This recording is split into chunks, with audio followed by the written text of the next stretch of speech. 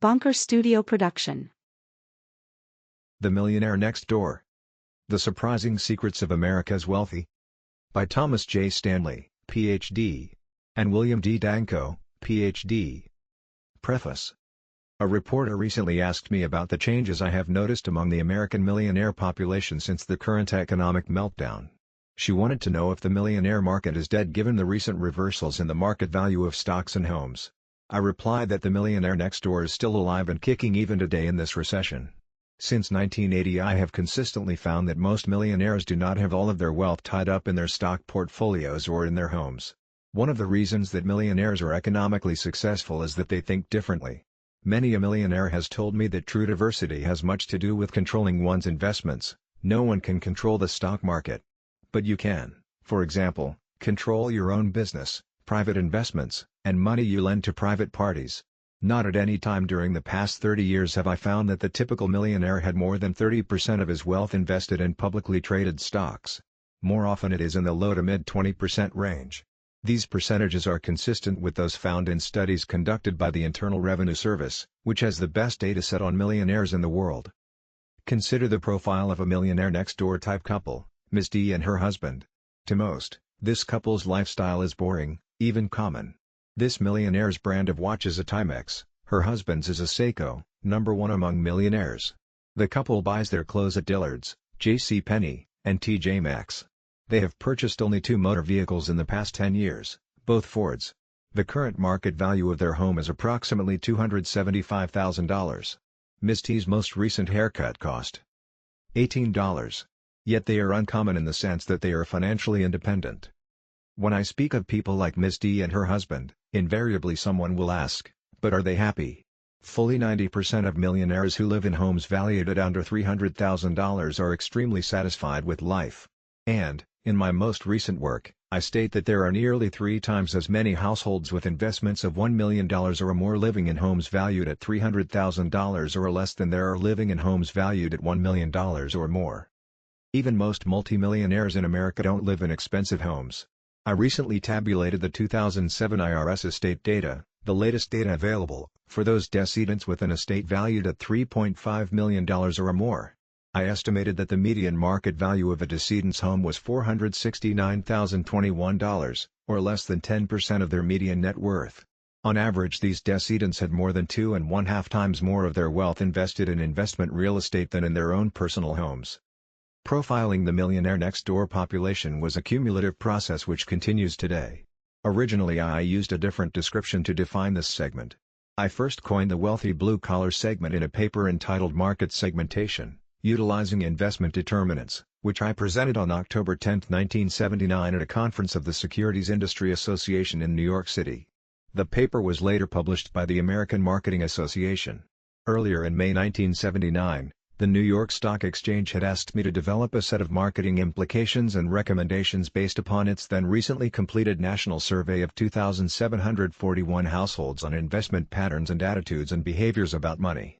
This provided a base for the above-mentioned paper. A key point I made in this paper was: opportunities exist in segments that the investment industry has ignored for years. Members of the really big segment, the wealthy blue-collar, do not need to purchase expensive artifacts that are part of the white-collar worker's knapsack. At the time of my presentation I realized that the blue-collar/millionaire next door segment did exist, and it was likely to be a sizable one. Not long after I first identified this marker, I discovered how very large it indeed was. In June 1980 I was asked by a large money center bank to conduct a national study of the millionaire population in America. During the planning stage, an event took place which had a major influence upon the direction of my career. I encountered my epiphany about the millionaire next door segment one morning at a task force meeting with my client and a colleague and friend, John Robin. John is a Harvard-trained mathematician who profiled the wealth characteristics of the residents within each of more than 200,000 neighborhoods across America. He said, in passing, about 1/2 of the millionaires in America don't live in upscale neighborhoods. That's when the light went on inside my head. The really compelling story was not the millionaire population in general. Rather it was the low-profile millionaires, the ones who lived in modest homes situated in middle-class, even working-class neighborhoods. From that moment on, I intensely began studying and writing about the millionaire next door types. The research that I conducted 30 years ago in 1980 was the first comprehensive national study about the size, geographic distribution, and financial lifestyles of millionaires. The key findings were highly congruent with the numerous studies that I have conducted since that time. I authored the National Affluence Study 1981-1982 for a consortium of the top 50 financial institutions in America. In addition to designing this study, I traveled the country conducting focus group interviews with millionaires. Later, many of these financial institutions, including 7 of the top 10 trust companies in America, asked me to conduct focus group interviews and surveys of the affluent on their behalf. As a result, I had the opportunity to meet with more than 500 millionaires face-to-face. My interpretation of these interviews as well as many others that I conducted is given throughout the Millionaire Next Door. Interestingly, the millionaires I interviewed in Oklahoma and Texas, for example, had the same set of traditional American values as those whom I interviewed in New York City and Chicago. The large majority was keenly interested in being financially independent. That's why they live below their means. Prior to writing The Millionaire Next Door, I spent nearly an entire year reviewing my survey data and the transcripts of the interviews conducted between 1982 and 1996. This extensive research and analysis, I believe, is what makes The Millionaire Next Door a perennial bestseller. For the price of a book, the reader is essentially buying the equivalent of more than $1 million worth of invaluable research and interpretation. Why do I continue to write about rich people? It is not for the benefit of rich people. What I write is designed to enlighten those who are confused and misinformed about what it means to be rich. Most Americans have no idea about the true inner workings of a wealthy household. The advertising industry and Hollywood have done a wonderful job conditioning us to believe that wealth and hyperconsumption go hand in hand. Yet, as I have said many times, the large majority of the rich live well below their means.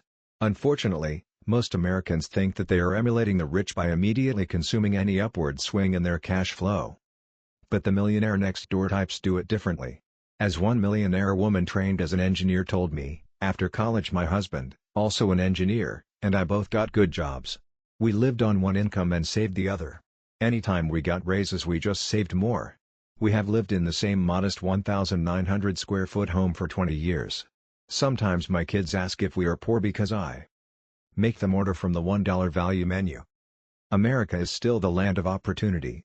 Over the past 30 years I have consistently found that 80 to 85% of millionaires are self-made.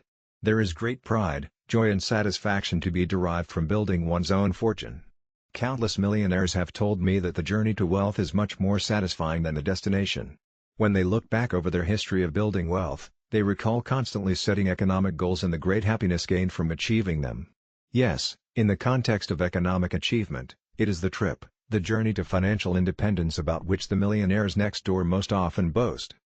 Thomas J. Stanley, Ph.D. June 2010. Atlanta, Georgia. Visit Dr. Stanley at www.thomasstanley.com. Introduction. 20 years ago we began studying how people become wealthy. Initially, we did it just as you might imagine, by surveying people in so-called upscale neighborhoods across the country. In time, we discovered something odd. Many people who live in expensive homes and drive luxury cars do not actually have much wealth. Then, we discovered something even odder, many people who have a great deal of wealth do not even live in upscale neighborhoods. That small insight changed our lives. It led one of us, Tom Stanley, out of an academic career, inspired him to write 3 books on marketing to the affluent in America, and made him an advisor to corporations that provide products and services to the affluent. In addition, he conducted research about the affluent for 7 of the top 10 financial service corporations in America. Between us, we have conducted hundreds of seminars on the topic of targeting the wealthy. Why are so many people interested in what we have to say? Because we have discovered who the wealthy really are and who they are not. And, most important, we have determined how ordinary people can become wealthy. What is so profound about these discoveries? Just this, most people have it all wrong about wealth in America. Wealth is not the same as income. If you make a good income each year and spend it all, you are not getting wealthier. You are just living high. Wealth is what you accumulate, not what you spend. How do you become wealthy? Here, too, most people have it wrong. It is seldom luck or inheritance or advanced degrees or even intelligence that enables people to amass fortunes. Wealth is more often the result of a lifestyle of hard work, perseverance, planning, and, most of all, self-discipline. How come I am not wealthy? Many people ask this question of themselves all the time. Often they are hardworking, well-educated, high-income people. Why, then, are so few affluent millionaires and you? There has never been more personal wealth in America than there is today, over $22 trillion in 1996. Yet most Americans are not wealthy. Nearly one-half of our wealth is owned by 3.5% of our households. Most of the other households don't even come close. By other households, we are not referring to economic dropouts. Most of these millions of households are composed of people who earn moderate, even high, incomes. More than 25 million households in the United States have annual incomes in excess of $50,000, more than 7 million have annual incomes over $100,000. But in spite of being good income earners, too many of these people have small levels of accumulated wealth. Many live from paycheck to paycheck. These are the people who will benefit most from this book. The median, typical, household in America has a net worth of less than $15,000, excluding home equity. Factor out equity in motor vehicles, furniture, and such, and guess what? More often than not the household has zero financial assets, such as stocks and bonds. How long could the average American household survive economically without a monthly check from an employer? Perhaps a month or two in most cases. Even those in the top quintile are not really wealthy. Their median household net worth is less than $150,000. Excluding home equity, the median net worth for this group falls to less than $60,000. And what about our senior citizens?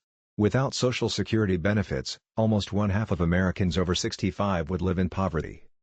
Only a minority of Americans have even the most conventional types of financial assets. Only about 15% of American households have a money market deposit account, 22%, a certificate of deposit, 4.2%, a money market fund, 3.4%, corporate or municipal bonds, fewer than 25%, stocks and mutual funds, 8.4%, rental property, 18.1%, U.S. savings bonds, and 23%, IRA or Keogh accounts. But 65% of the households have equity in their own home, and more than 85% own one or more motor vehicles. Cars tend to depreciate rapidly. Financial assets tend to appreciate. The millionaires we discuss in this book are financially independent. They could maintain their current lifestyle for years and years without earning even 1 month's pay. The large majority of these millionaires are not the descendants of the Rockefellers or Vanderbilts. More than 80% are ordinary people who have accumulated their wealth in one generation. They did it slowly, steadily, without signing a multi-million-dollar contract with the Yankees, without winning the lottery, without becoming the next Mick Jagger. Windfalls make great headlines, but such occurrences are rare. In the course of an adult's lifetime, the probability of becoming wealthy via such paths is lower than 1 in 4,000. Contrast these odds with the proportion of American households, 3.5 per 100, in the $1 million and over net worth category. The 7 factors. Who becomes wealthy? Usually the wealthy individual is a businessman who has lived in the same town for all of his adult life. This person owns a small factory, a chain of stores, or a service company. He has married once and remains married. He lives next door to people with a fraction of his wealth. He is a compulsive saver and investor. And he has made his money on his own. 80% of America's millionaires are first-generation rich. Affluent people typically follow a lifestyle conducive to accumulating money. In the course of our investigations, we discovered 7 common denominators among those who successfully build wealth. 1. They live well below their means. 2. They allocate their time, energy, and money efficiently, in ways conducive to building wealth. 3. They believe that financial independence is more important than displaying high social status. 4. Their parents did not provide economic outpatient care. 5. Their adult children are economically self-sufficient. 6. They are proficient in targeting market opportunities. 7. They chose the right occupation. In The Millionaire Next Door, you will study these 7 characteristics of the wealthy. We hope you will learn how to develop them in yourself. The research. The research for The Millionaire Next Door is the most comprehensive ever conducted on who the wealthy are in America, and how they got that way. Much of this research was developed from the most recent survey we conducted that, in turn, was developed from studies we had conducted over the previous 20 years. These studies included personal and focus group interviews with more than 500 millionaires and surveys of more than 11,000 high net worth and/or high income respondents. More than 1,000 people responded to our latest survey, which was conducted from May 1995 through January 1996. It asked each respondent about his or her attitudes and behaviors regarding a wide variety of wealth-related issues. Each participant in our study answered 249 questions. These questions addressed topics ranging from household budget planning or lack of it to financial fears and worries, and from methods of bargaining when purchasing automobiles to the categories of financial gifts, or acts of kindness, wealthy people give to their adult children. Several sections of the questionnaire asked respondents to indicate the most they ever spent for motor vehicles, wristwatches, suits, shoes, vacations, and the like. This study was the most ambitious and thorough we have ever undertaken. No other study has focused on the key factors that explain how people become wealthy in one generation. Nor has a study revealed why many people, even most of those with high incomes, never accumulate even a modest amount of wealth. In addition to our survey, we gained considerable insight into the Millionaire Next Door from other research. We spent hundreds of hours conducting and analyzing in-depth interviews with self-made millionaires. We also interviewed many of their advisors, such as CPAs and other professional experts. These experts were very helpful in our exploration of the issues underlying the accumulation of wealth. What have we discovered in all of our research? Mainly, that building wealth takes discipline, sacrifice, and hard work.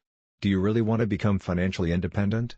Are you and your family willing to reorient your lifestyle to achieve this goal? Many will likely conclude they are not.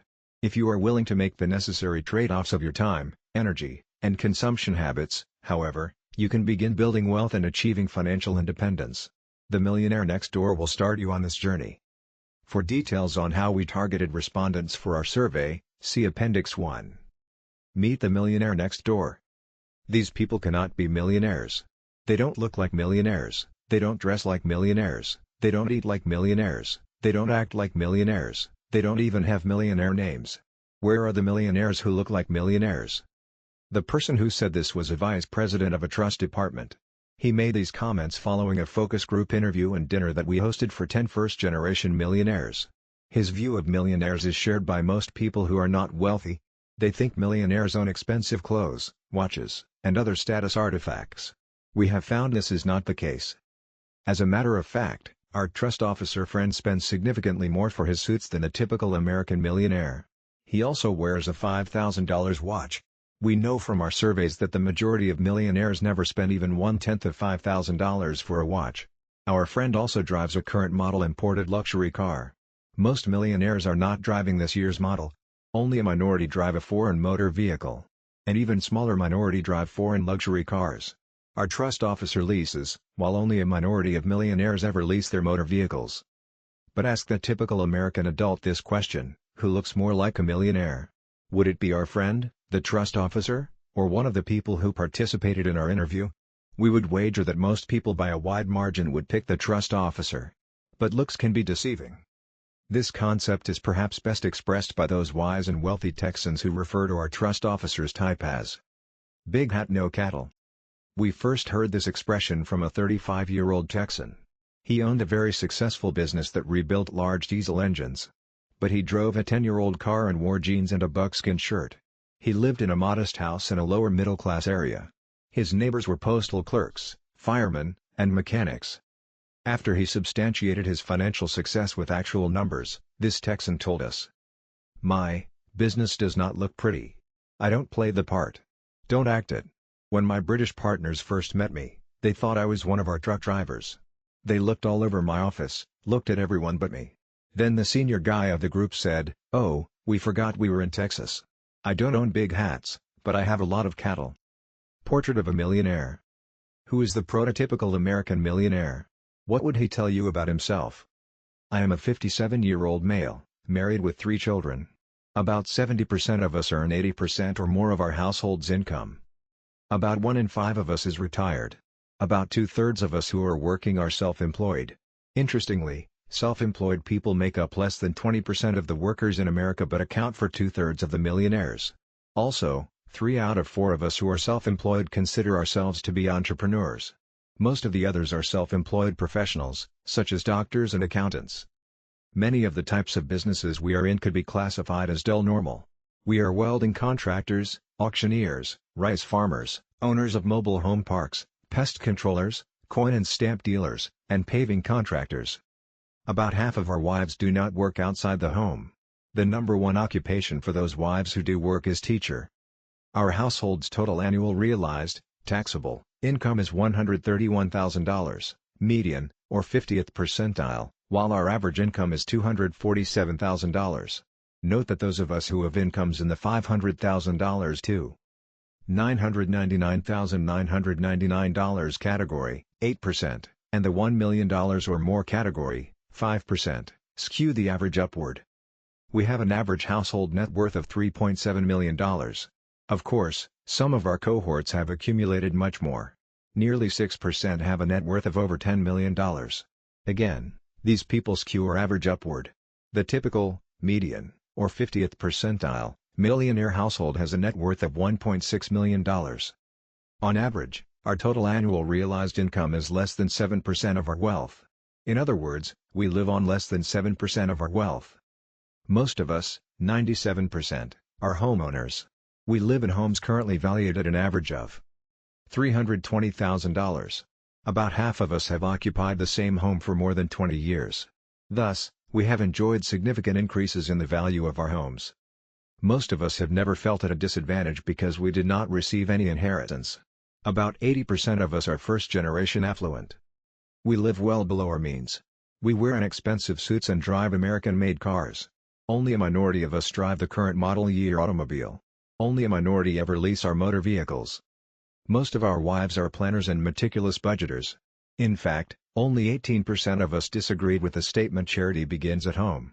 Most of us will tell you that our wives are a lot more conservative with money than we are. We have a go-to-hell fund. In other words, we have accumulated enough wealth to live without working for 10 or more years. Thus, those of us with a net worth of $1.6 million could live comfortably for more than 12 years. Actually, we could live longer than that, since we save at least 15% of our earned income. We have more than 6.5 times the level of wealth of our non-millionaire neighbors, but, in our neighborhood, these non-millionaires outnumber us better than 3 to 1. Could it be that they have chosen to trade wealth for acquiring high-status material possessions? As a group, we are fairly well educated. Only about 1 in 5 are not college graduates. Many of us hold advanced degrees. 18% have master's degrees, 8% law degrees, 6% medical degrees, and 6% PhD.S. Only 17% of us or our spouses ever attended a private elementary or private high school. But 55% of our children are currently attending or have attended private schools. As a group, we believe that education is extremely important for ourselves, our children, and our grandchildren. We spend heavily for the educations of our offspring. About 2/3 of us work between 45 and 55 hours per week. We are fastidious investors. On average, we invest nearly 20% of our household realized income each year. Most of us invest at least 15%.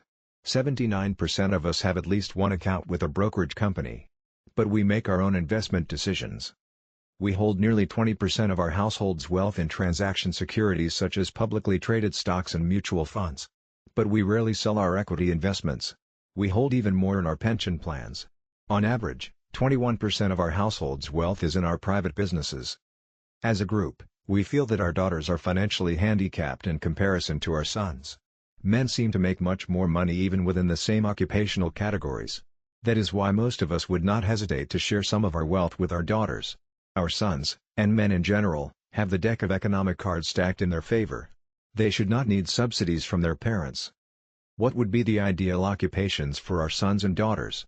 There are about 3.5 millionaire households like ours.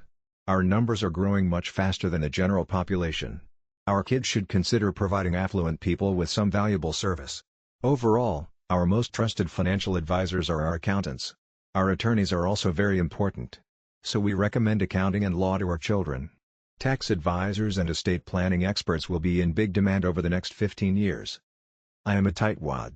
That's one of the main reasons I completed a long questionnaire for a crispy $1 bill. Why else would I spend 2 or 3 hours being personally interviewed by these authors? They paid me $100, $200, or $250. Oh, they made me another offer, to donate in my name the money I earned for my interview to my favorite charity.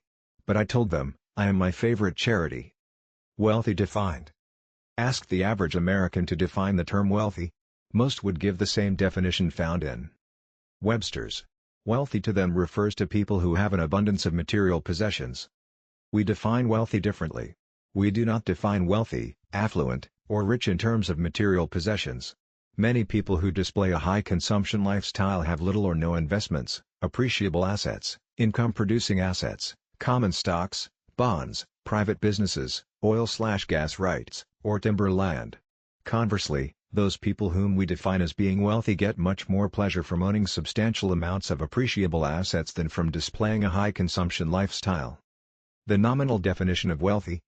One way we determine whether someone is wealthy or not is based on net worth, cattle, not chattel. Net worth is defined as the current value of one's assets less liabilities, exclude the principal and trust accounts. In this book we define the threshold level of being wealthy as having a net worth of $1 million or more.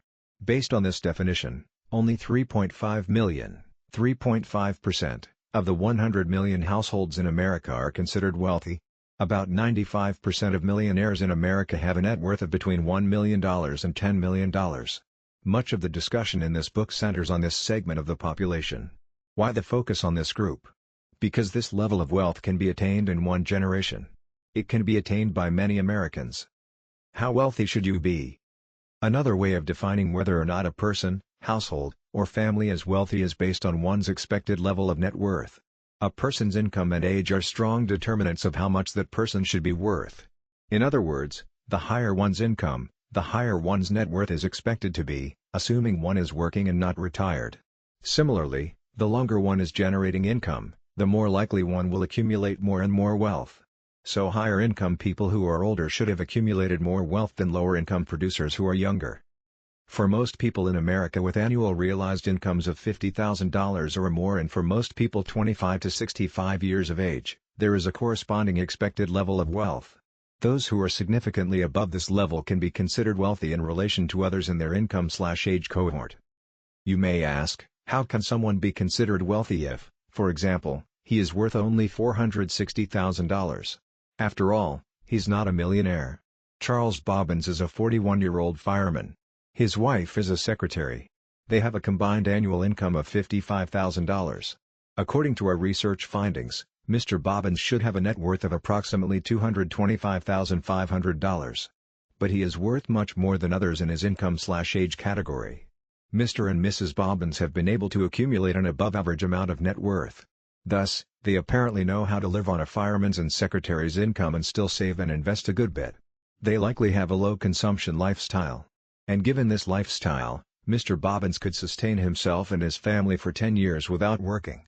Within their income and age categories, the Bobbinses are wealthy. The Bobbinses are quite different from John J. Ashton, MD, age 56, who has an annual income of approximately $560,000. How much is Dr. Ashton worth? Is he wealthy? According to one definition, he is, since his net worth is $1.1 million. But he is not wealthy according to our other definition. Given his age and income, he should be worth more than $3 million. With his high consumption lifestyle, how long do you think Dr. Ashton could sustain himself and his family if he were no longer employed? Perhaps for 2, at most 3, years. How to determine if you're wealthy? Whatever your age, whatever your income, how much should you be worth right now? From years of surveying various high income/high net worth people, we have developed several multivariate-based wealth equations. A simple rule of thumb, however, is more than adequate in computing one's expected net worth. Multiply your age times your realized pre-tax annual household income from all sources except inheritances. Divide by 10. This, less any inherited wealth, is what your net worth should be. For example, if Mr. Anthony O. Duncan is 41 years old, makes $143,000 a year, and has investments that return another $12,000, he would multiply $155,000 by 41. That equals $6,355,000. Dividing by 10, his net worth should be $635,500. If Ms. Lucy R. Frankel is 61 and has a total annual realized income of $235,000, her net worth should be $1,433,500. Given your age and income, how does your net worth match up? Where do you stand along the wealth continuum? If you are in the top quartile for wealth accumulation, you are a paw, or prodigious accumulator of wealth. If you are in the bottom quartile, You are a UAW, or under-accumulator of wealth. Are you a PA, a UAW, or just an average accumulator of wealth? We have developed another simple rule. To be well positioned in the PA category, you should be worth twice the level of wealth expected. In other words, Mr. Duncan's net worth/wealth should be approximately twice the expected value or more for his income/age cohort, or $635,500 multiplied by 2 equals $1,271,000. If Mr. Duncan's net worth is approximately $1.27 million or more, he is a prodigious accumulator of wealth. Conversely, what if his level of wealth is one-half or less than expected for all those in his income/age category? Mr. Duncan would be classified as a UAW if his level of wealth were $317,750 or less, or one-half of $635,500. PAs versus UAWs. PAs are builders of wealth, that is, they are the best at building net worth compared to others in their income/age category. PAs typically have a minimum of 4 times the wealth accumulated by UAWs. Contrasting the characteristics of PAs and UAWs is one of the most revealing parts of the research we have conducted over the past 20 years. A good example of the difference between PAs and UAWs is revealed in 2 case studies. Mr. Miller Bubba Richards, age 50, is the proprietor of a mobile home dealership. His total household income last year was $90,200. Mr. Richards's net worth, as computed via the wealth equation, is expected to be $451,000. But Bubba is a PA. His actual net worth is $1.1 million. His counterpart is James H. Ford too. Mr. Ford, age 51, is an attorney. His income last year was $92,330, slightly more than Mr. Richards's. What is Mr. Ford's actual net worth? His expected level of wealth? Mr. Ford's actual net worth is $226,511, while his expected level of wealth, again computed from the wealth equation, is $470,883. Mr. Ford, by our definition, is an under-accumulator of wealth. Mr. Ford spent 7 years in college. How can he possibly have less wealth than a mobile home dealer? In fact, Mr. Richards has nearly 5 times the net worth of Mr. Ford. And remember, both are in the same income/age cohort. In trying to answer the above question, ask yourself 2 simpler questions. How much money does it take to maintain the upper middle-class lifestyle of an attorney and his family? How much money is required to maintain the middle-class or even blue-collar lifestyle of a mobile home dealer and his family? Clearly, Mr. Ford, the attorney, must spend significantly more of his household's income to maintain and display his family's higher upper middle-class lifestyle. What make of motor vehicle is congruent with the status of an attorney? Foreign luxury, no doubt. Who needs to wear a different high-quality suit to work each day? Who needs to join 1 or more country clubs? Who needs expensive Tiffany silverware and serving trays? Mr. Ford, the UAW, has a higher propensity to spend than do the members of the PA group. UAWs tend to live above their means, they emphasize consumption. And they tend to de-emphasize many of the key factors that underlie wealth building. You or your ancestors? Most of America's millionaires are first-generation rich. How is it possible for people from modest backgrounds to become millionaires in 1 generation? Why is it that so many people with similar socio-economic backgrounds never accumulate even modest amounts of wealth? Most people who become millionaires have confidence in their own abilities. They do not spend time worrying about whether or not their parents were wealthy. They do not believe that one must be born wealthy. Conversely, people of modest backgrounds who believe that only the wealthy produce millionaires are predetermined to remain non-affluent. Have you always thought that most millionaires are born with silver spoons in their mouths? If so, consider the following facts that our research uncovered about American millionaires. Only 19% receive any income or wealth of any kind from a trust fund or an estate. Fewer than 20% inherited 10% or more of their wealth. More than half never received as much as $1 in inheritance. Fewer than 25% ever received an act of kindness of $10,000 or more from their parents, grandparents, or other relatives. 91% never received, as a gift, as much as $1 of the ownership of a family business. Nearly half never received any college tuition from their parents or other relatives. Fewer than 10% believe they will ever receive an inheritance in the future. America continues to hold great prospects for those who wish to accumulate wealth in 1 generation. In fact, America has always been a land of opportunity for those who believe in the fluid nature of our nation's social system and economy. More than 100 years ago the same was true. In the American economy, Stanley reviews a study conducted in 1892 of the 4,047 American millionaires. He reports that 84% were nouveau riche, having reached the top without the benefit of inherited wealth. Britannia rules? Just before the American Revolution, most of this nation's wealth was held by landowners. More than half the land was owned by people who either were born in England or were born in America of English parents. Is more than half of this nation's wealth now of English origin? No. One of the major myths concerning wealth in this country relates to ethnic origin.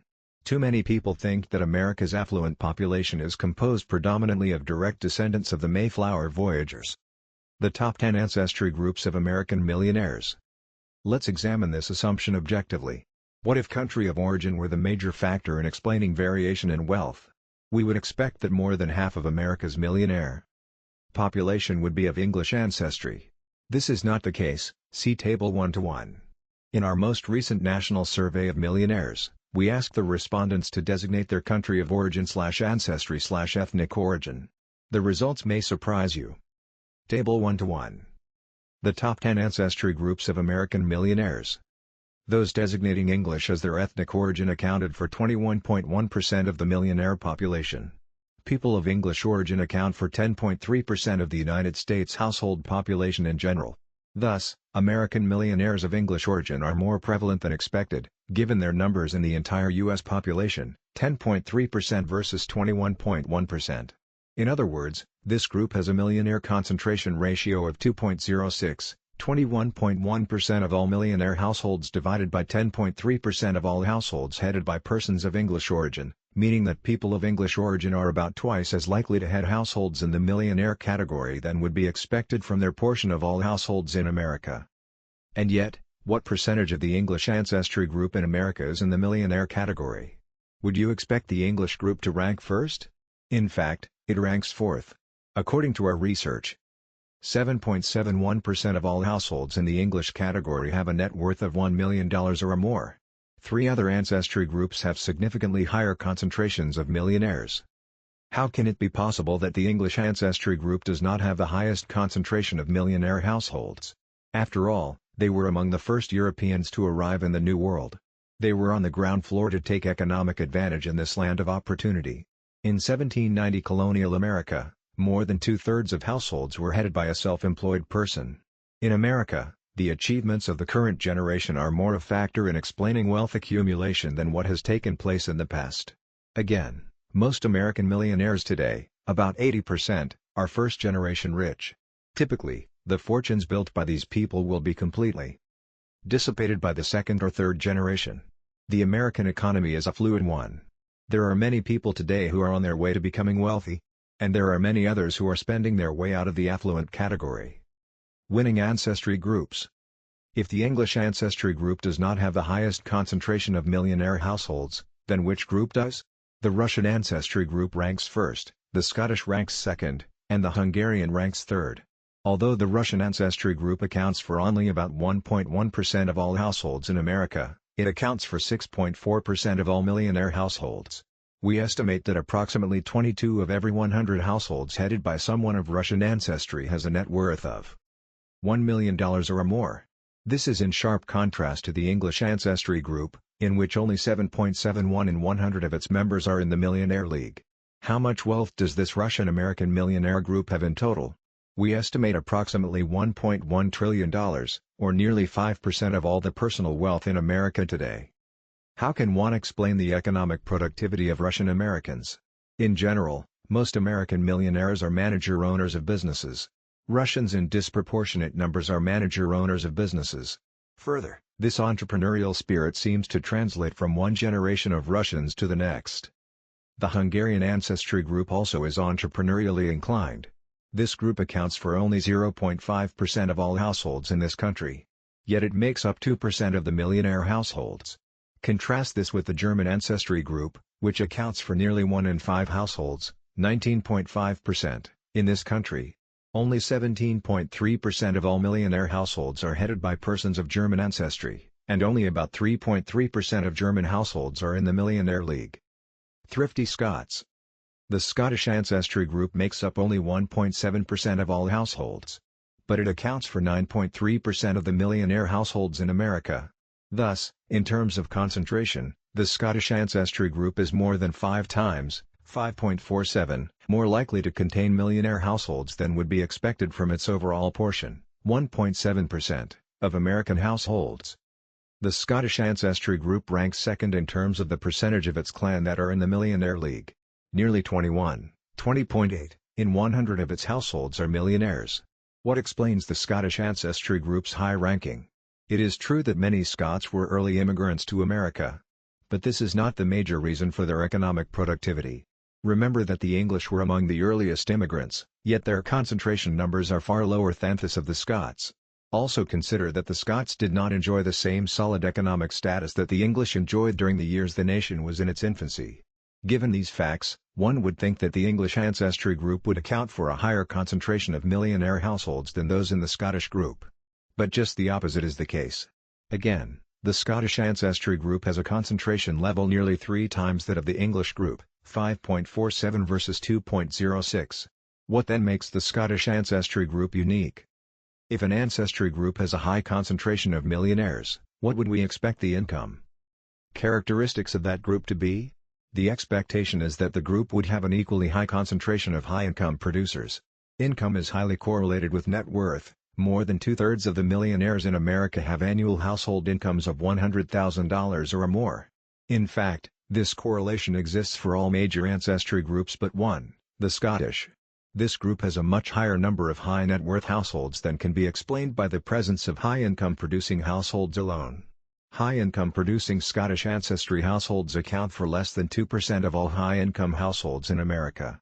But remember that the Scottish ancestry group accounts for 9.3% of the millionaire households in America today. More than 60% of Scottish ancestry millionaires have annual household incomes of less than $100,000. No other ancestry group has such a high concentration of millionaires from such a small concentration of high-income producing households. If income does not come near in explaining the affluence of the Scottish ancestry group in America, what factors do shed light on this phenomenon? There are several fundamental factors. First, Scottish Americans tend to be frugal. Given a household's income, there is a corresponding mathematical expectation of level of consumption. Members of this group do not fit such expectations. On average, they live well below the norm for people in various income categories. They often live in self-designed environments of relative scarcity.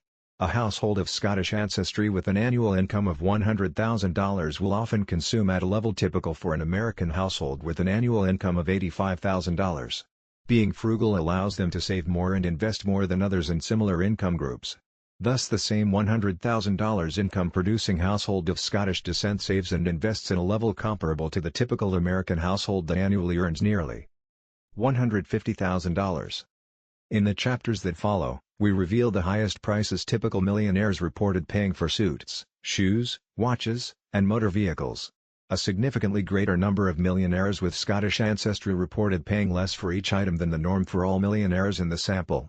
For example, more than 2/3, 67.3%, of Scottish millionaires paid less for their most expensive motor vehicle than the norm for all millionaires surveyed. Because they accumulate wealth, the Scottish ancestry affluent have wealth to pass on to their offspring. Our research reveals that Scottish offspring typically become economically and emotionally independent even as young adults.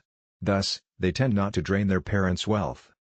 Members of the Scottish ancestry group have been able to instill their values of thrift, discipline, economic achievement, and financial independence in successive generations. These values are also typical traits among most self-made millionaires. Small populations. Often small population groups are underrepresented in studies of the affluent. Yet many contain high concentrations of wealthy households. What small groups in particular? We estimate that all of the 15 small population ancestry groups shown in Table 1 to 2 have at least twice the proportion of millionaires than the proportion for all U.S. households. Only about 3.5% of all U.S. households are in the $1 million net worth league. All the groups listed in Table 1 to 2 are estimated to contain at least twice this proportion.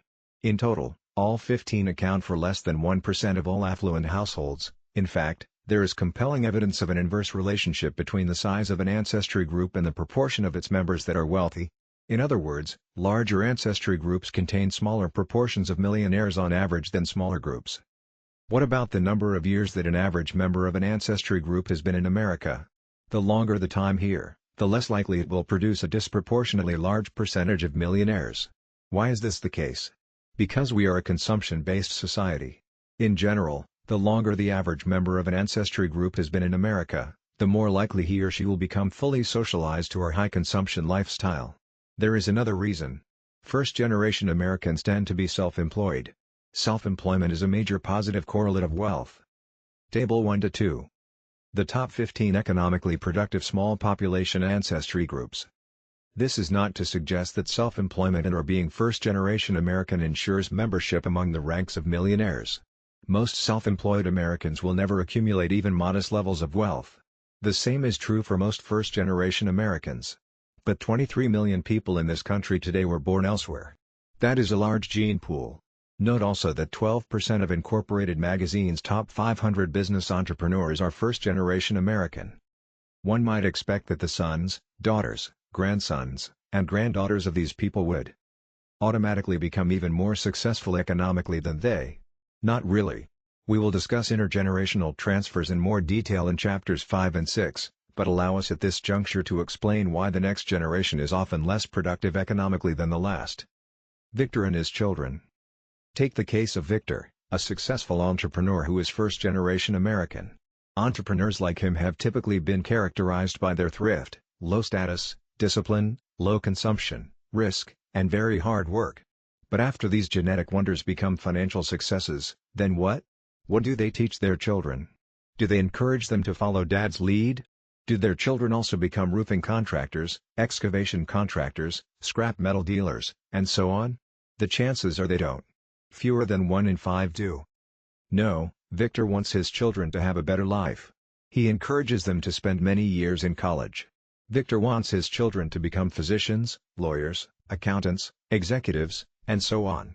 But in so encouraging them, Victor essentially discourages his children from becoming entrepreneurs. He unknowingly encourages them to postpone their entry into the labor market. And, of course, he encourages them to reject his lifestyle of thrift and a self-imposed environment of scarcity. Victor wants his children to have a better life. But what exactly does Victor mean when he says that? He means that his children should be well educated and have a much higher occupational status than he did. Also, better means better artifacts, fine homes, new luxury automobiles, quality clothing, club membership. But Victor has neglected to include in this definition of better many of the elements that were the foundation stones of his success. He does not realize that being well educated has certain economic drawbacks. Victor's well-educated adult children have learned that a high level of consumption is expected of people who spend many years in college and professional schools. Today his children are under-accumulators of wealth. They are the opposite of their father, the blue-collar, successful business owner. His children have become Americanized. They are part of the high-consuming, employment-postponing generation. How many generations does it take for an ancestry group that today contains thousands of Victors to become Americanized? Only a few. Most move into the American normal range within 1 or 2 generations. This is why America needs a constant flow of immigrants with the courage and tenacity of Victor. These immigrants and their immediate offspring are constantly needed to replace the Victors of America. The authors and Toddy and Alex. Several years ago we were asked to conduct a study of the affluent in America. We were hired by Toddy, a corporate vice president of a subsidiary of a large corporation. Toddy's ancestors were English. His forefathers were in America before the Revolutionary War. More recently, they owned steel mills in Pennsylvania. Toddy, their direct descendant, attended an exclusive prep school in New England. Later he graduated from Princeton University. While in college, he played varsity football. Toddy, like many people in this country, had always believed that wealthy people inherited their fortunes. Toddy also believed that most wealthy people had English roots. So what happened to Toddy's long-held opinions after he joined us out in the survey field, meeting America's millionaires? Most of the millionaire respondents Toddy met were first-generation affluent. And most were not of English origin. Most of them attended public schools, they drove American-made automobiles, they preferred club sandwiches to caviar. And, unlike Toddy, most were frugal. Toddy's education was enhanced by another event. During the course of our assignment, an entrepreneur named Alex approached Toddy and the other senior officers of the corporation. Alex wanted to buy the firm that employed Toddy. Who was this Alex fellow, anyway? His father had immigrated to this country from Russia before Alex was born. His dad was a small business owner. Alex had graduated from a state university. How could it be possible, Toddy asked, that this fellow wants to, and has the resources to, buy the company? Alex's dad answered the question quite succinctly. Russians, they are the best horse traders. Alex is a self-made multimillionaire. His is the prototypical American success story. Conversely, Toddy and others like him are an endangered species. Someday, they may even be extinct. This is especially true for those who spend a lot of time reminiscing about how their late ancestors founded steel mills, railroads, and Pony Express services long, long ago. Our profile of the typical millionaire is based on studies of millionaire households, not individuals. It is, therefore, impossible in most cases to say with certainty whether our typical millionaire is a he or a she. Nevertheless, because 95% of millionaire households are composed of married couples, and because in 70% of these cases the male head of the household contributes at least 80% of the income, we will usually refer to the typical American millionaire as he in this book. Frugal, frugal, frugal. They live well below their means. The first time we interviewed a group of people worth at least $10 million, decamillionaires, the session turned out differently than we had planned. We were contracted to study the wealthy by a large international trust company. Our client wanted us to study the needs of high net worth individuals. To make sure our decamillionaire respondents felt comfortable during the interview, we rented a posh penthouse on Manhattan's fashionable East Side. We also hired 2 gourmet food designers. They put together a menu of 4 pâtés and 3 kinds of caviar. To accompany this, the designers suggested a case of high-quality 1970 Bordeaux plus a case of a wonderful 1973 Cabernet Sauvignon. Armed with what we thought would be the ideal menu, we enthusiastically awaited the arrival of our decamillionaire respondents. The first to arrive was someone we nicknamed Mr. Bud. 69 and a first-generation millionaire, Mr. Bud owned several valuable pieces of commercial real estate in the New York metropolitan area. He also owned 2 businesses. You would never have figured from his outward appearance that he was worth well over $10 million. His dress was what you might call dull normal, a well-worn suit and overcoat. Nevertheless, we wanted to make Mr. Bud feel that we fully understood the food and drink expectations of America's decamillionaires. So after we introduced ourselves, one of us asked, "Mr. Bud, may I pour you a glass of 1970 Bordeaux?" Mr. Bud looked at us with a puzzled expression on his face and then said, "I drink Scotch and 2 kinds of beer, Free and Budweiser." We hit our shock as the true meaning of our decamillionaire's message dawned upon us.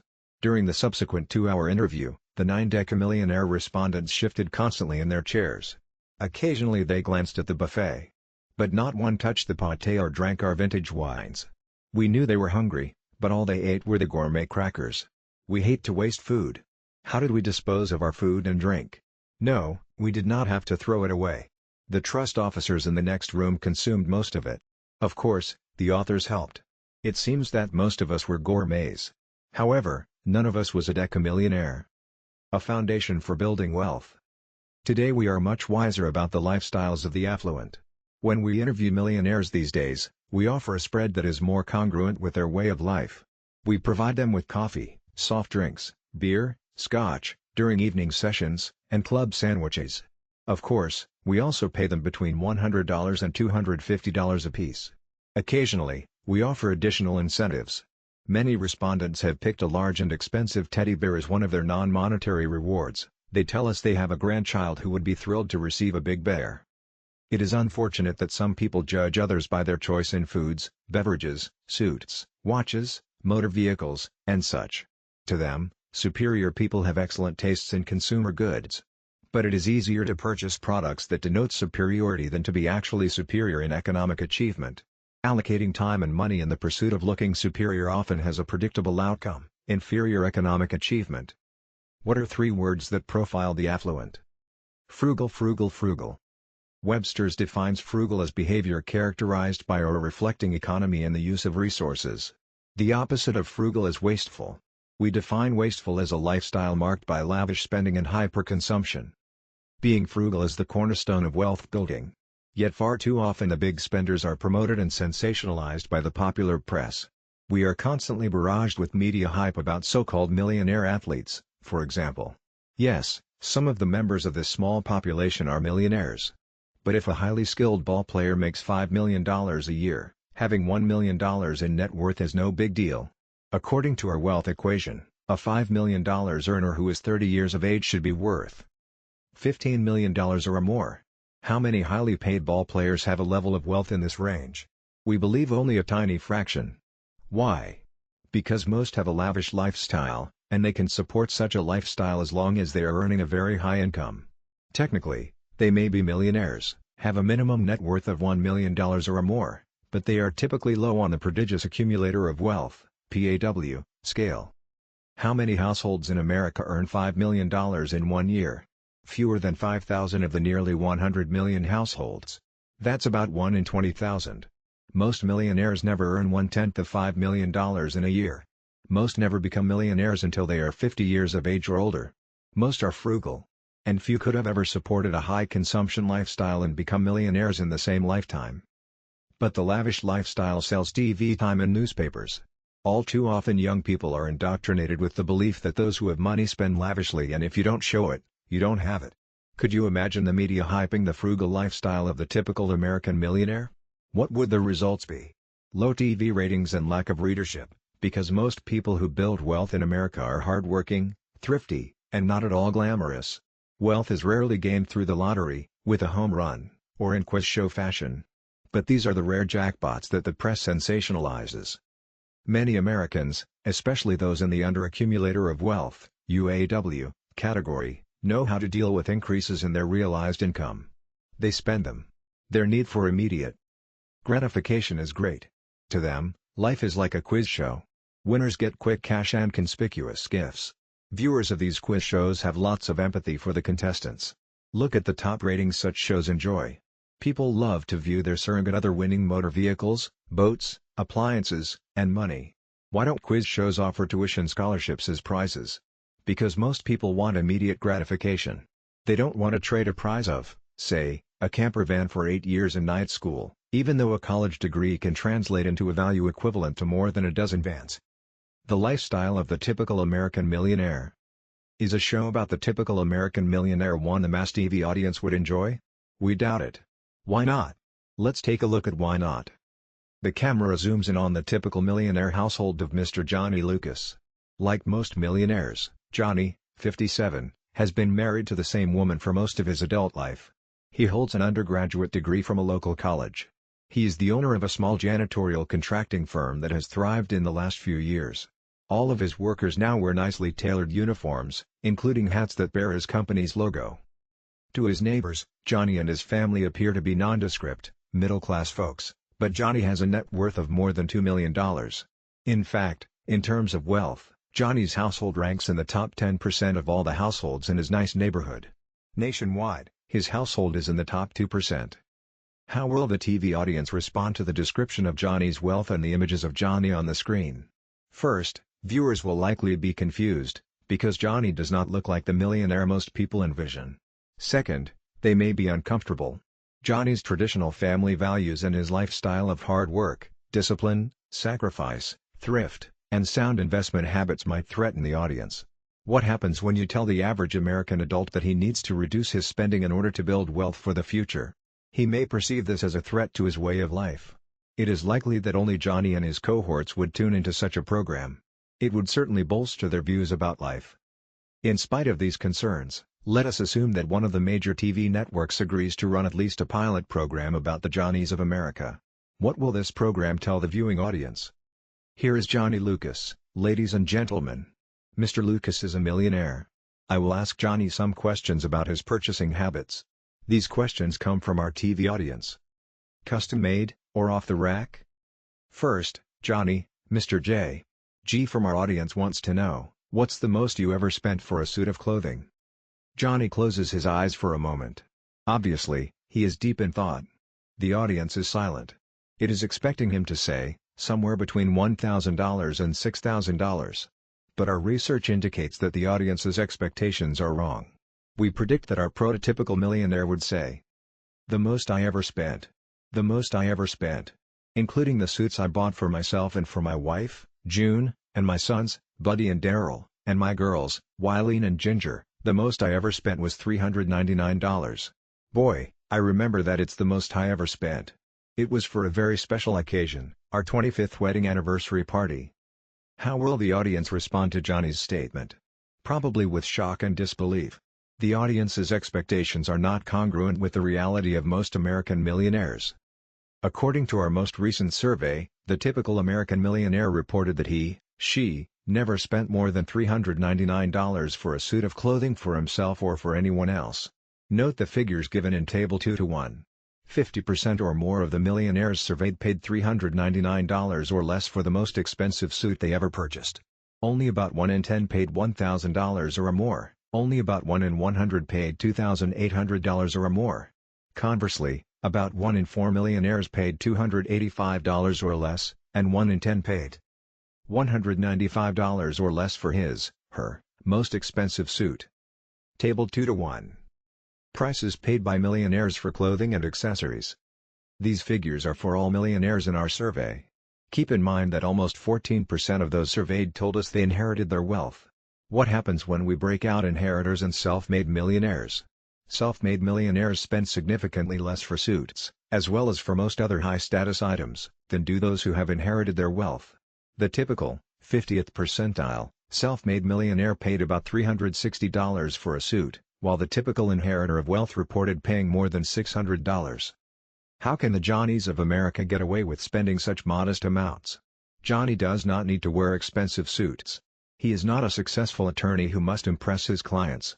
Nor does he ever have to impress a large audience of stockholders at an annual meeting, the financial press, or investment bankers. Johnny does not have to dress the part of a high-powered CEO who must constantly address a highbrow board of directors. Johnny does, however, need to impress his staff of janitors. How? By never giving them the impression that he is making so much money he can afford to have a tailor fit him for a suit priced in the low to mid four figures. Most of the millionaires we have interviewed over the past 20 years have views similar to Johnny's. Then who purchases all those expensive suits? Our survey has revealed an interesting relationship. For every millionaire who owns a $1,000 suit, there are at least 6 owners who have annual incomes in the $50,000 to $200,000 range but who are not millionaires. Their shopping habits certainly have something to do with the fact that they are not wealthy. Who are these people? Typically, they do not own their own businesses. They are more likely to be corporate middle managers, especially those who are part of the working couple, attorneys, sales and marketing professionals, and physicians. Why would anyone suggest that you spend more than the typical millionaire for a suit? In a recently published article, an owner of very expensive suits touted that they were an excellent investment. Lawrence Menard, "You're looking rather prosperous, sir." Forbes, April 8, 1996, pages 132 to 133. Mr. Menard asks and answers the question of questions about investing in suits. Can custom-made suits be worth $2,000? Mine are. 14 years and 14 pounds later, they still look good. Believe it or not, I made an excellent investment. Menard, p. 132. Mr. Menard tells his readers how he was initially guided to the custom tailor shops of London's Savile Row by 2 senior-level executives whom he regarded as having excellent taste but were not frivolous in their buying habits. They explained that to buy bespoke is to enter into a unique and personal relationship with your clothes. Menard, p. 132. What is the meaning of bespoke? In middle-class American, it means custom-made. Johnny Lucas never bought a custom-made suit. Does he have a unique and personal relationship with his all-wool, top-of-the-line JCPenney suit? Are you surprised to learn that some millionaires shop at Penny's? Perhaps even more surprising, about 30.4% of the respondents who are millionaires hold JCPenney credit cards. Penny's private brand Stafford executive suits were recently given top scores for durability, cut, and fit by a leading consumer publication. JCPenney, now subject garments to tough tests for color matching, fabric shrinkage, and pilling. When it comes to quality control, Penny's is more demanding than any of the department stores. Terry Higgins, Why Cheap Clothes Are Getting More Respect. The Wall Street Journal, October 16, 1995, pp. B1, B3. Keep in mind that moths, cigar ashes, and other hazards do not care how much you paid for your wool suit. They do not understand the full meaning of bespoke. They are not interested in the fact that a suit with the same label was also worn by Dickens, de Gaulle, and Churchill. Nor do they care if your suits ever generate dividends or capital gains. But they can certainly ruin your investment portfolio of suits. Then certainly footwear. Let us return to our proposed TV program. Mr. Lucas is still on stage. What type of shoes does Johnny Lucas purchase? The TV audience, if any are still tuned in, will again be surprised by his answer. Johnny, like most millionaires, does not buy high-priced footwear. About half the millionaires surveyed reported that they had never spent $140 or more for a pair of shoes. 1 in 4 had never spent more than $100. Only about 1 in 10 had spent over $300. If not millionaires, then who is keeping the high-priced shoe manufacturers and dealers in business? Certainly some millionaires purchase expensive shoes. But for every millionaire in the highest price paid category of over $300, there are at least 8 non-millionaires. But what does the popular press tell us? The press sensationalizes that very small proportion of Americans who purchase expensive shoes and related artifacts. Consider this news story about boxing promoter Don King, who spent 2 hours shopping for shoes in Atlanta. During that time, Mr. King purchased 110 pairs of shoes from one store, for which he paid $64,100, tax included. His purchase topped the previous sales record for the store, held by Magic Johnson, who spent $35,000 during one visit. Mr. King's record purchase translates into an average of $582.73 per pair. How much did Mr. King pay for his most expensive pair? It was reported that a pair of alligator loafers cost him $850. Jeff Schultz, King foots $64,100 bill at shoe store. Atlanta Journal-Constitution, June 4, 1995, p. 1. Note that only 1% of the millionaires in our survey paid $667 or more for a pair of shoes. Mr. King's purchase of alligator shoes is rare even among millionaires. Nonetheless, the popular media enjoy touting abnormalities in buying behavior. As a consequence, our youth are told that buying expensive items is normal behavior for affluent people. They are led to believe that the wealthy have a high consumption lifestyle. They learn that hyperspending is the main reward for becoming affluent in America. Why does Johnny Lucas get ignored while Mr. King receives headlines? Because Johnny's consumption habits are mundane. His rewards are more intangible than product-related: financial independence, discipline, and being an excellent family provider, a fine husband, and a father of well-disciplined children. The last chance for Mr. Lucas. Is there any life remaining for our proposed TV program about America's typical millionaire? Can Johnny Lucas still rally and bring back the audience he lost? Johnny Lucas, the affluent business owner, is very punctual. He is never late for meetings and arrives at work each weekday at 6:30 a.m. How does he do this? It must be his wristwatch. Could it be that Johnny wears an expensive watch? By now you have probably guessed the answer. And once again, the audience is disappointed. Fully one half of the millionaires surveyed never in their lives spent more than $235 for a wristwatch. About 1 in 10 never paid more than $47, while about 1 in 4 spent $100 or less. Certainly some millionaires purchase expensive watches. But they are in the minority. Even among millionaires, only 25% of those surveyed paid $1,125 or more. About 1 in 10 paid $3,800 or more. About 1 in 100 paid $15,000 or more. Johnny would, we are sure, apologize to the TV audience for his mundane taste in clothing and jewelry. But we are sure that he would also define his position by reporting the following. I live in a fine home, but have no mortgage.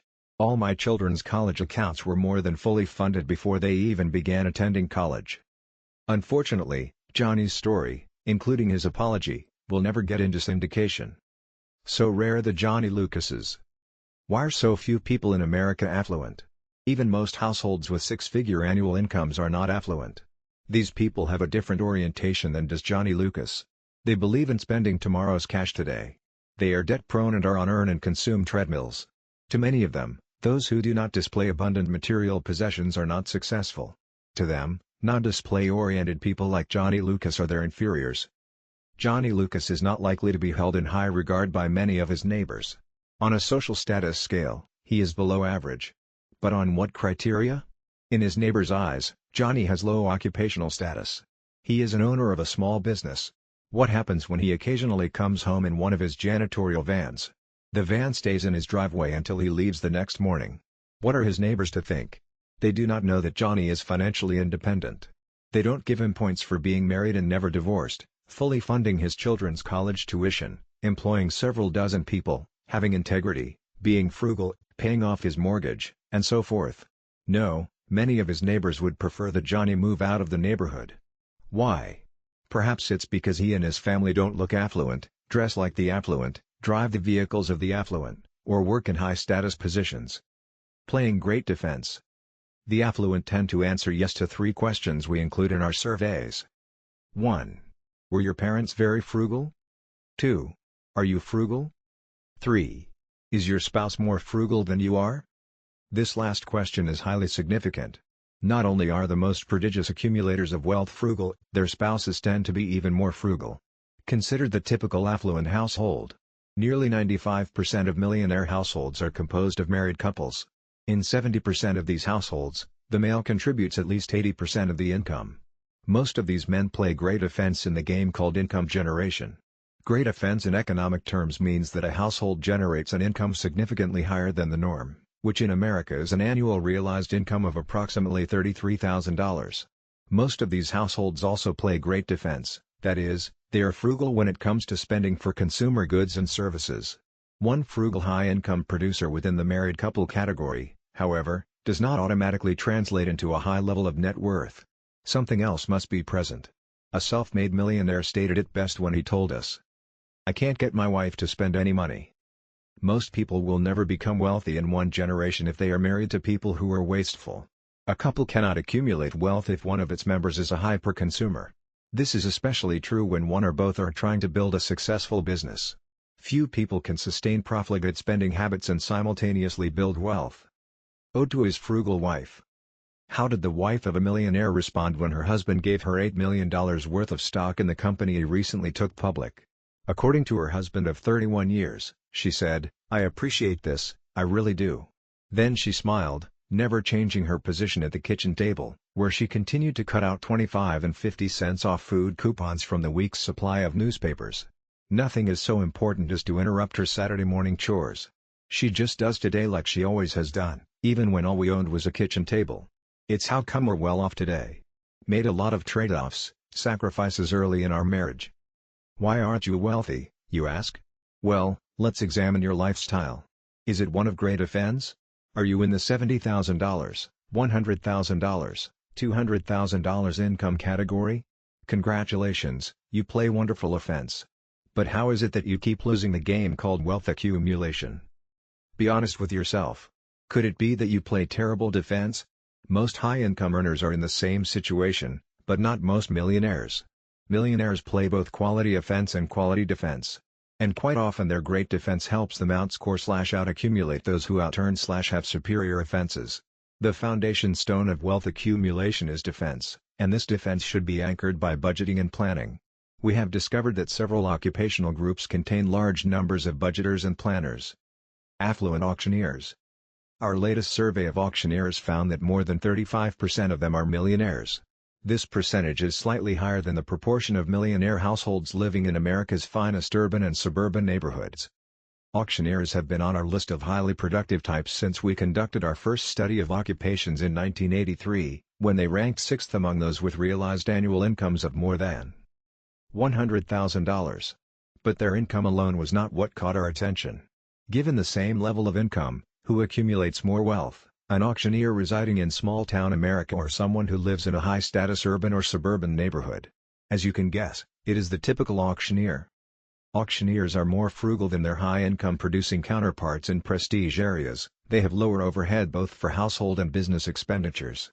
To some extent, these data are explained by the lower cost of living and doing business in small towns.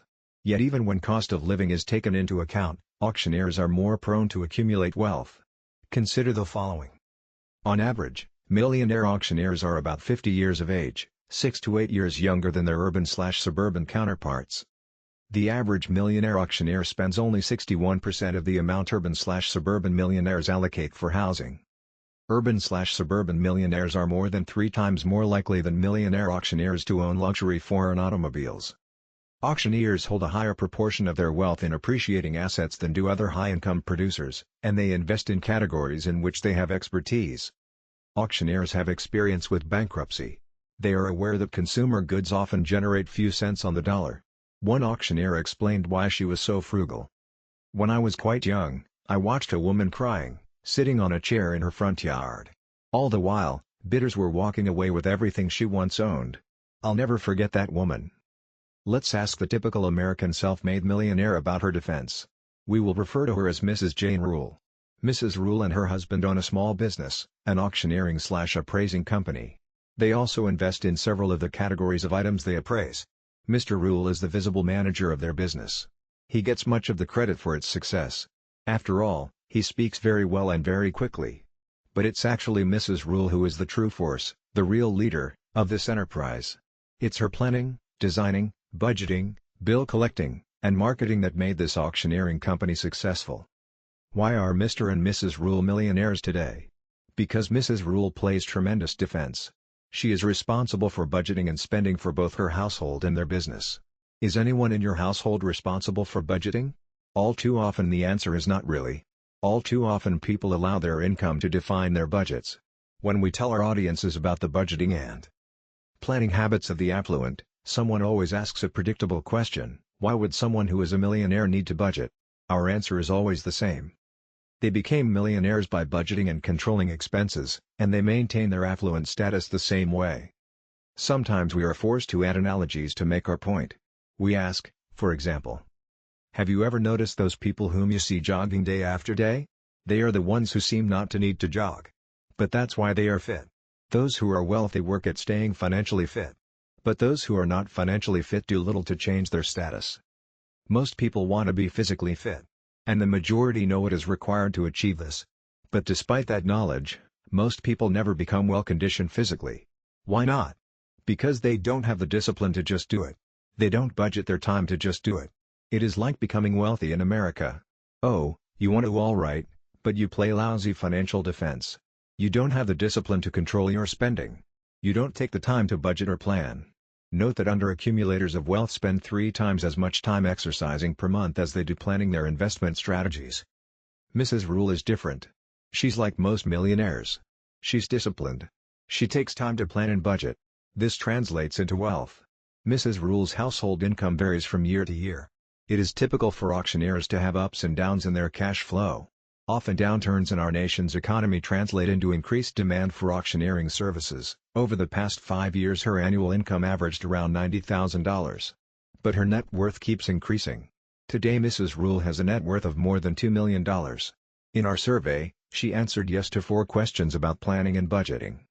Do you wish to become affluent and stay affluent? Can you answer yes candidly and honestly to 4 simple questions? Question 1. Does your household operate on an annual budget?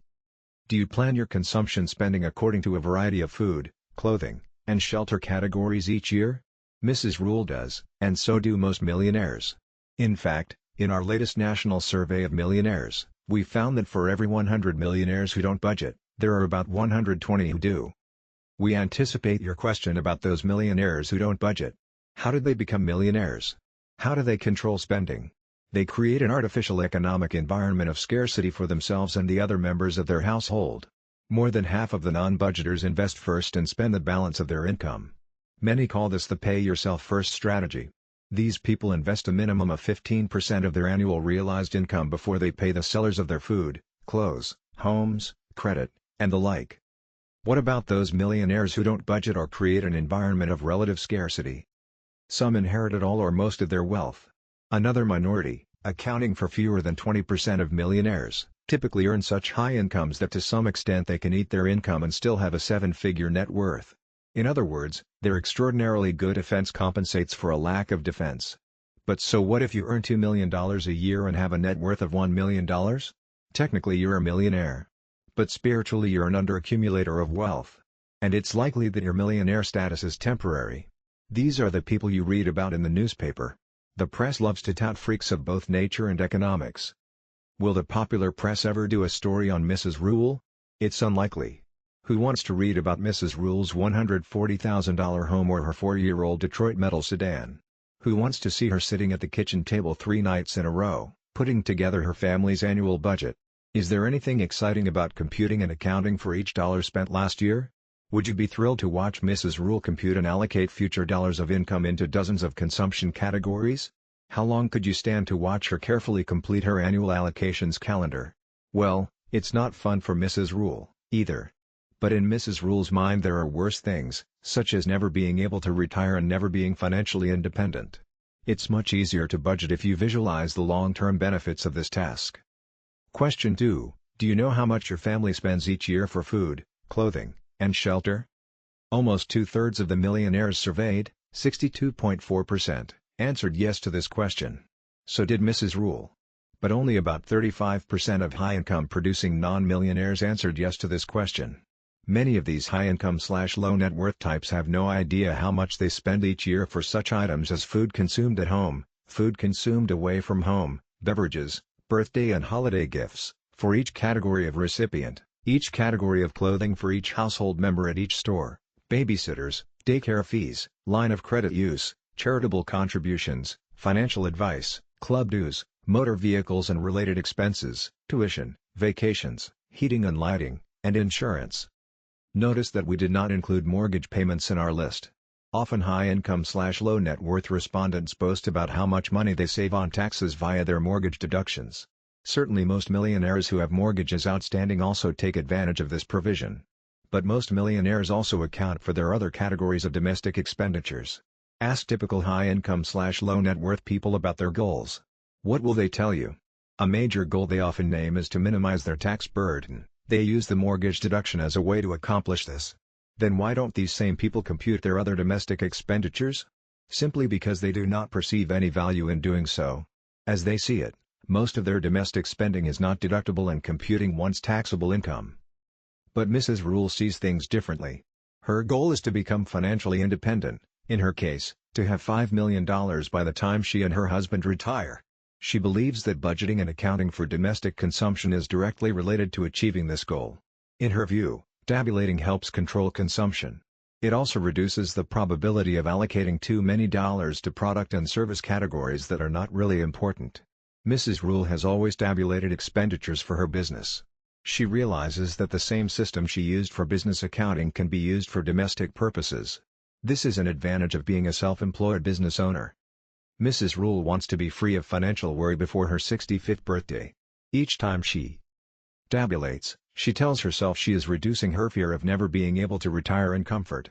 Who has concern about their financial future? Not Mrs. Rule. Although she has an annual income of $90,000, she's worth more than 20 times that amount. And she is in control of her household's domestic spending. Robert and Judy, on the other hand, are frightened. And they should be. This couple earns $200,000 annually, or more than twice what Mrs. Rule earns. Yet, like so many of today's high-income producing couples, Robert and Judy have only a fraction of Mrs. Rule's wealth. They feel that consumption controls them, not the other way around. Even Mrs. Rule might find it daunting to have to account for $200,000 in expenditures each year. Robert and Judy have 14 credit cards, the Rules have 2, one for business use, the other for domestic spending. Let's talk about credit cards for a moment. Ask a large sample of millionaires a simple question about their credit cards. The results will give you an excellent idea of who these millionaires really are. Mr./Mrs. Millionaire. Please indicate, by circling the appropriate number, the credit cards that you or any member of your house possesses. Circle all those that apply. Now close your eyes and pretend you are a millionaire with a net worth of nearly $4 million. What credit cards would be congruent with your station in life? Perhaps at the top of your list would be American Express Platinum, Diners Club, or Carte Blanche. Perhaps you consider yourself a fashion-sensitive millionaire. You may list credit cards from Brooks Brothers, Neiman Marcus, Saks Fifth Avenue, Lord & Taylor, or even Eddie Bauer. You would be in the minority of millionaires if you did list these cards. The results from our national survey of millionaires reveal some interesting credit card preferences, see Table 2-2. Some highlights. Like most American households, most wealthy households have a MasterCard and a Visa card. The millionaire household is 4 times more likely to hold a Sears card, 43%, than a Brooks Brothers card, 10%. Both Sears and Penney's cards are significantly more popular among the wealthy than the cards of status retailers. Only 21% of the wealthy households in America hold the Neiman Marcus card, 25%, Saks Fifth Avenue, 25%, Lord & Taylor, and only 8.1%, the Eddie Bauer card. Only 6.2% of the millionaire respondents hold the American Express Platinum card, 3.4% hold Diners Club, and fewer than 1% own Carte Blanche. Table 2:2. Credit cards of millionaire household members, N equals 385. Credit card, percent possessing. Visa, 59.0. MasterCard, 56.0. Sears, 43.0. Pennies, 30.4. American Express Gold, 28.6. American Express Green, 26.2. Lord & Taylor, 25.0. Saks Fifth Avenue, 25.0. Neiman Marcus, 21.0. Brooks Brothers, 10.0. Eddie Bauer, 8.1. American Express Platinum, 6.2. Diners Club, 3.4. Carte Blanche, 0.9. Question 3. Do you have a clearly defined set of daily, weekly, monthly, annual, and lifetime goals? The source of this question came from a decamillionaire whom we interviewed a dozen years ago. He told us that he started a wholesale food business at the age of 19. He never finished formal high school but did eventually receive his high school equivalency diploma. We asked him to account for the fact that although he was a high school dropout, he had accumulated over $10 million. His response was as follows. I have always been goal-oriented. I have a clearly defined set of daily goals, weekly goals, monthly goals, annual goals, and lifetime goals. I even have goals to go to the bathroom. I always tell our young executives that they must have goals. Mrs. Rule also is goal-oriented. So are most other millionaires. For every 100 millionaires who answered no to this question, there are 180 who answered yes. Who are the no's? Many of the high-income and inherited wealth types discussed in the last section. Many senior citizens and retired millionaires who have already reached most of their goals also answered no. You may wish to reflect for a moment on the comments made by an 80-year-old multimillionaire. Authors, the first question we always ask is about goals. What are your current goals? Mr. Clark, it was $438 an ounce yesterday in London. After Mr. Clark turned on his hearing aid, we repeated the question. Mr. Clark, oh, goals, not gold. I see. My goals. I've accomplished what I've tried to do. My long-range goal was, of course, to accumulate enough wealth so I can get out of business and enjoy life. I've been down the road. I've got an international reputation. Mine is one of the greatest welding companies in the world. I never want to retire. But now my goal is my family and self-satisfaction about what I've accomplished. Mr. Clark is typical of seniors who have accumulated significant wealth. By the way, only 2 millionaires of all those we interviewed ever told us that their goal was to spend my last dollar the day that I die. Neither Mr. Clark nor Mrs. Rule has such a goal. Mrs. Rule plans to leave educational trusts for all her grandchildren. She also wants to enjoy life now and after she retires. She wants to be financially secure. Her financial goal is to accumulate $5 million. Mrs. Rule knows how much she needs to set aside each year to attain her goals. But is she happy? That's a question very often asked of us regarding frugal millionaires. Yes, she is happy. She is financially secure. Mrs. Rule enjoys being part of a close-knit family. Her family is everything to her. Her life and her goals are simple. Mrs. Rule does not need a CPA to do her goal planning for her, although she does seek his counsel in regard to both her domestic and business-related needs. But Robert and Judy, our high-income/low net worth couple, are in dire need of a strong and intelligent guiding hand. They need a CPA who has considerable experience in changing his clients' orientations, one who will help them change their household environment from one of chaos and hyperconsumption to one of goal-oriented planning, budgeting, and controlling. Will they then be happy? We don't know, but we can tell you this. Financially independent people are happier than those in their same income/age cohort who are not financially secure. Financially independent people seem to be better able to visualize the future benefits of defining their goals. Mrs. Rule, for instance, visualizes all her grandchildren graduating from college. She visualizes their success after college. She never sees herself being financially dependent on others, even if she is disabled in the future. Her goals are congruent with those of most millionaires in this regard. Question 4. Do you spend a lot of time planning your financial future? For every 100 millionaires who answer no, there are 192 who answer yes. Again, many who answer no are either high-income types with relatively low levels of accumulated wealth, those who inherited all or most of their wealth, or wealthy seniors/retirees. People such as Mrs. Rule accurately label themselves as planners. In fact, The responses to this question are highly correlated to the actual hours the respondents allocate to planning their financial futures. On average, millionaires spend significantly more hours per month studying and planning their future investment decisions, as well as managing their current investments, than high-income non-millionaires. The hours allocated to planning and managing finances are detailed in Chapter 3. Millionaires like Mrs. Rule not only spend more time planning their finances than non-millionaires, they also seem to get more out of their planning hours. Remember, Mrs. Rule is not only in the auctioneering business. Her job includes appraising the value of what her company auctions. Often Mrs. Rule invests in those same areas in which she has considerable expertise. In this regard she is like many millionaires. They astutely allocate their time so that they can plan their business and personal investing at the same time. We often find that highly productive auctioneers are also excellent investors. Take, for example, an auctioneer who specializes in auctioning commercial real estate. What area of investments does he know a great deal about? Commercial real estate. He is his own investment analyst. What if your auctioneering specialty is antique furniture and American firearms? Should you invest in high-tech securities? Probably not. But you would be wise to use your expertise to help you make your investments. If you are well-versed in antiques, why not leverage your knowledge? You don't have to be an auctioneer to benefit from your knowledge. One of our associates was formerly the head of strategic planning at a major corporation. Part of his job was to study a wide variety of trends across a wide variety of business categories. Years ago he discovered that the demand for investment-grade baseball cards would likely explode someday. This was long before the market reflected this trend. He invested heavily when the market was asleep, in his words. And he sold out all his holdings, including all his Mickey Mantle rookie cards, at the top of the market. Another acquaintance, a manager of a department store, always studied trade journals to learn how to make his store more productive. Later he leveraged his reading habits into investing in growth stocks in the retailing area. How much time do non-millionaires allocate to planning and managing? Not enough. As previously stated, much less than millionaires. Although millionaires have much more experience in making investment decisions, they allocate significantly more hours than do non-millionaires in an effort to become even better investors. That is one of the main reasons that millionaires remain wealthy. Business owners like Mrs. Rule certainly have more freedom than people who are not self-employed.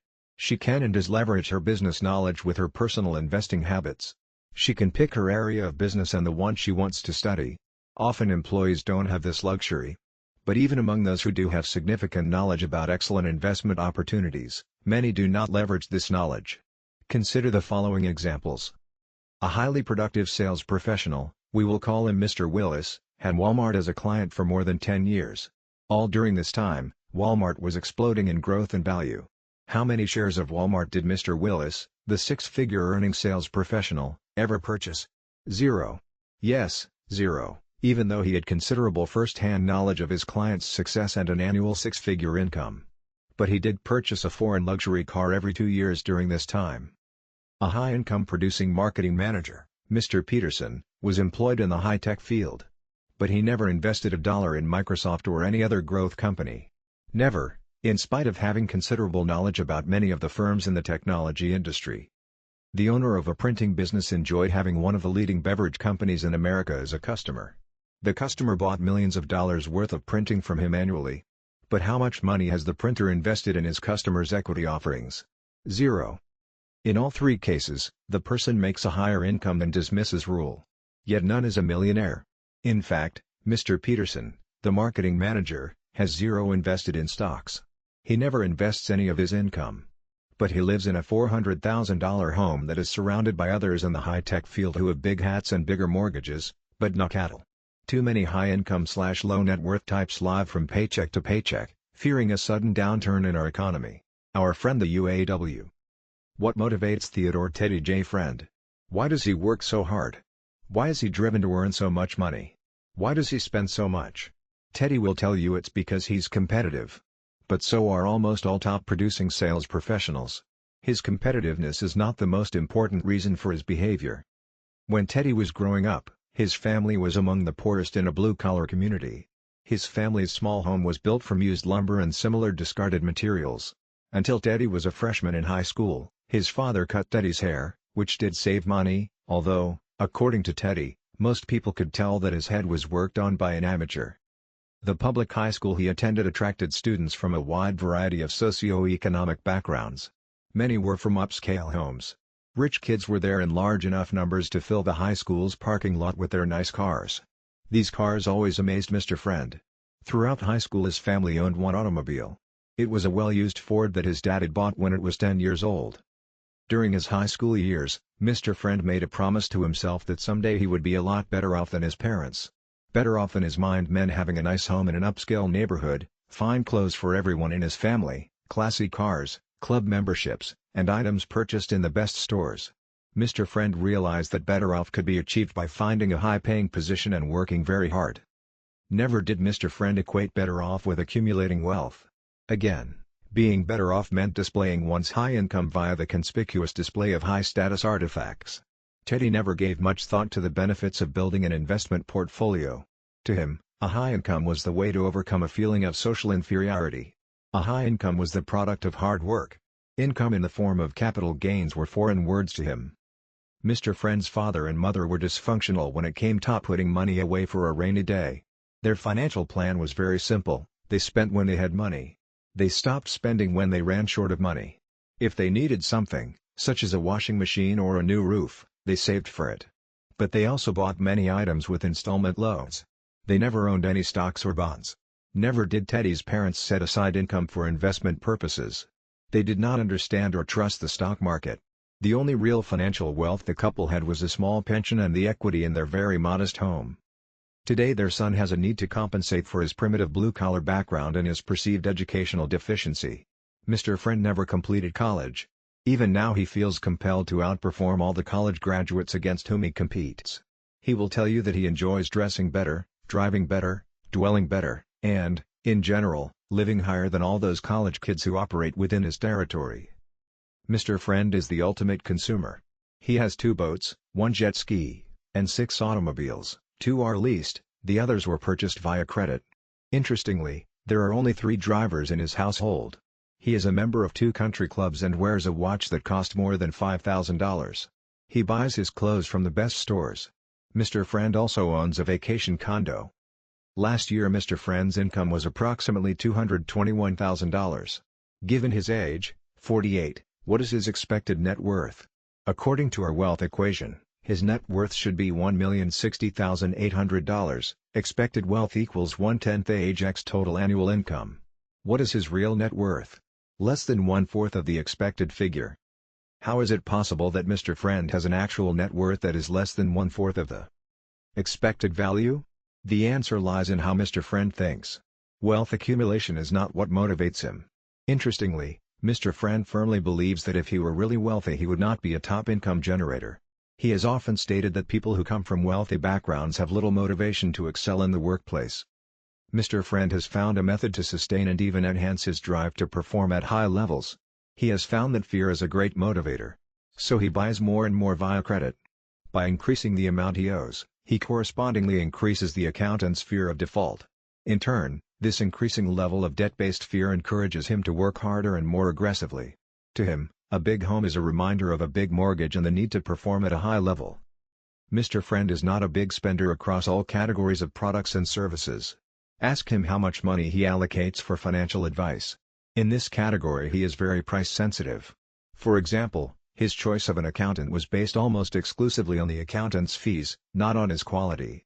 Mr. Friend has always believed that the quality of service that accountants deliver is about the same, only their fees are different. That's why he picked an accountant who has low fees. In sharp contrast, most wealthy people feel that you get what you pay for in the realm of financial advice. Mr. Friend spends a considerable amount of time working. Still, he constantly worries that he will lose his so-called competitive edge. He is concerned that his need to outperform the rich kids, the college graduates, will wane someday. Mr. Friend constantly reminds himself about his humble background and lack of that all-important college degree. He constantly punishes himself psychologically. In his eyes he is inferior in pedigree to those very confident college graduates against whom he competes. He often wonders how they can be so content, given their less than exceptional performance in the workplace. Mr. Friend never really enjoys his life. He owns a lot of upscale things, yet he works so hard and for so many hours during a typical day that he has no time to enjoy them. He has no time for his family, either. He leaves his house each day before dawn and rarely returns home in time for dinner. Would you like to be Mr. Friend? His lifestyle is appealing to many people. But if these people really understood Mr. Friend's inner workings, they might evaluate him differently. Mr. Friend is possessed by possessions. He works for things. His motivation and his thoughts are focused on the symbols of economic success. He constantly needs to convince others of this success. Unhappily, he has never convinced himself. In essence, he works, he earns, and he sacrifices to impress others. These factors underlie the thought processes of many underaccumulators of wealth. More often than not, UAWs allow significant others to determine their financial lifestyle. Interestingly, these significant others, or reference groups, turn out to be more imagined than real. Are you motivated by significant others? Perhaps you should consider a different approach to life. Perhaps you should reorient yourself. Are all high-income people who came from humble beginnings destined to become UAWs? Will they all turn out to follow the ways of Mr. Friend? Absolutely not. There is a fundamental reason beyond Mr. Friend's perceived social and educational deficiencies that explains why he became a UAW. His parents taught him the ways of the UAW.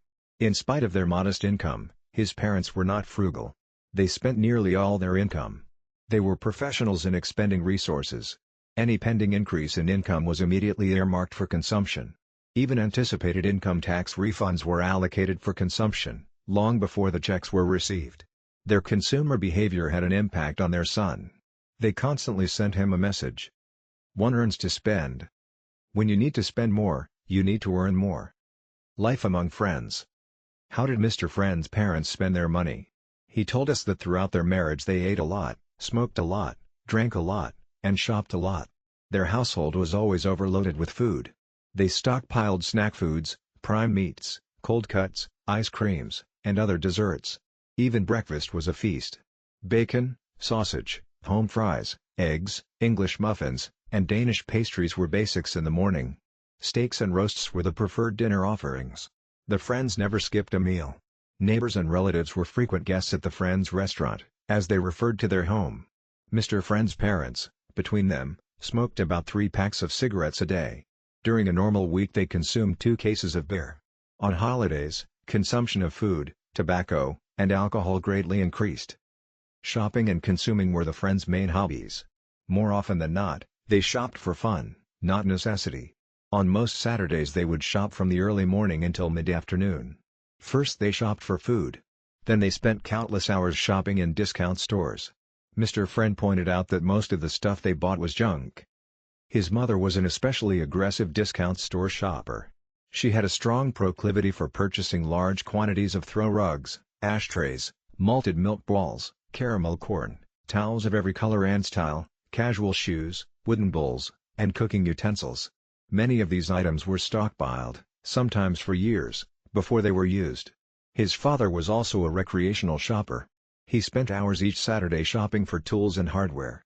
In most cases, these items were rarely, if ever, used. Clearly, Mr. Friend's parents were UAWs. He was well trained. But today he generates a much higher income than his parents ever earned. Why is he still a UAW? This income, in itself, is a result of parental guidance. His dad often told him to seek a job with high income potential. To do so would enable Mr. Friend to buy the finer things in life.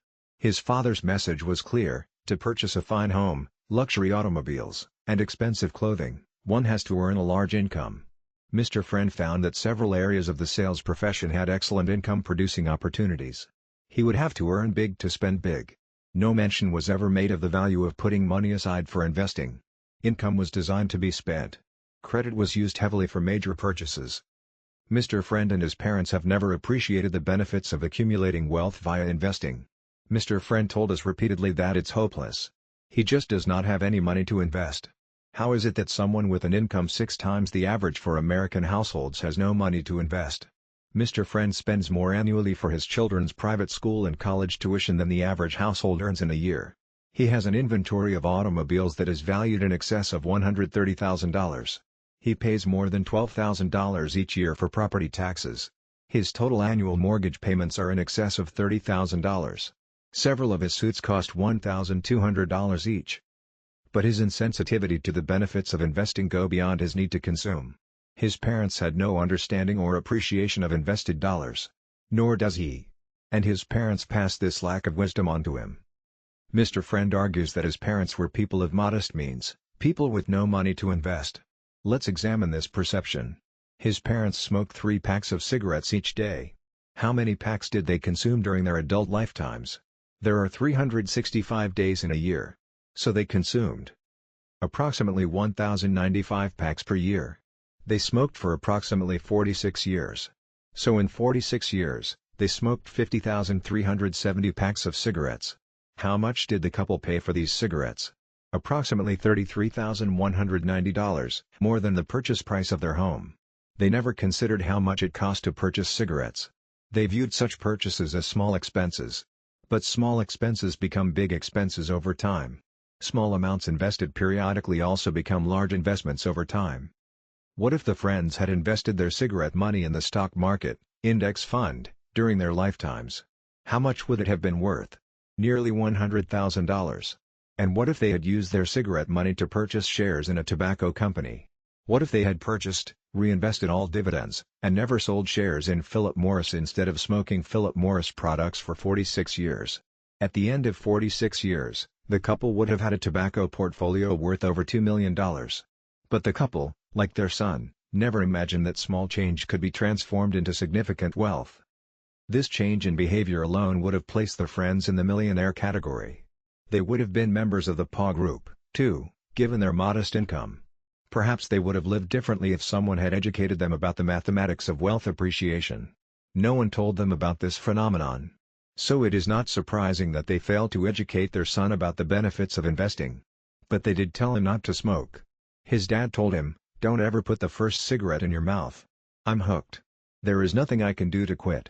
His son followed this advice. Kicking the UAW habit. How long will Mr. Friend be able to fund his lifestyle? What if he were to stop working today? How long could he live off his current level of wealth? Only for about a year. No wonder he works so hard. Given his current circumstances, Mr. Friend will never be able to retire in comfort. In spite of being nearly 50 years of age, he has yet to figure this out for himself. But all is not hopeless. Mr. Friend can still become an accumulator of wealth. We find that it is often useful for UAWs to be told the naked truth. "Friend, you're worth less than 1/2 of the expected amount for those in your income age group." Such news can spur on UAWs who are competitive. How do they respond when told that their net worth places them in the bottom quartile for all people with similar income and age characteristics? Some are incredulous. Many want to change, but are uncertain how to transform themselves. How can someone change when they have more than 20 years' experience as a UAW?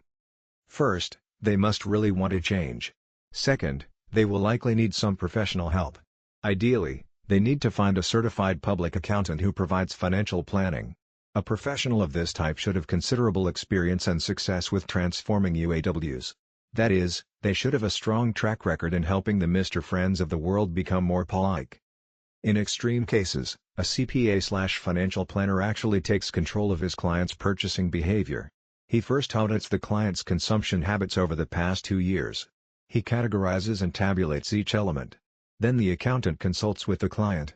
The client is put into a cold turkey cutback program, meaning that all elements of consumption are reduced by a minimum of 15% for the next year or two. Additional cutbacks follow. In some situations, the accountant/financial planner even keeps his client's checkbooks, writes all the checks, and pays all the bills. Cold turkey is not easy for most UAWs. But sometimes it's the only way to solve the problem. The ultimate consumption category. The typical millionaire in our surveys has a total annual realized income of less than 7% of his wealth. This means that less than 7% of his wealth is subject to some form of income tax. In our latest study of millionaires, the percentage was found to be 6.7%. Millionaires know that the more they spend, the more income they must realize. The more they realize, the more they must allocate for income taxes. So millionaires and those who will likely become affluent in the future adhere to an important rule. To build wealth, minimize your realized, taxable, income and maximize your unrealized income, wealth/capital appreciation without a cash flow. Income tax is the single largest annual expenditure for most households. It is tax on income, not on wealth and not on the appreciation of wealth if this appreciation is not realized, that is, if it does not generate a cash flow. What is the message? Even many high-income producing households are asset poor. One reason is that they maximize their realized incomes, often to support high-consumption lifestyles. Such people might wish to ask themselves a simple question: could I live on the equivalent of 6.7% of my wealth? It takes much discipline to become affluent. We have interviewed many people worth $2 or $3 million who have total realized annual household incomes of less than $80,000. How much does the typical American household realize in income each year? About $35,000 to $40,000, or nearly the equivalent of 90% of its net worth. The result is that the typical household in America pays the equivalent of more than 10% of its wealth in income taxes each year. How about the millionaires whom we surveyed? On average, their annual income tax bill is an amount equal to only a bit over 2% of their wealth. That is one of the reasons they remain financially independent. Case study: Sharon and Barbara. Sharon is a high-income producing healthcare specialist. She recently asked us, "How is it that I make so much in terms of income but accumulate so little in terms of wealth?" Last year Sharon's household had a realized total annual income of approximately $220,000, see Table 2-3, which places her household in the top 1% of all households in America. Sharon's household has a net worth of approximately $370,000. While Sharon's income is higher than 99% of the other households in America, her net worth is far below what it should be. Given her age, 51, and her income, $220,000, Sharon should, according to the wealth equation, expected net worth equals 1/10 age times income, be worth approximately $1,122,000. Why is Sharon's level of accumulated wealth far below the norm? Because her realized, or taxable, income is too high.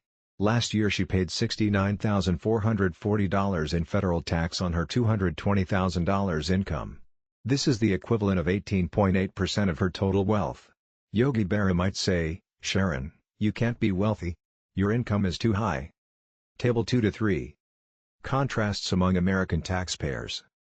We believe that the average person in Sharon's income/age category pays the equivalent of only 6.2% of his wealth in annual federal tax, or $69,440 divided by $1,122,000.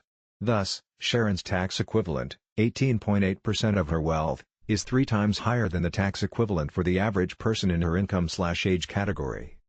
To view this another way, Sharon has an annual realized income that is equivalent to 59.5% of her total net worth of $370,000.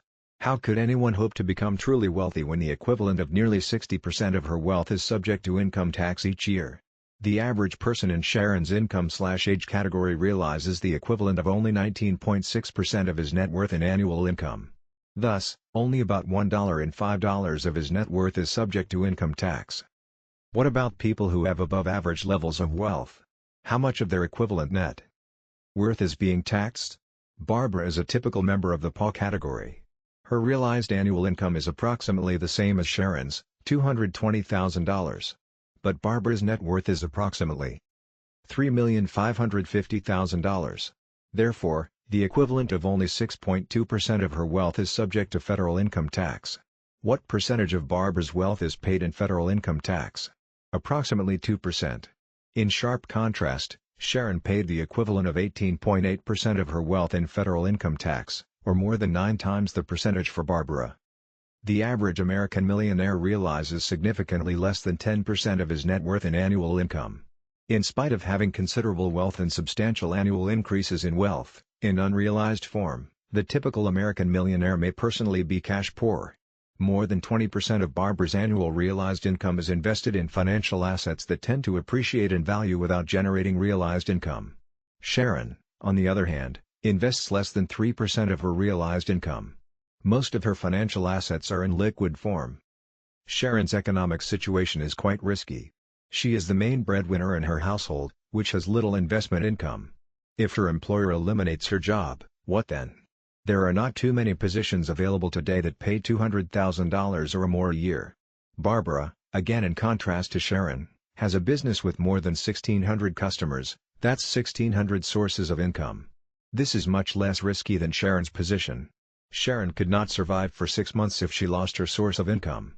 But Barbara could easily survive for 20 or more years. Actually, she could retire at this point on the income from her financial assets alone. Barbara, The prodigious accumulator of wealth, is just one of more than 3.5 million millionaires in America today. More than 90% have a net worth between $1 million and $10 million. How do these affluent people compare with the super affluent? Indications are that the higher one's net worth, the better one is at minimizing one's realized income. The fact is that the super affluent got to that position by being masters at minimizing their realized income. Ross Perot is the perfect example of how the super affluent stay affluent and even enhance their levels of wealth year after year. Forbes recently estimated that Mr. Perot's net worth was $2.4 billion. See Randall Lane, What's Ross Perot Really Worth? Forbes, October 19, 1992, p. 72. The Citizens for Tax Justice, a tax reform group headquartered in Washington, D.C., estimated that Perot's annual realized income in 1995 was approximately $230 million. Thus, he realized the equivalent of 9.6% of his wealth but paid only $19.5 million in tax, or 8.5% of his income. See how Perot caps his rising taxes at only 8.5%. Money, January 1994, p. 18.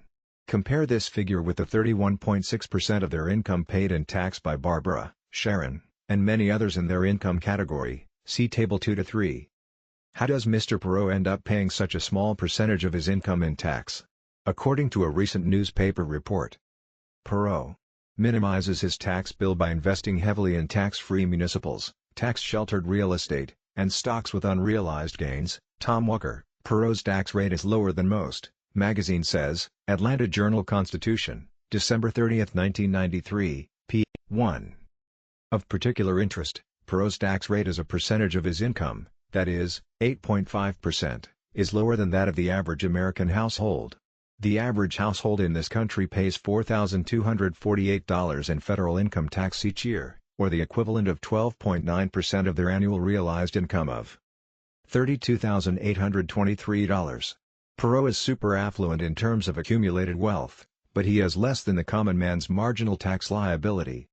Even more interesting than the percentage of income paid in taxes is the percentage of wealth paid in taxes. The typical American household has a total net worth, including equity in the home, of $36,623. They pay the equivalent of 11.6% of their net worth in income tax. What about Mr. Perot, the billionaire? In 1 year, it is estimated, he paid the equivalent of only 0.8% of his wealth in tax. In terms of income tax paid as a percentage of wealth, the typical household paid 14.5 times more. Most millionaires measure their success by their net worth, not by their realized income. For the purposes of wealth building, income doesn't matter that much. Once you're in a high-income bracket, say $100,000 or $200,000 or more, it matters less how much more you make than what you do with what you already have. Working for the taxman. Assume for a few moments that you are Mr. Bob Stern, a scholar who works for the IRS. One morning your manager, Mr. John Young, calls you into his office. He gives you an assignment, to enhance his understanding of the relationship between income and wealth. Mr. Young: Bob, I keep reading reports about the growth of the millionaire population. Mr. Stern: Yes. I have a pile of articles and clippings on the same topic in my desk. Mr. Young: Well, here is the problem. The number of wealthy people keeps rapidly increasing. But our income tax revenue for a lot of these people is not keeping pace. Mr. Stern: I read somewhere that the wealthiest 3.5% of the households in this country account for more than half of the personal wealth. But these same folks account for less than 30% of the income. Mr. Young: I wish Congress would wake up. What this country needs is a tax on wealth. Even in biblical times the rich had to pay 10% of their wealth each year in taxes. Now that's what I call the ultimate tax reform. Mr. Stern: I know what you mean. But sooner or later we will get 'em. Remember, it's inevitable, death and taxes. Mr. Young: The estate tax area is not your specialty, Bob. You are a little naive on this issue. You are thinking that we will eventually take a big bite out of all the millionaires in this country by taxing their estates. Mr. Stern: The Grim Reaper is on our side.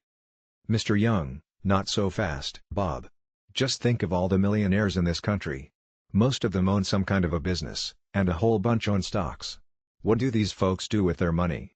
They sit on it, or they plow it back into their business. They hold on to all those stocks that keep appreciating. Mr. Stern: But what about the Grim Reaper? Mr. Young: Look at it this way, Bob. We have often looked at estate returns in the $L million and above level. Last year there were only about 25,000. But, Bob, at the same time there were 3.5 million millionaires alive and kicking. That means that 0.7% were picked up by the Reaper. This number should be twice as high. But you know what a lot of millionaires do? Before the Reaper shows up, they transform themselves. It's like magic. Mr. Stern, how do they do it? They can't just vanish. Do they move offshore before the Reaper shows up? Mr. Young, offshore is not a significant factor. But I would not be surprised if we found that half of the millionaires transformed themselves into non-millionaires. Br. Mr. Stern, what do you mean by BR? Mr. Young, it's an insider term. BR means before the Reaper, or prior to death, as opposed to R, or after the Reaper. Look at this case study. Here's a woman, Lucy L., who had $7 million just a year before she died. She lived on her pension money. Never in her life sold a share of stock out of her portfolio.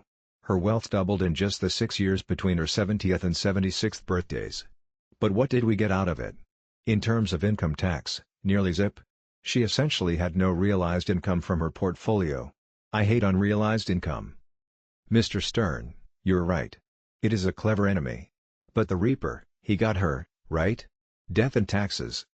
Mr. Young, wrong, Bob. She died last year. And do you know what her net worth was at the time the Reaper finally showed up? Less than $200,000. No estate taxes. Another former millionaire moves on without leaving a taxable estate. Some days I wish I were in another line of work. The enemy is winning. Mr. Stern, but where did all her money go? Mr. Young, she gave it to her church, 2 colleges, and a dozen or more charitable organizations. She also gave $10,000 to every one of her children, grandchildren, and nieces and nephews. She's real country, loaded with relatives, like a lot of mountain people. Mr. Stern, and what did we finally end up with? Mr. Young, you're not listening, Bob. We, the government, got Zippo. Can you believe it? Her own government. There's just no justice in America. We need a wealth tax. Mr. Stern, well, she sounds like a pretty nice person to give so much money to a church, colleges, and charities. Mr. Young, Bob, shame on you. She and her ilk are the enemy. America needs their wealth to keep our government operating. We need her money to pay off the federal debt. We need to fund all our social programs. Mr. Stern, perhaps she feels that her church, the colleges, and the charities also have needs. Mr. Young, Bob, you are so naive. This woman is an amateur. What type of experience does she have doling out her wealth? We are her government. We're experts in redistributing wealth. We should decide where and how wealth is distributed. We are the pros. We have to start taxing wealth before all the millionaires transform themselves into non-millionaires. Mr. Stern, what about all those famous people we read about in the newspaper? The ones who have very high incomes? Mr. Young, God bless them, Bob. They are our best customers. I love people who are big earners. Realized income is our salvation. I want you to study these types. But I also want you to find out how these other types can exist without realizing a lot of income. Some of them must live like monks. What's wrong with these people? Why don't they sell a few $1 million worth of stock and buy a mansion?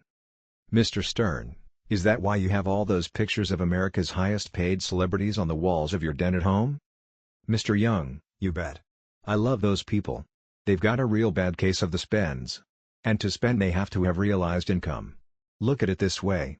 When a ball player buys a $2 million boat, we become his partner. He will need to realize $4 million to pay $2 million for his boat. We are his partner. Mr. Stern, ball players? Are they good role models for our youth? Mr. Young, absolutely. They are high-income spenders. They tell our youth to earn and spend. It's realized income that our youth need to learn about. These spender types are true patriots. That's why I keep Webster's definition of patriot on my wall. Why don't you read it to me, Bob? Mr. Stern, patriot, one who loves his country and zealously supports its authority and interests. Mr. Young, yes, Bob, zealously supports its authority and interests. You know, Bob, the real patriots out there are people who earn big incomes, $100,000, $200,000, and $1 million or more a year, and spend it all. Congress should mint a new medal for this type of patriotism, Bob. It would be called the Congressional Medal of Taxation and Consumption. And as long as these patriots keep training their kids to be medal winners, we are in good shape. Bob, do you think we should start sending out holiday greeting cards to all those companies that promote luxury cars, yachts, million-dollar homes, and expensive clothes and accessories? These people are really patriots in their own way. They encourage spending. They are keeping us in business. Well, Bob, it's getting late. You have your assignment. I want to know more about the medal winners. But I also want you to study the ways of those who don't spend their money. What evidence is there that the government knows the formula for becoming financially independent in America? Just read some of the articles its employees have written recently. Many well-trained economists and other scholars who work for our government frequently conduct studies about the rich, or, as they refer to them, the top wealth holders. We are particularly interested in the articles published in the Internal Revenue Service's Statistics of Income, a quarterly report. It's a research scholar's paradise, providing mountains of statistics on income. But income is not the government's only focus. It also studies top wealth holders. We are envious. We have to do our own surveys of the affluent. That's our main source for understanding the how to get rich formula. So Eugene Stuerl is Assistant Director of the Office of Tax Analysis in the U.S. Department of the Treasury. He is also a scholar and talented researcher. He asks the same question we do: what is the relationship between realized income and wealth? SWA Bulletin, Department of the Treasury, Internal Revenue Service, Volume 2, Number 4, Spring 1985. What does he find? That people accumulate significant wealth by minimizing their realized/taxable income and maximizing their unrealized/non-taxable income. In the study that Mr. Stuerl conducted, he compared the income tax returns that top wealth holders filed while they were alive with the estate returns their executors filed after the subjects passed away. He studied a national sample of estate tax returns. Then he matched each of these with their respective income tax returns from previous years. Why all this contrasting? Mr. Stuerl wanted to study the correlation between realized income as documented in income tax returns and the actual net worth of each subject in the sample. Of special interest was the relationship between realized income generated from investments and their actual market value. Why would a scholar who works for our Treasury Department spend so much time conducting a study like this? We consider the staff of the IRS a clever bunch. They study their target market. And they lust for its wealth. They want to know how many affluent people generate so few dollars of realized income. Since owners of closely held businesses are especially adept at this strategy, Mr. Stuerl selected for study those estates in which the value of the closely held business assets exceeded 65% of the estates. Here are some of the findings of Mr. Stuerl's study. The income realized from the assets of closely held businesses was only 1.15% of the appraised value of the assets. Note that even this small percentage is likely to be biased in the upward direction, since there are estate tax advantages for heirs and executors who provide conservative appraisals. The total income realized from all assets and all salary, wages, and income combined was only 3.66% of the value of all assets. What do these results tell you about the affluent? They suggest that a business owner who is worth, say, $2 million on average has an annual realized income of only $73,200, or 3.66% of $2 million. Could you live on $73,200 today and still invest a minimum of 15% each year? No. It's not easy. But it's not easy being financially dependent, either. Financial independence. We once asked a high-income/low net worth corporate manager, we will refer to him as Mr. Rodney, a simple question. Why is it that you never participated in your corporation's tax-advantaged stock purchase plan? This manager's employer offered him a matching stock purchase plan. Each year the manager could purchase the equivalent of 6% of his income in shares of the corporation, which would reduce his realized taxable income. Also, the corporation would match his purchase of company stock up to a certain percentage of his income. Mr. Rodney reported that, unfortunately, he could not afford to participate. It seemed that all his income went toward his $4,200 monthly mortgage payment, 2 leased vehicles, tuition bills, club dues, a vacation home that needed to be fixed up, and taxes. Ironically, Mr. Rodney wants eventually to become financially independent. But like most UAWs, Mr. Rodney is not realistic in this regard. He has sold his financial independence. What if he had taken full advantage of the tax-advantaged benefit from the time he was first employed? Today he would be a millionaire. Instead, he is on the perpetual earn and consume treadmill. We have interviewed countless high-income/low net worth people. Sometimes it can be depressing, especially when the respondents are seniors. How would you like to be a 67-year-old cardiologist who has no pension plan, never had a pension plan? In spite of earning millions during his lifetime, his total net worth is less than $300,000. No wonder he started asking us questions such as, "Will I ever be able to retire?" Even more revealing are the interviews we hold with the widows of UAWs. In many cases, the widow has been a housewife throughout her long marriage.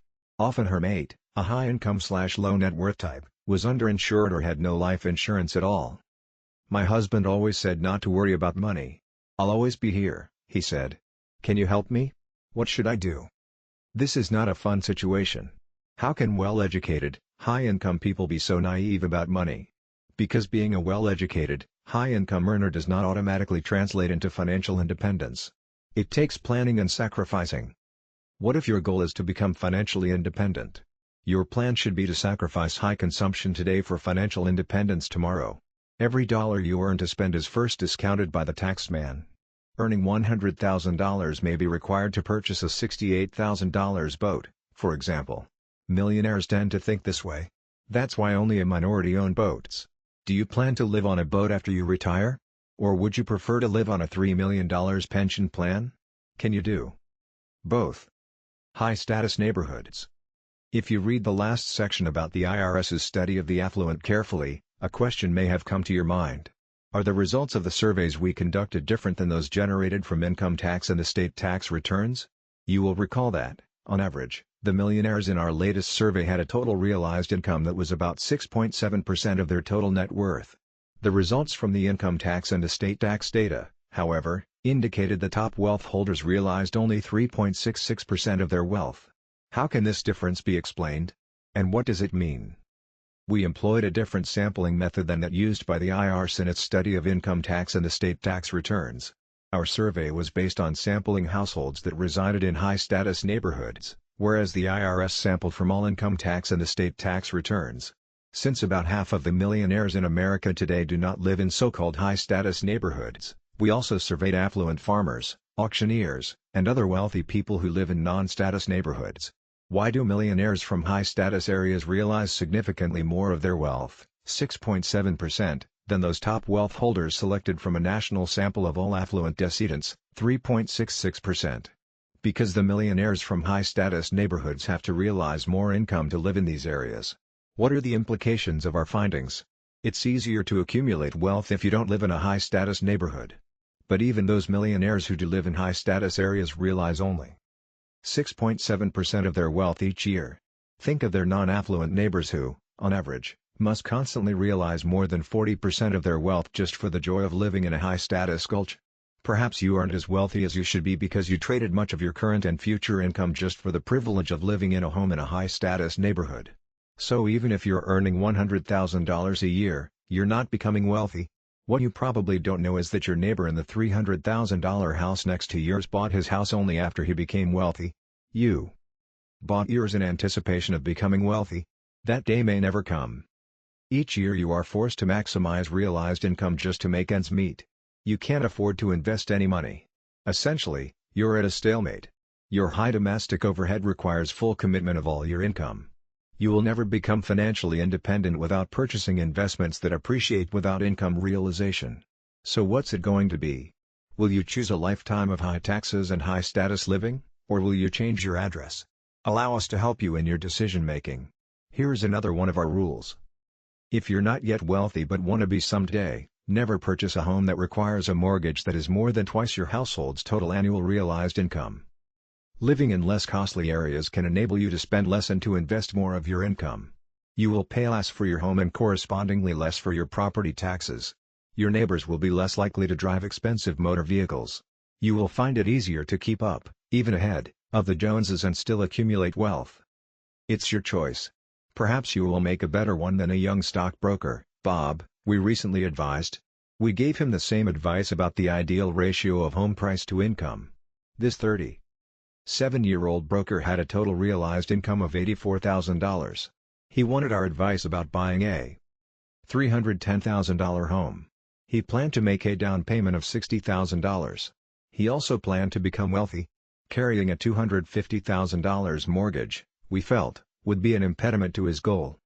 We suggested that he buy something less expensive, such as a $200,000 home with a $140,000 mortgage. This would be within the parameters of the rule. Bob rejected this advice. He did not want to live in a neighborhood full of truckers and construction workers. After all, he is a financial consultant and a college graduate. But what Bob does not realize is that many construction workers and their spouses have combined incomes of more than $84,000. Of course, his mortgage broker told him he was qualified for a $250,000 mortgage. But that's like asking a fox to estimate the number of chickens in your coop. The value of private wealth in America is more than $22 trillion. Millionaires own approximately half of this amount, or $11 trillion. The total personal income for the same period is estimated to be about $2.6 trillion. Millionaires account for only about 30% of the total income, or $0.78 trillion. This means that millionaires as a group realize the equivalent of only 7.1% of their total wealth each year, $0.78 trillion income #XOOF7, $11 trillion in wealth equals 7.1%. Time, energy, and money. They allocate their time, energy, and money efficiently, in ways conducive to building wealth. Efficiency is one of the most important components of wealth accumulation. Simply, people who become wealthy allocate their time, energy, and money in ways consistent with enhancing their net worth.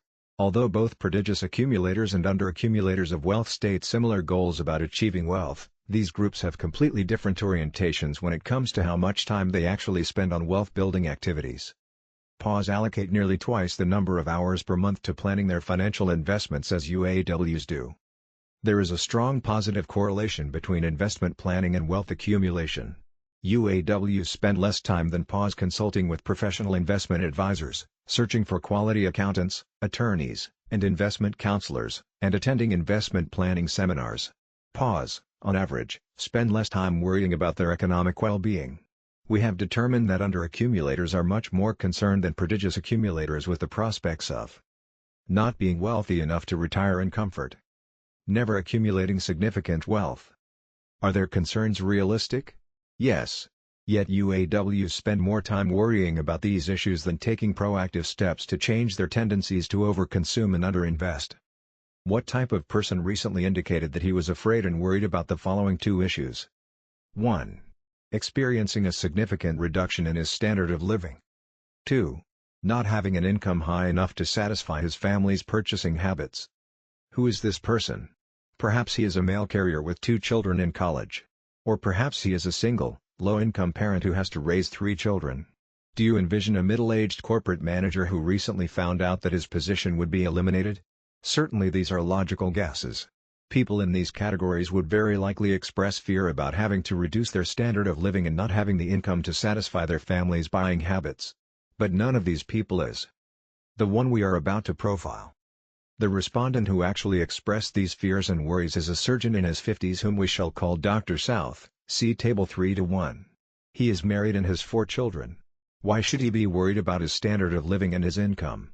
Could it be that he's down on his luck, perhaps unable to continue to practice medicine because of a disability? No. Actually he is a fine physician who earned more than $700,000 during the year prior to our interview with him. But in spite of his high income, his net worth in real terms is declining. He has reasons to be afraid and worried. Dr. North is very similar to Dr. South in age, income, and family composition. But Dr. North is a PAW. His profile is also detailed later in this chapter. Dr. North has far fewer worries than Dr. South. He is not afraid of being forced to reduce his standard of living. Unlike Dr. South, he is not concerned that his income will not be high enough to satisfy his family's purchasing habits. This is especially interesting given that both Dr. South and Dr. North have similar incomes. The case studies that follow will introduce you to these physicians and their families. You will learn a lot about how each man makes use of his time, energy, and money. But before we profile these 2 physicians in detail, we will discuss the income and wealth accumulating habits of physicians in general. Table 3:1. Concerns, fears, and worries, Dr. North versus Dr. South. Doctors, PAWs, and WAs. On average, physicians earn more than 4 times the income of the average American household. $140,000 versus $33,000. But Dr. South and Dr. North are hardly average physicians. They are gifted and highly trained specialists. In fact, the average annual income for someone in their specialty is more than $300,000. But again, they are extraordinary even among their cohorts. Last year they each earned more than $700,000. In spite of his income, Dr. South has a relatively small level of accumulated wealth. He spends a lot, invests little. Our research has found that physicians in general do not tend to be wealth accumulators. In fact, among all major high-income producing occupations, physicians have a significantly low propensity to accumulate substantial wealth. For every one doctor in the PA group, there are 2 in the UAW category. Why are doctors lagging behind on the wealth scale? There are several reasons. Foremost among them is the correlation between wealth and education. This relationship may surprise some people. For all high-income earners, those earning at least $100,000 annually, the relationship between education and wealth accumulation is negative. High-income PAs are significantly less likely than UAWs to hold graduate degrees, law degrees, or medical degrees. Millionaires typically indicate on our survey business owner with some college, 4-year college graduate, or no college. Warning: parents should not suggest that their children drop out of college and start a business. Most businesses fail within a few years of their conception. Only a small minority of business owners ever earns a 6-figure income. But those who do tend to accumulate more wealth than others in the same income cohort. The some college, 4-year college graduate, and no college types who have high incomes often had a head start on many well-educated workers. Doctors and other well-educated professionals get a very late start in the earnings race. It is difficult to accumulate wealth when one is in school. The longer one stays in school, the longer one postpones producing an income and building wealth. Most experts on wealth agree that the earlier one starts investing one's income, the greater the opportunity to accumulate wealth. Mr. Denzi, for example, is a business owner with 2 years of technical school training in data processing. He started working and building wealth at the age of 22. Today, 30 years later, he has benefited greatly from the meteoric increase in the value of his pension plan. In sharp contrast, consider the situation of Dr. Dokes, who graduated from high school the same year as Mr. Denzi. Dr. Dokes opened his private medical practice more than a dozen years after his classmate, Mr. Denzi, started a business. During that 12-year period, Dr. Dokes spent his time studying and spending his savings, his parents' money, and money he borrowed for tuition and living expenses. During the same time, Mr. Denzi, who designated himself as not college material, focused his resources on building his business and becoming financially independent. Who is in the UAW category today? Is it the not college material business owner, Mr. Denzi, or the valedictorian of his high school class, Dr. Dokes? The answer is obvious. Mr. Denzi is a prototypical PA, while Dr. Dokes is a UAW. Interestingly, both earned approximately the same income last year, nearly $160,000. But Mr. Denzi has 5 to 6 times the wealth of his high school classmate. And he has no debt. Mr. Denzi can teach us all something about accumulating wealth. Begin earning and investing early in your adult life. That will enable you to outpace the wealth accumulation levels of even the so-called gifted kids from your high school class. Remember, wealth is blind. It cares not if its patrons are well educated. So the authors have an excuse. How else does one explain why 2 experts on wealth are not wealthy? In part, because they spent a combined total of nearly 20 years pursuing higher education. Another reason very well-educated people tend to lag behind on the wealth scale has to do with the status ascribed to them by society. Doctors, as well as others with advanced degrees, are expected to play their parts. Mr. Denzi is a small business owner. In spite of being wealthy, he is not expected by society to live in an exclusive neighborhood. He would not be out of place living in a modest home or driving a nondescript sedan. His domestic overhead is significantly lower than Dr. Dokes's. Many people tell us that you can judge a book by its cover, meaning that high-grade doctors, lawyers, accountants, and so on are expected to live in expensive homes. They also are expected to dress and drive in a style congruent with their ability to perform their professional duties. How do you judge the professionals you patronize? Too many people judge them by display factors. Extra points are given to those who wear expensive clothes, drive luxury automobiles, and live in exclusive neighborhoods. They assume a professional is likely to be mediocre, even incompetent, if he lives in a modest home and drives a 3-year-old Ford Crown Victoria. Very, very few people judge the quality of the professionals they use by net worth criteria. Many professionals have told us that they must look successful to convince their customers/clients that they are. Of course, there are exceptions. But people who spend many years in college, professional school, or graduate school are more likely to have higher levels of household overhead than less educated people. As a rule, doctors have exceptionally high levels of domestic overhead. The concern in many of these households is with consuming, not investing. Physicians often find that there are disadvantages to living in affluent neighborhoods. People who live in expensive areas are often bombarded with solicitations from cold-calling investment experts. Many of these callers assume that people in upscale areas have money to invest. In reality, many people who live in luxury have little money left over after funding their high-consumption lifestyles. Some naive cold callers purchase prospect lists that fit two criteria. First, prospects must be physicians. Second, they must live in exclusive neighborhoods. It's no wonder physicians are the favorite targets of some of America's most aggressive sellers of investment ideas. Too often doctors who receive such solicitations assume that the callers are just as professional as physicians. Many physicians have told us that they have had bad experiences with investing via cold callers. In fact, many have been burned so badly that they never again invested in the stock market. This is unfortunate given the overall growth in the real value of the equity market. And, in rejecting the stock market, they figured that left them with more money for spending. This attitude is not as rare as one might think. A plastic surgeon added that he had 3 boats and 5 cars but hadn't gotten around to assembling a pension plan. Financial investments? Didn't have those, either. Speaking off his colleagues, the surgeon said, "I don't know even one guy who hasn't been beaten to death in the financial markets. As a result, they don't have anything. At least I'm going to enjoy spending my money."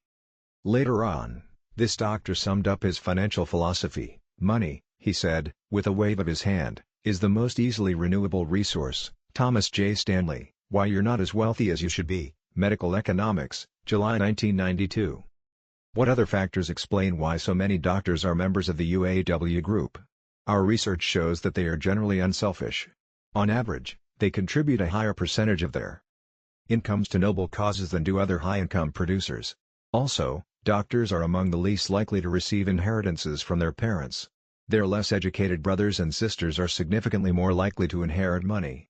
In some cases, physicians are asked by their elderly parents to help out their less fortunate brothers and sisters after the parents are no longer able to help pay their bills. These findings are detailed in Chapter 6. Doctors often allocate large amounts of their time to serving patients. They rarely work fewer than 10 hours a day, thus expending most of their time, energy, and intellect on patients. In so doing, they tend to neglect their economic well-being. Some doctors figure that working hard translates into a large income and that, therefore, there is no need to design a household budget. Some ask why they should waste time planning a domestic budget and investments when there is so much income to be made. Many high-income producing UAWs feel this way. PAWs tend to have just the opposite feelings. To them, money is a resource that should never be squandered.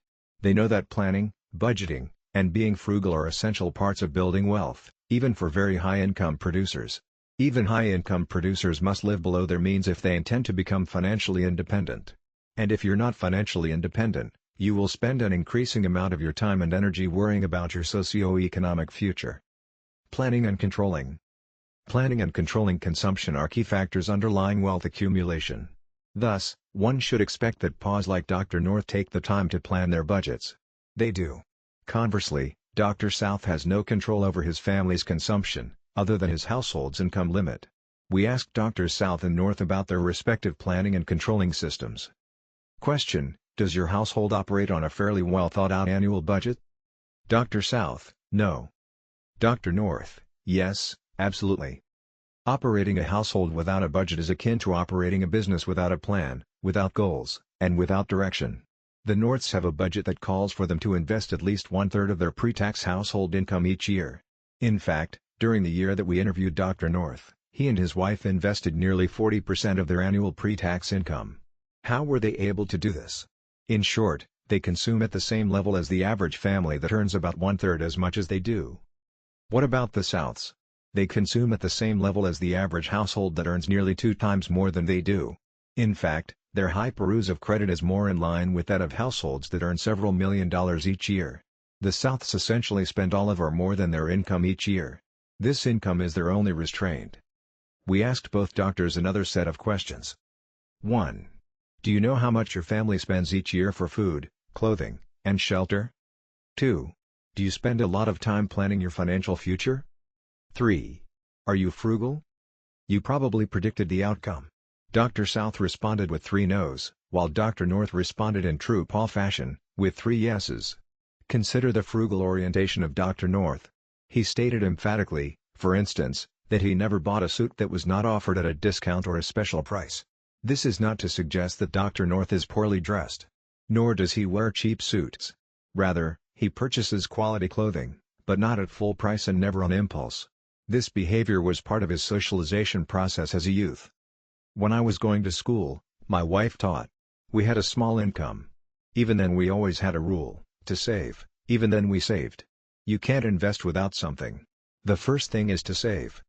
Even when I was 11 years old, I saved my first $50 from working in a grocery store. It's just like today, only today the number of zeros change. More zeros, but it's the same rule, same discipline. You must take advantage of investment opportunities. You have to have something to take advantage of excellent opportunities. It's part of my background. Dr. South reported having just the opposite orientation. How much did he and his family spend on clothing during the year prior to our interview? About $30,000, see Table 3-2.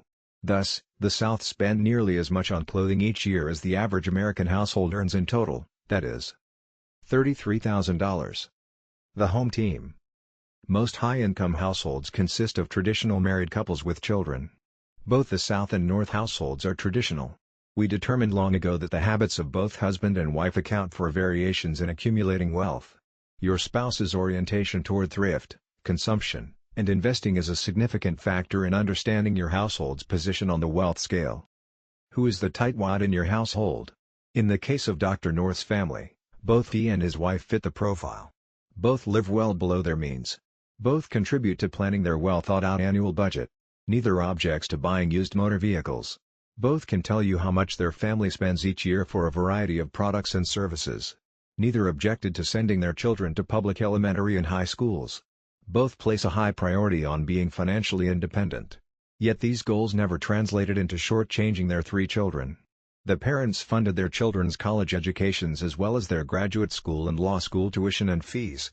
They also provided them with funds to purchase homes and for related expenditures. The Norths paid for these expenditures out of investments that they set aside for their children. Conversely, the Souths are not investors.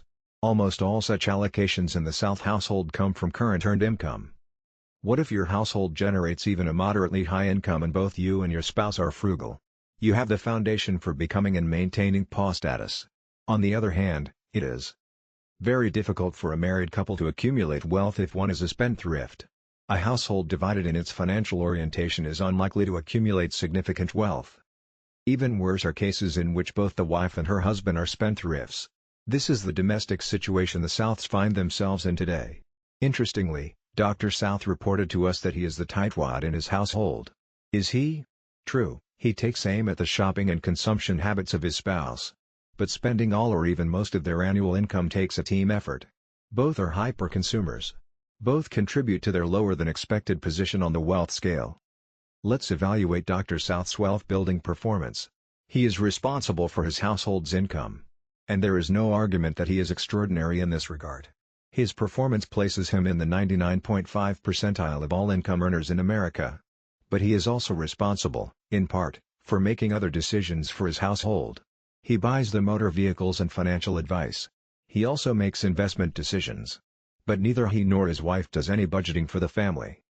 Mrs. South is responsible for buying the family's clothing. In 1 year she spent about $30,000 on clothes for herself and her family. She also contributed significantly to the decision to spend more than $40,000 for country club fees and related expenses. Both decided to spend $107,000 per year in mortgage payments. Most UAWs will tell you that their big mortgage helps reduce their taxable income. Of course, if the Souths keep saving money this way, they may never be able to retire. Often people who purchase expensive homes and automobiles are criticized for their extravagant lifestyle. But at least homes, in most cases, hold their value, if only in a nominal sense. Even automobiles hold some value for a few years after they are purchased. Large allocations for homes and automobiles can have a dampening effect on wealth building, but again, At least you can trade up, out, or down with such items. There are worse culprits. How much is the South's $30,000 clothing purchase that they made last year worth today? How much will the $7,000 vacation they recently took be worth tomorrow? How much value is there remaining from the more than $40,000 they spent last year for country club-related expenses? Add to these gourmet restaurant patronage, maid services, tutors, lawn care/landscaping services, decorating consultants, insurance, and more. The South's consumption habits are related to the fact that they have no centralized control over their expenditures. Much of their consumption is a function of independent action in this household drama. This is not the case in the North household. Dr. North and his wife both play active roles in budgeting and spending. They plan together and consult with each other regarding expenditures. We will detail their system. But first let us examine the South's situation. Mrs. South is responsible for purchasing a wide variety of products and services for her household. She did not consult with anyone before spending $30,000 for clothing last year. She does her thing, and her husband does his. She has her set of credit cards, and he has his. Mrs. South is a particularly ardent patron of upscale department stores. These include Neiman Marcus, Saks Fifth Avenue, and Lord & Taylor. She carries credit cards for each of these stores. In addition, she and her husband hold a MasterCard, Gold, and a Visa, Preferred, card. Dr. South also has the American Express Platinum card. What's the problem? Often Dr. and Mrs. South have little or no idea what their counterpart is buying or how much each is spending. This is especially true for soft goods and intangibles, such as clothes, gifts, and entertaining. Both are susceptible to solicitations from everyone from store clerks to financial advisors, from automobile sales personnel to credit officers at banks. If you were one of these people, who would you call? Who would you keep abreast of new product and service offerings? Who would you advise about a special showing of the latest fashions and motor vehicles? Why does Mrs. South spend so much money? In classic UAW fashion, her husband has encouraged her to do so. He was the product of a high-income producing, indulgent set of parents. He, in turn, has given his wife almost a blank check when it comes to shopping.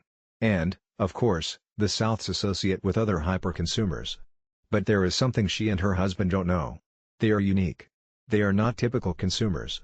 No one ever told them that most people in their income bracket, including the Norths, never spend money like the Souths do. Unfortunately, the Souths never learned about the prodigious accumulators of wealth. The Norths are very different from the Souths in their spending behavior. Both Dr. and Mrs. North come from backgrounds of frugality and thrift.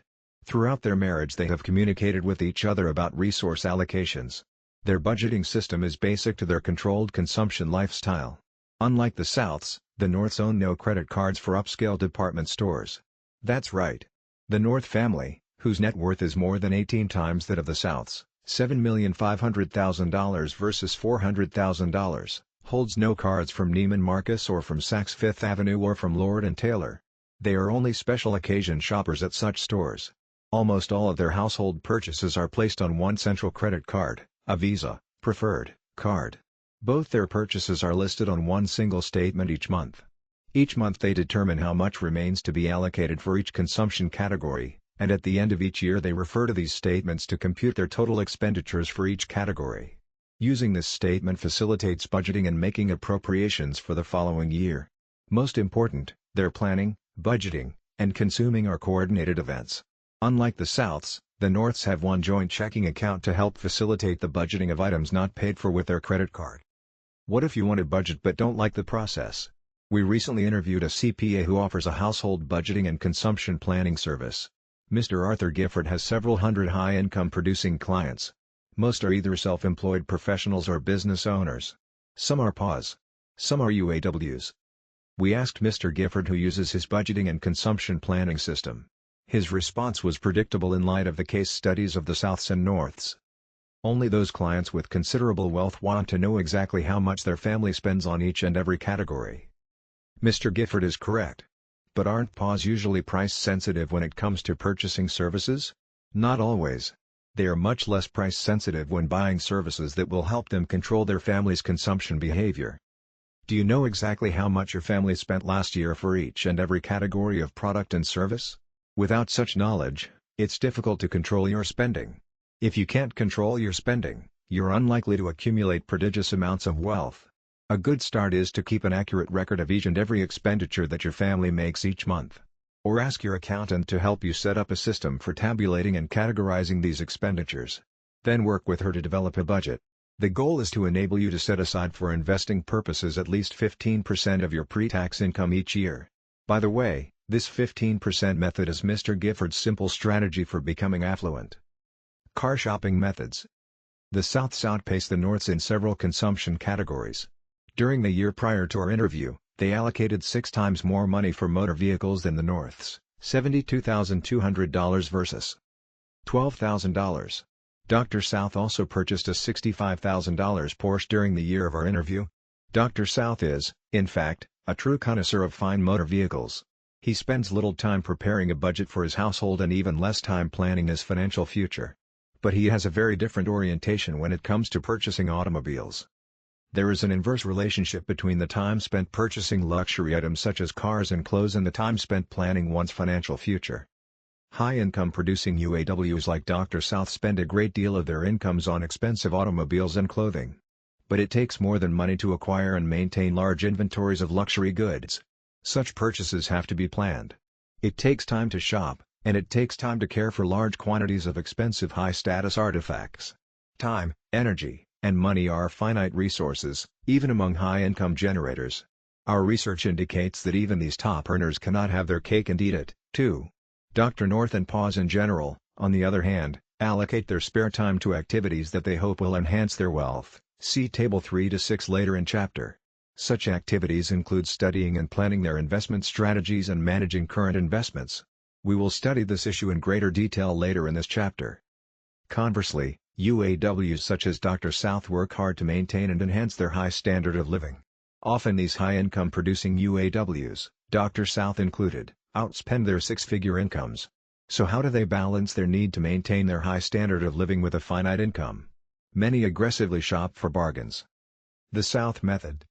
Examine the activities that Dr. South undertakes prior to purchasing an automobile. You might get the impression that he is a tightwad. Most UAWs like Dr. South bolster their hyper-consumption behavior by telling would-be critics that everything they buy is purchased near cost, at cost, below cost, and so on. It is true that Dr. South is an aggressive bargain shopper. But he just paid more than $65,000 for an exotic sports car. Is this really a bargain? Dr. South made this purchase at near dealer's cost. But what were the costs of this so-called deal in time and effort? Most high-income generators, whether they are PAWs or UAWs, work more than 40 hours a week. Typically, the amount of time remaining each week is allocated in ways that are congruent with their goals. All too often high-income producing UAWs spend countless hours studying the market, but not the stock market. They can tell you the names of the top auto dealers, but not the top investment advisors. They can tell you how to shop and spend, but they can't tell you how to invest. They know the styles, prices, and availability at various car dealers. But they know little or nothing about the various values of equity market offerings. As an example, contrast Dr. South's most recent automobile shopping activities with that of typical millionaires. On average, the American millionaire employs 4 to 5 simple bargain shopping techniques when buying a motor vehicle. Dr. South does it differently. He uses at least 9 bargaining/shopping tactics and strategies when negotiating with dealers. Consider the level of car purchasing knowledge Dr. South has recently acquired that will never pay capital gains or real dividends or enhance the productivity of his business. He now has knowledge about every Porsche dealer within a 400-mile radius of his home. Dr. South also can tell you immediately the dealer's cost on nearly every Porsche model, the cost of options and accessories, and the performance characteristics of most models. It takes much time and effort to acquire such information. Dr. South has an interesting style when purchasing automobiles. He first decides on the make and model of the vehicle he wants and the corresponding accessories. Then he goes all out into information seeking and negotiating. It is not unusual for him to shop around for months for the very best deal. In the process he usually discovers the dealer's cost on the vehicle. This is done prior to entering into serious negotiations with a dealer. Then he telephones all the dealers, his long list, and invites them to compete for his business. He has no problem buying a Porsche from a low-price-oriented, out-of-town dealer. Those dealers who designate themselves as price-oriented are then placed on Dr. South's shortlist. The others are dropped from consideration. Dealers on his shortlist are contacted once again. During this stage of the process, Dr. South quizzes the dealers about their willingness to sell at below cost. While doing so, he reminds them of the low prices quoted by other dealers. He also asks about program/off-lease vehicles. But his heart is always set on a brand new model. At the end of the month, Dr. South recontacts all the low-price-oriented dealers. Dr. South does this because he feels that dealers have sales quotas and banknotes due at that time. He invites all these dealers to give their final lowest bid for his business. For his most recent purchase, during the last day of the month and after a flurry of phone calls, he finally accepted a bid from an out-of-town dealer. Dr. South is penny-wise, pound-foolish when purchasing motor vehicles. But he has convinced himself that he is a prudent buyer. After all, he spends much time and energy trying to buy cars at or near dealer cost. But perhaps dealer cost was too high a price to pay. It is difficult to accumulate wealth if you spend much of your time, energy, and money for a so-called dealer cost price on an extremely expensive motor vehicle. Consider this fact: most millionaires we have interviewed never in their lifetime spent near $65,000 for an automobile. In fact, as we will report in Chapter 4, more than half the millionaires we interviewed never paid more than $30,000 for a motor vehicle. Remember, though, Dr. South is not a millionaire. Certainly in terms of net worth, millionaires are better able to afford a $65,000 automobile. But they ignore such opportunities. As so often is said, that's why they're millionaires. Certainly the consumption of very expensive automobiles has a dampening effect on the probability that one will ever accumulate significant wealth. During the year we interviewed him, Dr. South spent more than $70,000 for his most recent motor vehicle purchase, related sales tax, and insurance. Yet for the same period, how much did he place in his pension plan? About $5,700.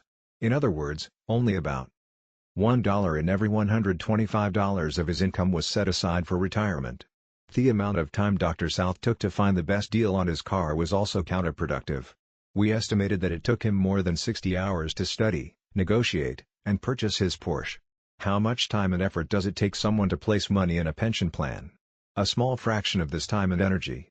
It is easy for Dr. South to say he wants to accumulate wealth, but his actions speak much louder than his words. Perhaps that explains why he has lost a considerable amount of wealth through imprudent investing. Investing when one has little or no intellectual basis for one's decisions often translates into major losses. The North Method. Dr. North is not a connoisseur of motor vehicles, although he is price-sensitive when making purchasing decisions. We asked Dr. North about his most recent automobile purchase. Remember that Dr. South's most recent purchase was the current year's model. Note that fewer than 25% of America's millionaires are driving the current year's model. And, of course, Dr. South is not a millionaire. Dr. North proudly informed us that he purchased his most recent automobile 6 years ago. We anticipate your question: do you mean he has not purchased a new automobile in 6 years? Not only has Dr. North not purchased a new automobile in 6 years, but the one he purchased 6 years ago was a 3-year-old Mercedes-Benz 300 that he bought for $35,000. Dr. North loves the car: great price, excellent fuel economy, it's a diesel. And, of course, diesel Mercedes often can last for hundreds of thousands of miles before they need an overhaul. It also has classic styling. How much time and energy did Dr. North expend in purchasing his Mercedes? Let's examine his decision-making process. First, he decided that he needed to replace his old car. After all, it was 20 years old. He knew that many European luxury automobiles depreciate rapidly during the first 3 years following their initial purchase.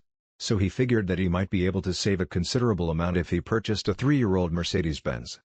He confirmed this speculation by determining the original retail price of the model he was interested in purchasing. A quick trip to a local dealer was all that was required to gain this knowledge. Dr. North then decided that his best choice would be a 3-year-old model. He telephoned a few dealers and advised them of his interest. He also examined several advertisements in the classified section of the paper. Finally he decided on a low-mileage model offered by a local dealer. As he explained, "Automobiles? I have always placed a premium on quality. But I never lease, never finance. I drive a Mercedes-Benz. Since I started my practice, I have only had 2 cars. The first, a Mercedes, I purchased new just after I opened my practice. Kept it 20 years. Then I bought my second car, a 3-year-old Mercedes. I went to a dealer. He wanted to sell me a new one. But it was $20,000 more than the used one on the lot. Then I just asked myself a simple question: Is the pride of new car ownership, and that's all it is, pride, worth $20,000? The cars are the same. The answer is no. The pride of new car ownership is not worth $20,000. The North method took only a few hours. Contrast this with Dr. South's automobile purchasing crusade, a process that took him at least 60 hours. And, of course, Dr. North likes to keep his cars for a long time. So his allocation of purchasing time is spread over several years. On average, he devotes less than an hour a year to purchasing motor vehicles. But Dr. South likes to buy a new car every year. Thus, his 60-hour project is typically allocated to only 1 year. Fears and worries. What do you spend time worrying about? Are your concerns congruent with wealth accumulation? Or do you spend time thinking about issues that are impediments to becoming affluent? How do PAWS and UAWs differ in regard to their fears and concerns? In simple terms, UAWs worry more than PAWS. PAWS and UAWs also worry about different issues. Overall, PAWS have significantly fewer concerns and fears than their counterparts. What if you spend much of your time thinking about a lot of issues that concern you? You will spend less time taking action to solve these problems. And what if your fears provide a foundation for increased spending? You may be a member of the UAW group. Fears and concerns can be both a cause for becoming a UAW as well as a result.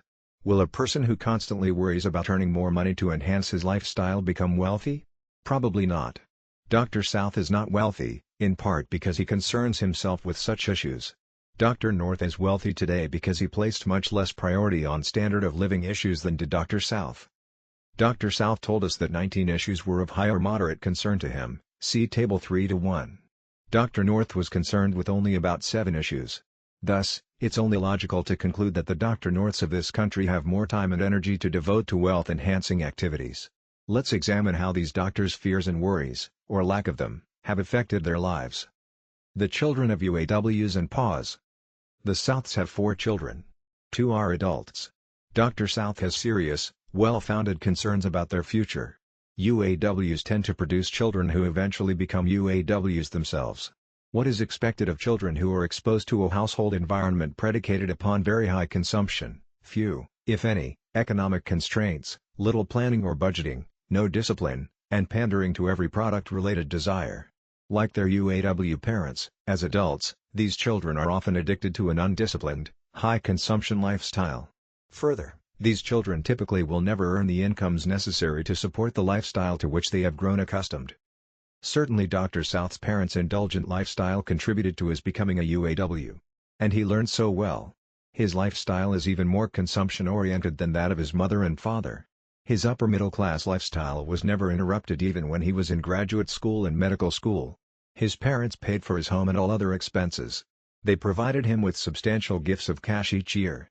In essence, he never really had to change his consumption habits or standard of living after leaving home. Fortunately for him, he has the income to support his addiction to consumption. But what about his children? They have lived in a high-consumption environment that would be extremely difficult to replicate on their own. The curtain is coming down on the 3rd generation. Dr. South indicated in our interviews with us that he believed his children would never generate even a fraction of the income he currently earns. In comparison, Dr. North's adult children are demonstrating more independence and discipline, in part because they have been exposed to a much more frugal, well-planned, and disciplined lifestyle. As we noted, the Norths consume at a level that is more congruent with a household earning less than 1/3 of their income. This living below their means is precisely why PAWS throughout the income spectrum tend to produce children who are economically disciplined and self-sufficient adults. PAWS tend to produce children who become PAWS. Dr. South, as indicated, has accumulated considerably less wealth than Dr. North. He is significantly less able than Dr. North to support the economic outpatient care of his adult children. But ironically it is Dr. South who is burdened by having economically dependent adult children. We questioned both Dr. South and Dr. North about their fears and worries concerning their children. As you may have already predicted, Dr. South is much more concerned about this issue. He specifically expressed fears of 1. Having adult children who think his wealth is their income. 2. Having to support his adult children financially. Imagine how disconcerting it is for someone like Dr. South to face the prospect of supporting his extended family. Chapters 5 and 6 will explore the implications of economic outpatient care in great detail. However, there is an important point to note at this time. Having adult children who are UAWs greatly reduces the probability that their parents will ever become wealthy. Dr. South wonders where his children got the idea that their parents would provide them with substantial economic outpatient care. He worries that he will not have the resources to provide his children with all the subsidies his parents gave him. There is yet another fear Dr. South must face. He is becoming more and more worried that his children will not get along with each other. Much of this concern is rooted in their need for economic support from their parents. Dr. North does not worry about such issues. We asked both doctors about these types of concerns. Dr. South worried that 1. His family/children will fight over his estate. 2. He will be accused of financially favoring one adult child over another. Are Dr. South's fears justified? Ask yourself this question: what is the greatest fear of the 30-year-old sons and daughters of the Dr. Souths of America? That the economic outpatient care they receive from their parents will stop. Many 30-something UAWs cannot maintain anywhere near the lifestyle they had while living with dad and mom. In fact, many are unable to purchase even a modest home without financial subsidies from their parents. It is not unusual for these rich kids to receive substantial cash and other financial gifts until they are in their late 40s or even early 50s. Often these adult UAWs compete with each other for their parents' wealth. What would you do if your economic subsidy was being threatened by the presence of your equally dependent brothers and sisters? Dr. South is not only worried about his problems, he is also worried about his children's problems. Consider for a moment the legacy he is leaving them. What are the ramifications of being an economically dependent adult? How much insecurity and fear will they have to deal with in the future? How will they be able to have harmonious, loving relationships with each other? These are among the issues Dr. South spends more and more time contemplating. Dr. North is much less concerned with such problems. His adult children are accustomed to living in a much more frugal and disciplined environment. They are less likely to have a perceived need for major doses of economic outpatient care. Taxes, government, and government. Many high-income earners in America, both PAWs and UAWs, are greatly concerned about the actions of the federal government. These actions are external forces, those over which an individual has no control. Dr. South indicated that he feared 4 external forces that are government-related. Interestingly, these issues are not of major concern to Dr. North. Let's look at these 4 concerns. 1. Paying increasingly high federal income taxes. Both physicians think that the federal government is likely to require high-income producers to pay more in taxes. But tax increases are more the concern of Dr. South than of Dr. North. Why is Dr. South concerned about this issue? Because he needs to maximize his realized income to support his hyper-consumption lifestyle. If the government requires Dr. South to pay a higher share of his income, his lifestyle will be threatened. What about Dr. North? He told us that he had a low level of concern over the prospects of the federal government increasing the share of his realized income that he must pay in taxes. Last year Dr. North paid approximately $277,000 in income taxes, see Table 3-3. This may seem like a big bite. But look at it through the eyes of Dr. North. He looks at income tax more as a portion of his total wealth than a portion of his realized income. What if the government doubled the tax rate on high incomes? This is very unlikely, but just as an example, Dr. North would then have to pay the equivalent of 8% of his wealth each year. By comparison, Dr. South would be at a wealth rate of 150%. Is it any wonder Dr. North is much less concerned about paying increasingly higher federal income taxes than Dr. South is? Table 3-3. Income and wealth contrasts. 2. Increased government spending and the federal deficit. Dr. South is very concerned about this issue. He believes that increased spending on the part of the government will translate into higher taxes on his income. Dr. North is not overly concerned for the reasons stated above. 3. A high rate of inflation. Dr. South is also concerned that such government action as increased spending and an increase in the deficit will precipitate a significant increase in the inflation rate. Dr. South has a moderate level of concern about this issue because he, like many UAWs, keeps trading up to more and more expensive homes, cars, clothes, and so on.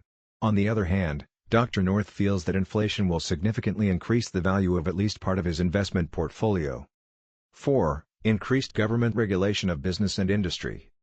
Most physicians feel that this type of government action is targeted at them. They interpret increases in government regulation as preceding the advent of socialized medicine. Both physicians feel that this would have a dampening effect on the fees they generate for their professional services. Dr. South indicated that this issue is of significant concern to him, while Dr. North viewed such action as only a minor concern. Why do these two respondents perceive things so differently? The actions of the government are often a threat to high-income earners who use most of their incomes to support their lifestyles. This is especially true when there is political gain for those in power in targeting the wealthy. Actually, the people the politicians are targeting are high-income earners. Most politicians don't understand the difference between having a high income and having high levels of wealth. They have a more difficult time targeting people with high levels of net worth. Most millionaires who are self-employed. Being self-employed gives one much more control over one's economic future than does working for others. Conversely, employees today, even high-income producing executives, have less control over their livelihoods than ever before. Downsizing, for example, is taking its toll, even among the most productive employees. More often than not, even high-income producing employees are not likely to be millionaires. UAWs who are employees, not self-employed, are particularly vulnerable to external forces that threaten their ability to earn a living. We found that only 19% of PAWs versus 36% of high-income producing non-millionaires, UAWs, were concerned about having their jobs eliminated, see Table 3-4. But in spite of the handwriting that is often on the wall, even most high-income earning employees are consumption-oriented. Financial goals, words versus deeds. Many high-income producing PAWs and UAWs share similarly stated goals concerning wealth accumulation. For example, more than 3/4 of both groups indicated they had the following goals: to become wealthy by the time they retire, to increase their wealth, to become wealthy through capital appreciation, to build their capital while conserving the value of their assets.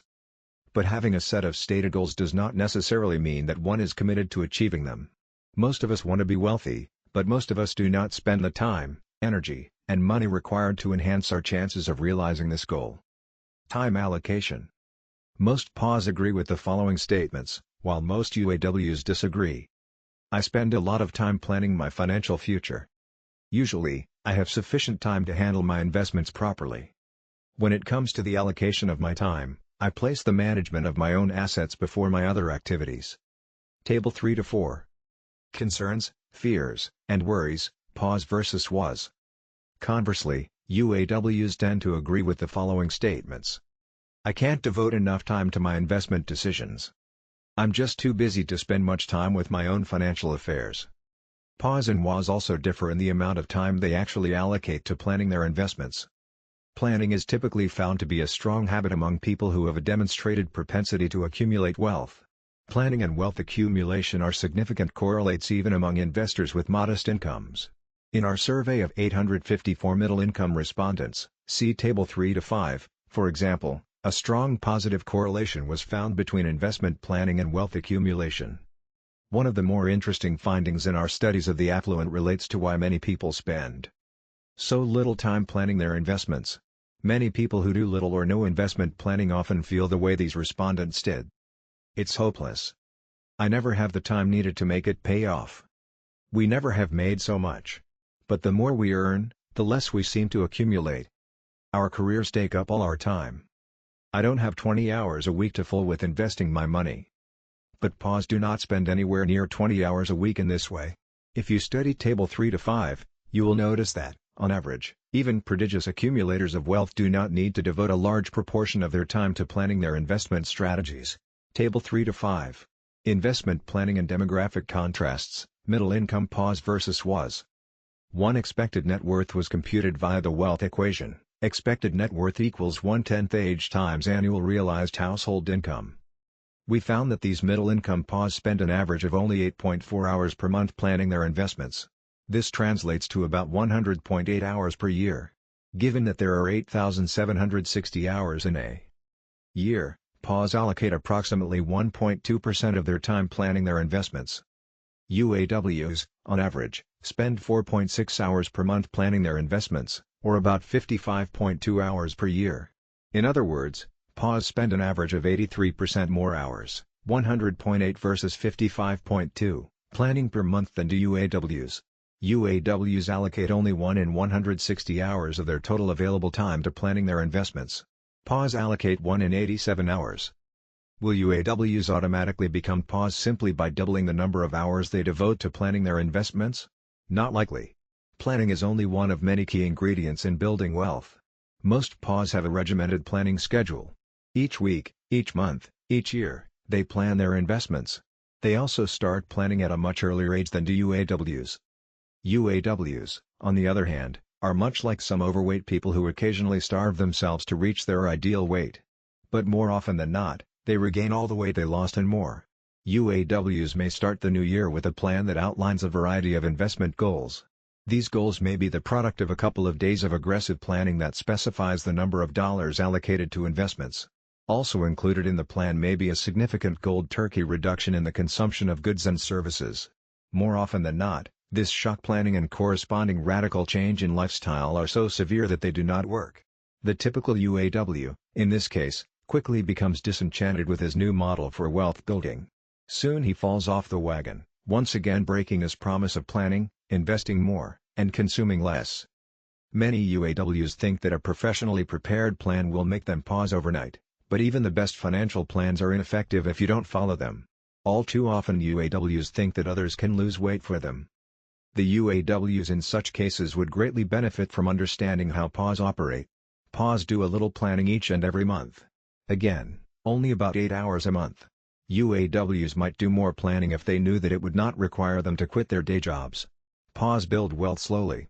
They do not live a Spartan existence, but they do have a regimen when it comes to balancing working, planning, investing, and consuming. Your time is your own. The work factor is an important part of understanding the differences between PAWs and UAWs. Note in our study of middle-income respondents the percentage, 59.1 versus 24.7, of PAWs versus UAWs who are self-employed, see Table 3 to 5.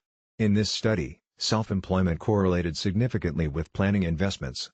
Overall, the self-employed spend more time planning their investment strategies than those who work for others. The self-employed, even those with middle incomes, typically integrate investment planning into their work lives. Most employees, in sharp contrast, have a set of job-related tasks that are independent of planning their investment strategies. Why is this so? Those who succeed among the ranks of the self-employed never take their economic position for granted. Most middle-aged people who are self-employed have seen good as well as bad economic times. They tend to offset the inevitable changes in their revenue by planning and investing. They must build and manage their pension plans by themselves. They have to rely on themselves for their current and future financial situations. More often than not, only the well-disciplined self-employed survive economically over the long run. But, you may ask, don't these people work long and hard? Yes, most successful people who are self-employed work 10 to 14 hours per day. In fact, this is why many employees shy away from even considering going out on their own. They want something less demanding. They want to be employees. But most workers, even those with middle-level incomes, also work long and hard. As for employees who earn annual incomes in the upper 5 or lower 6 digits, much of their time and energy is allocated to their jobs. They usually don't have the benefit of writing their own job descriptions. And their occupational tasks typically don't include setting aside a few hours per week to plan their investments. In contrast, the self-employed, especially in the high-income category, have a different set of occupational goals. One of them is to become financially independent. Conversely, employees are too often fully dependent on their employers. Thus they tend to be less self-reliant when it comes to planning their investments in a way that will facilitate accumulating wealth. There is another issue to consider in the planning equation. UAWs spend less time planning their investments than do PAWs, in part because of the nature of their investments. UAWs consider cash/near cash and equivalents, such as savings accounts, money market funds, and short-term treasury bills, to be investments. UAWs are nearly twice as likely as PAWs to hold at least 20% of their total wealth in cash/near cash. Most of these cash categories are federally insured. Most are easily accessed when consumption needs arise. And, of course, it takes less time to plan cash-related investments than it does to allocate wealth the way PAWs tend to do. PAWs are more likely to invest in categories that usually appreciate in value but do not produce realized income. They tend to have a greater percentage of their wealth invested in privately held/closely held businesses, commercial real estate, publicly traded equities, and their pension plans/annuities and other tax-deferred categories. These types of investments require planning. They are also the foundation for wealth.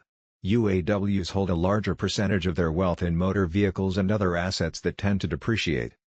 Active or inactive trader? Nearly all, 95%, of the millionaires we surveyed own stocks. Most have 20% or more of their wealth in publicly traded stocks. Yet you would be wrong to assume that these millionaires actively trade their stocks. Most don't follow the ups and downs of the market day by day. Most don't call their stockbrokers each morning to ask how the London market did. Most don't trade stocks in response to daily headlines in the financial media.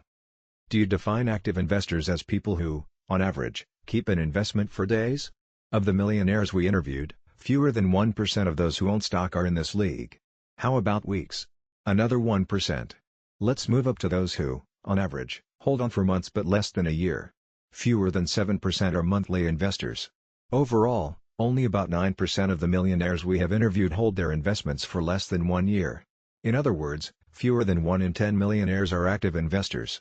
1 in 5, 20%, hold, on average, for a year or two. 1 in 4, 25%, hold for between 2 and 4 years.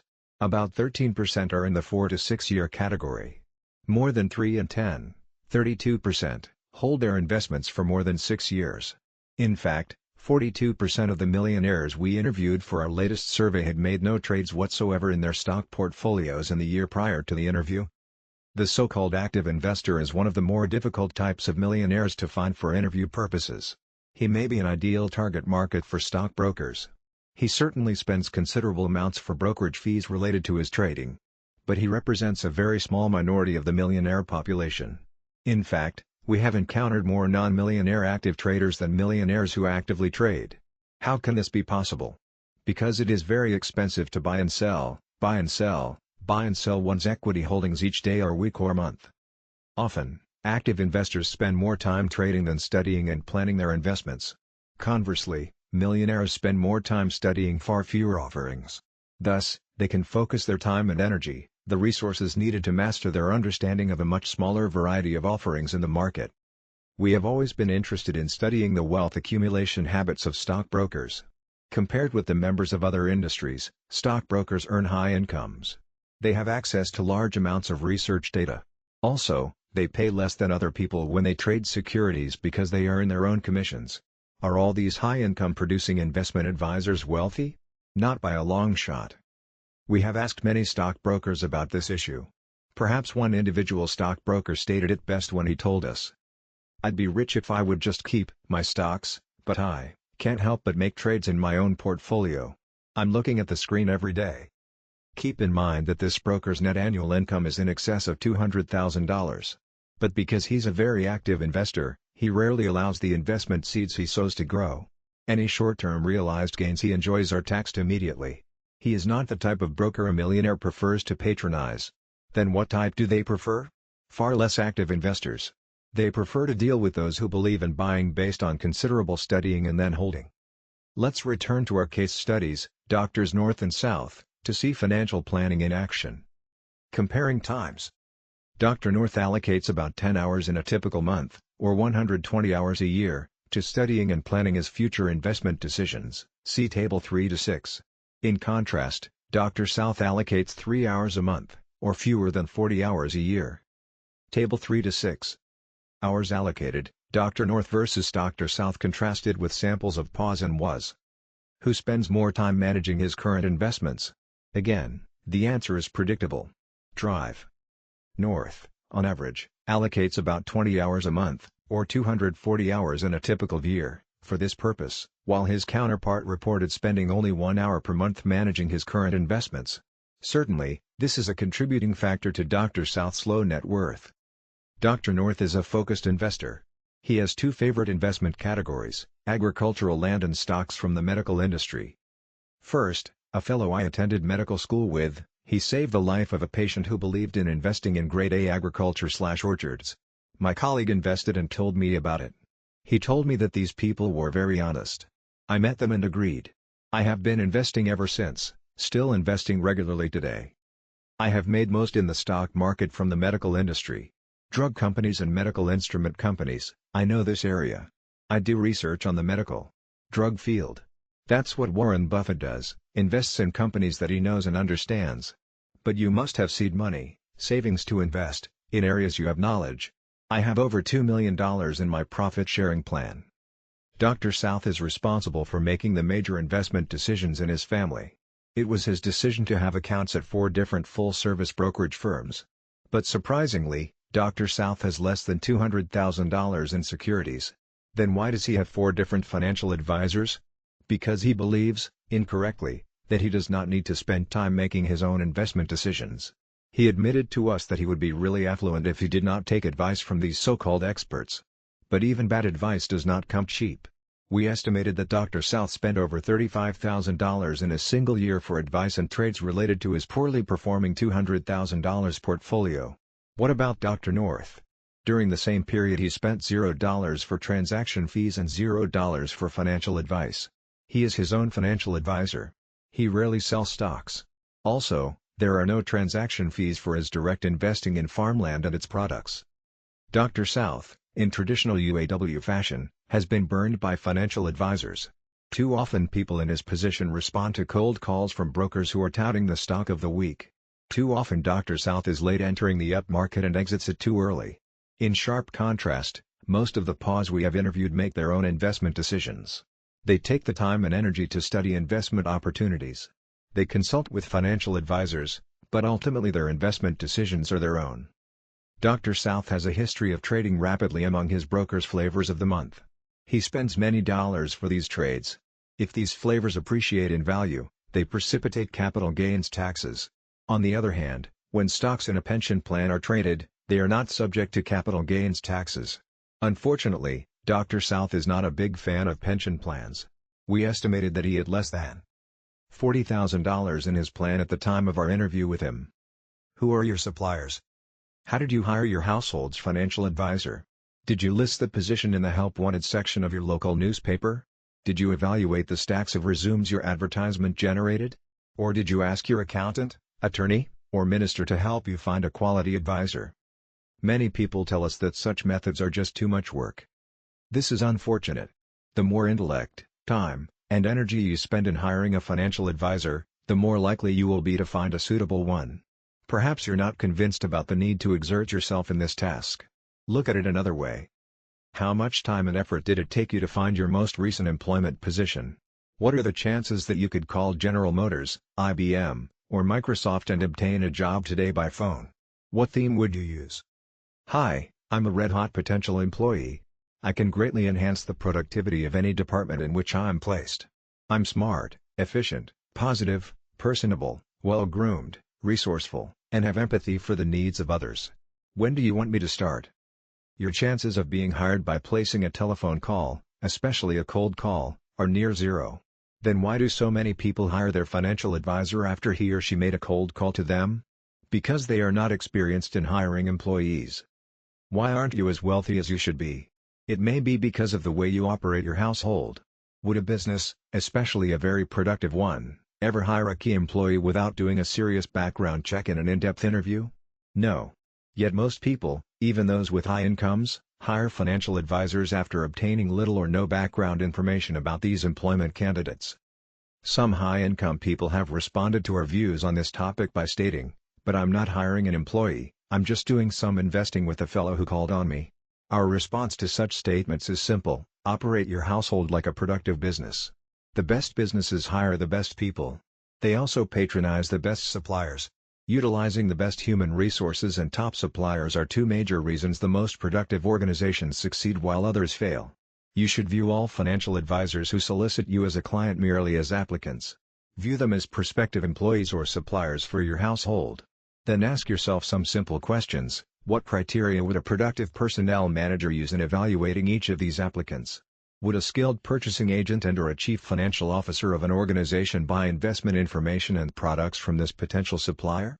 What criteria, what key pieces of background information, would be used to evaluate potential suppliers?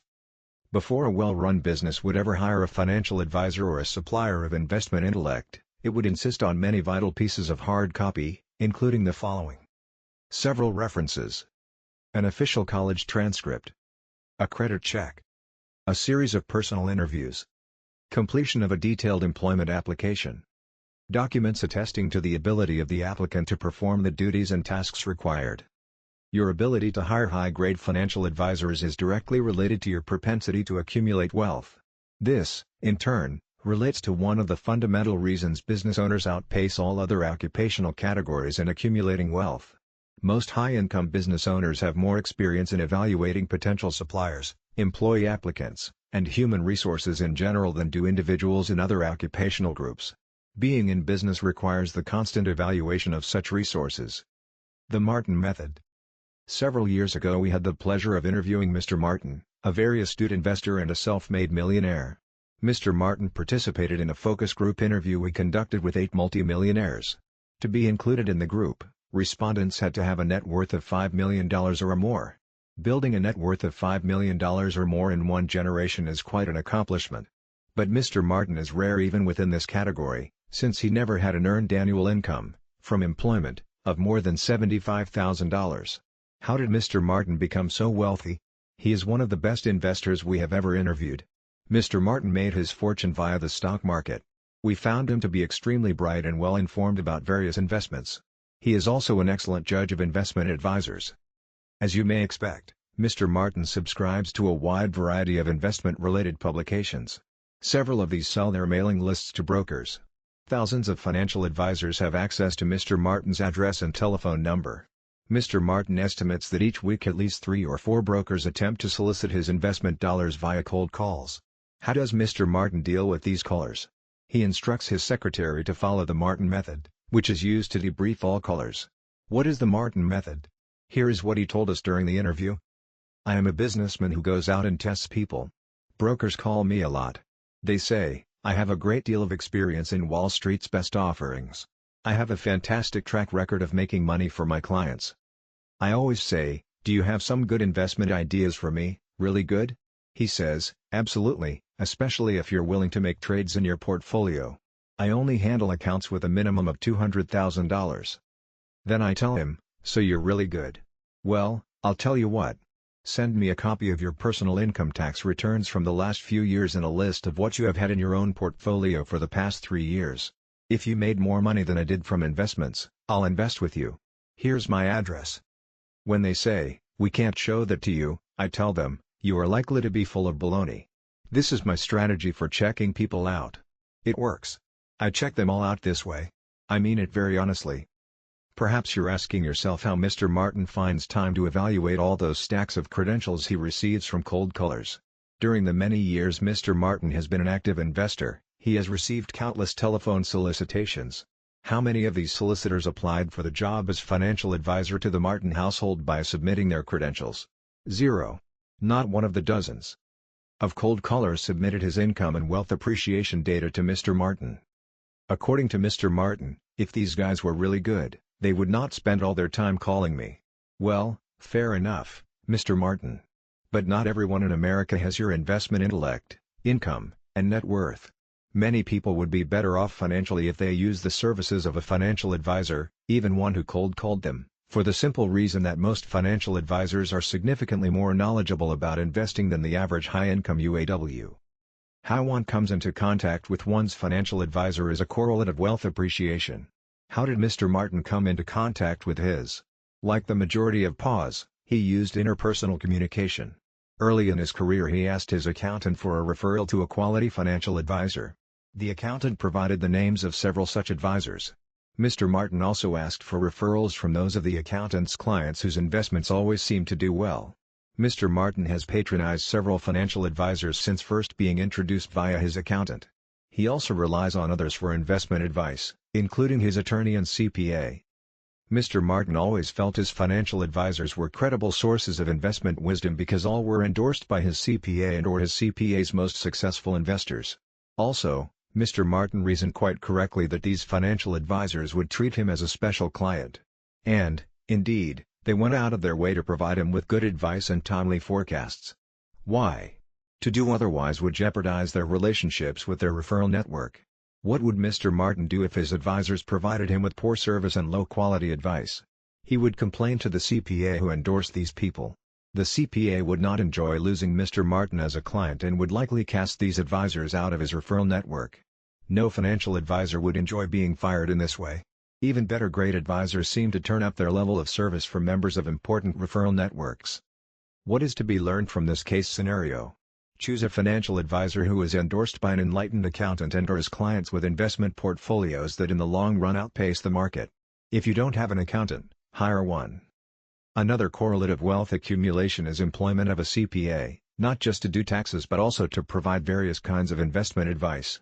To find a high-quality accountant, ask friends or associates who fit the PA profile. You may wish to call the accounting department at your state's university. Speak with several accounting faculty. Ask them for the names of their former students who have established track records in helping clients make enlightened financial decisions. Another method is to call the local offices of national accounting firms, which are often very selective in their hiring. Even large firms have many smaller accounting/financial planning clients. We selected our CPAs based on two criteria. First, the CPAs were recommended by professors of accounting. Second, the CPAs were initially hired out of college by major accounting firms and later started their own successful accounting firms. We find that many of the very best CPAs and financial planners follow this career path. Some CPAs are better than others at helping clients accumulate wealth. Interview several. Choose the one who has the highest concentration of PAs as clients. You may have to explain the concept to them. You earn what you drive. They believe that financial independence is more important than displaying high social status. Mr. W. W. Allen is a self-made multimillionaire. He and his wife have lived in the same three-bedroom house in the same middle-class neighborhood for nearly 40 years. Mr. Allen owns and manages two manufacturing businesses in the Midwest. During his entire married life, he has owned only full-size General Motors sedans. He will tell you that he never burdened himself with status vehicles or products of any kind. Mr. Allen's businesses, as well as his household, are highly efficient operations. The productivity of his businesses, coupled with his household's moderate consumption habits, produced many surplus dollars. These, in turn, were reinvested in his businesses, commercial real estate, and the common stocks of a variety of high-quality American corporations. Mr. Allen is what we call a super PA. His net worth exceeds the expected value for people in his income/age category by more than tenfold. During the course of his career, Mr. Allen has helped many other entrepreneurs. He has acted as a mentor to dozens of business owners and has saved many businesses from going under by giving financial assistance to struggling entrepreneurs. But he never extended credit to people who exhibited the big hat no cattle philosophy. In his mind, such people would never be able to repay their debts. These types, according to Mr. Allen, spend, in anticipation of having money before they even earn it. Mr. Allen, as well as those people whom he has backed financially, have never felt that their purpose in life was to look wealthy. According to Mr. Allen, that's why I'm financially independent.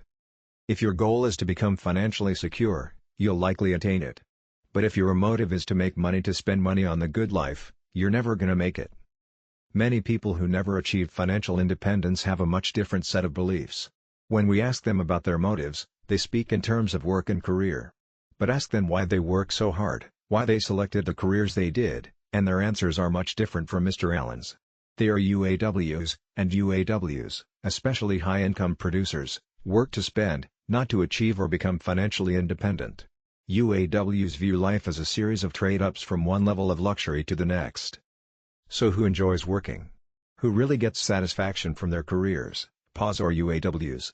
In most of the cases we have examined, PAs love working, while a large proportion of UAWs work because they need to support their conspicuous consumption habit. Such people and their motives offend Mr. Allen. He stated numerous times, "Money should never change one's values. Making money is only a report card. It's a way to tell how you're doing. No Rolls-Royce, please." Mr. Allen is extremely perceptive in his understanding of underaccumulators of wealth.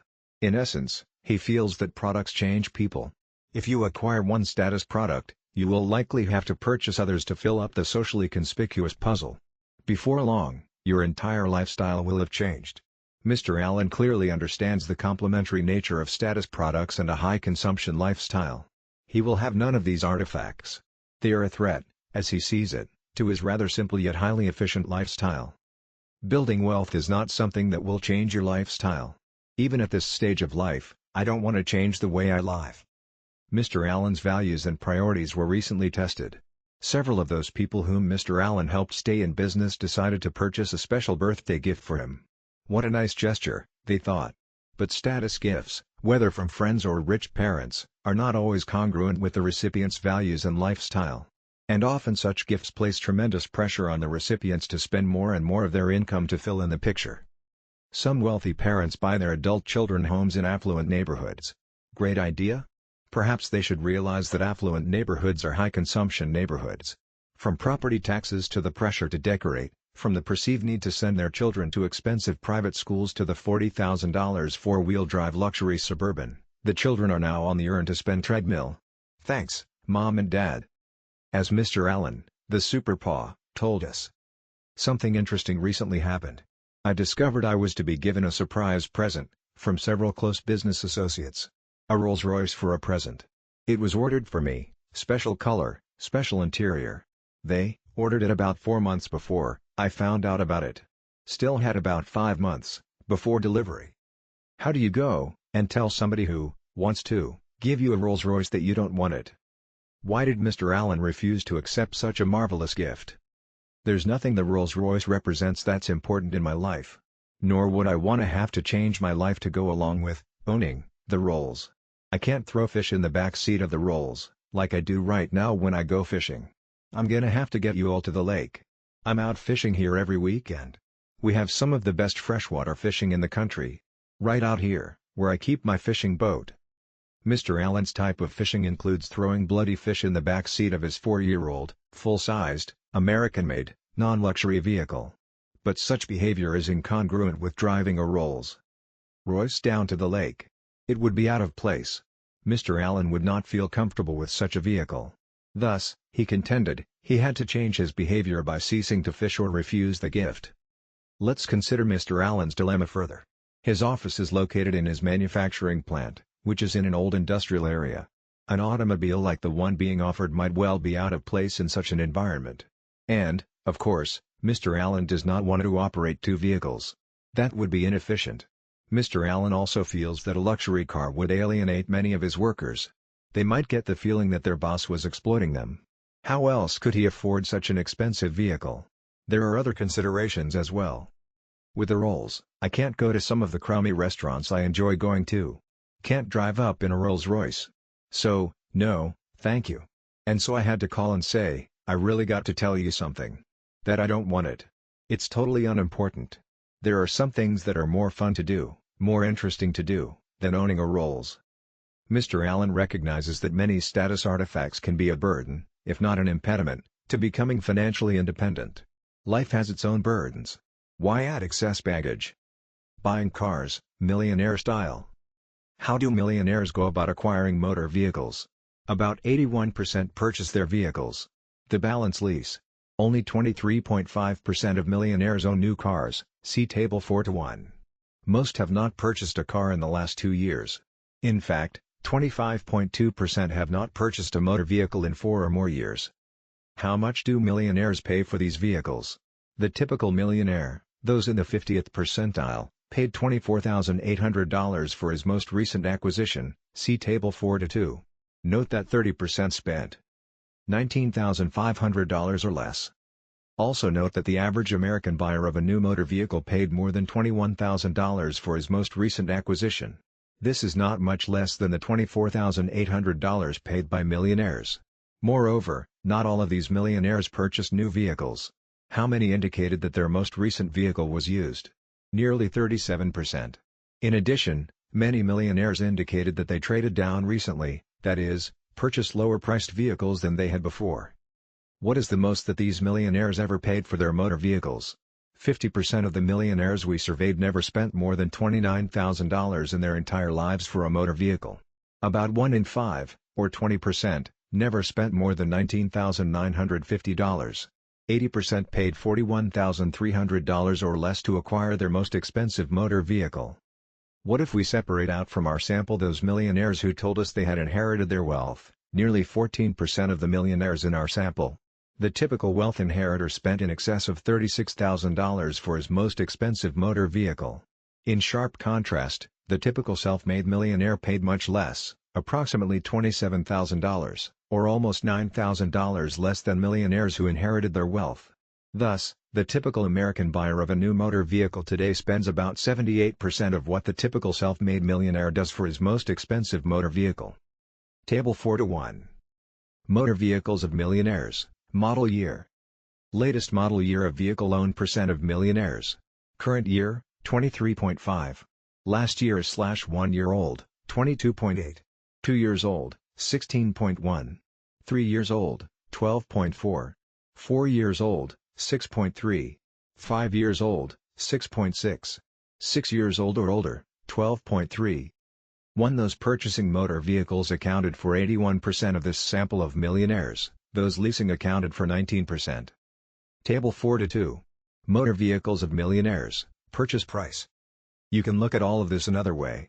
The typical millionaire in our survey, one in the 50th percentile, spent about $29,000 for his most expensive motor vehicle. This equates to less than 1% of his net worth. The average buyer of a motor vehicle in America has a net worth that is less than 2% of that of these millionaires. Do they buy motor vehicles that cost 2% of what millionaires pay? If they did, they would spend, on average, about $580, 2% of $29,000. Instead, typical motor vehicle buyers spend the equivalent of at least 30% of their net worth for such purchases. Note also that, on average, American consumers buy new motor vehicles at a price that is 72% of the most that a typical millionaire ever spent on a motor vehicle. Does this give you some idea of why so few Americans are millionaires? Those millionaires who lease vehicles are a minority, fewer than 20%. What was the price of their most recent acquisition/lease? We estimate that 50% leased vehicles that were priced at $31,680 or less. About 80% leased vehicles valued at or under $44,500. People often ask us, should I lease? Our answer is always the same. More than 80% of millionaires purchase their vehicles. If and when more than so percent begin leasing, we will change our recommendation. Makes of motor vehicles. What types of motor vehicles do millionaires drive? U.S. car manufacturers may be pleased to note that their makes account for 57.7% of the vehicles millionaires are driving. Japanese makes account for 23.5%, while European manufacturers hold 18.8%. What makes of cars are most popular with millionaires? The following are listed in rank order according to their respective market shares. 1. Ford, 9.4%. The most popular models include the F-150 pickup and the Explorer sports utility vehicle. American sports utility vehicles in general are becoming increasingly popular with the affluent. About 3 in 10 millionaire Ford drivers own F-150 pickups. About 1 in 4 drive Ford Explorers. Note that the F-150 pickup is the #1 vehicle sold in America. Thus, drivers of pickups have something in common with many millionaires. 2. Cadillac, 8.8%. More than 60% of Cadillac owners drive the DeVille/Fleetwood Brougham. 3. Lincoln, 7.8%. About half have Lincoln Town cars. 4. A three-way tie, Jeep, Lexus, Mercedes, 6.4% each. Almost all millionaires who own Jeeps choose the Grand Cherokee Sports Utility model. In fact, this model ranks first among all models owned by millionaires. Nearly two-thirds of Lexus drivers choose the LS400 model. The favorite model of Mercedes-Benz is the S-Class. 5. Oldsmobile, 5.9%. The overall favorite model is the Olds 98. 6. Chevrolet, 5.6%. 10 different models are represented. The most popular include the Suburban and the Blazer sports utility vehicles. 7. Toyota, 5.1%. The Camry model accounts for more than half of this segment. 8. Buick, 4.3%. The LeSabre and Park Avenue models were found to be most popular. 9. A two-way tie, Nissan and Volvo, 2.9% each. The most popular Nissan is the Pathfinder sports utility vehicle. For Volvo, it is the 200 series. 10. A two-way tie, Chrysler, Jaguar, 2.7% each. Other popular makes include Dodge, BMW, Mazda, Saab, Infiniti, Mercury, Acura, Honda, GMC, Volkswagen, Land Rover, Subaru, Pontiac, Audi, Isuzu, Plymouth, and Mitsubishi. The top 3 manufacturers are General Motors Corporation, with approximately 26.7% of the millionaire population, Ford Motor Company, with 19.1%, and Chrysler, with about 11.8%. As you can see, most millionaires are driving so-called Detroit metal. Most Americans who own motor vehicles also drive Detroit metal. How then can you tell if your neighbor who is driving a Ford, a Cadillac, Or a Jeep is a millionaire or not? You can. It's not easy to judge the wealth characteristics of people by the motor vehicles they drive.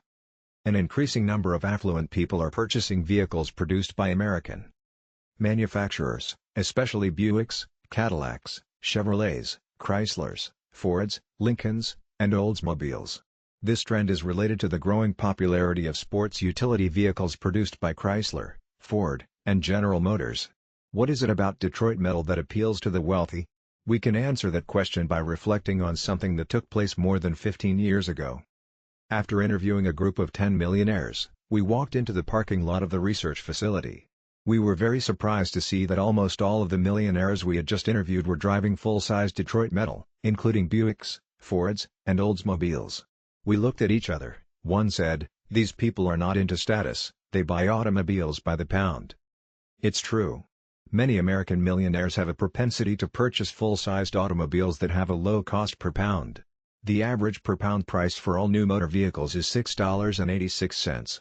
The full-sized Buick four-door sedan currently sells for less than $6 a pound, the Chevrolet Caprice, about $5.27 per pound, the Ford Crown Victoria, about $5.50, the Lincoln Town Car, less than $10 a pound, and the Cadillac Fleetwood, $8.26 a pound. The Ford Explorer sells for about $5.98 a pound. The most popular model among millionaires is the Jeep Grand Cherokee, which sells for $7.09 per pound. How do these costs per pound compare with those of full-sized foreign cars? The BMW 740 sedan costs more than $15 per pound, the Mercedes-Benz 500 SL is priced at more than $22 per pound, and the Lexus LS 400 is now selling for more than $14 per pound. What about the Ferrari F40? It's $175 per pound.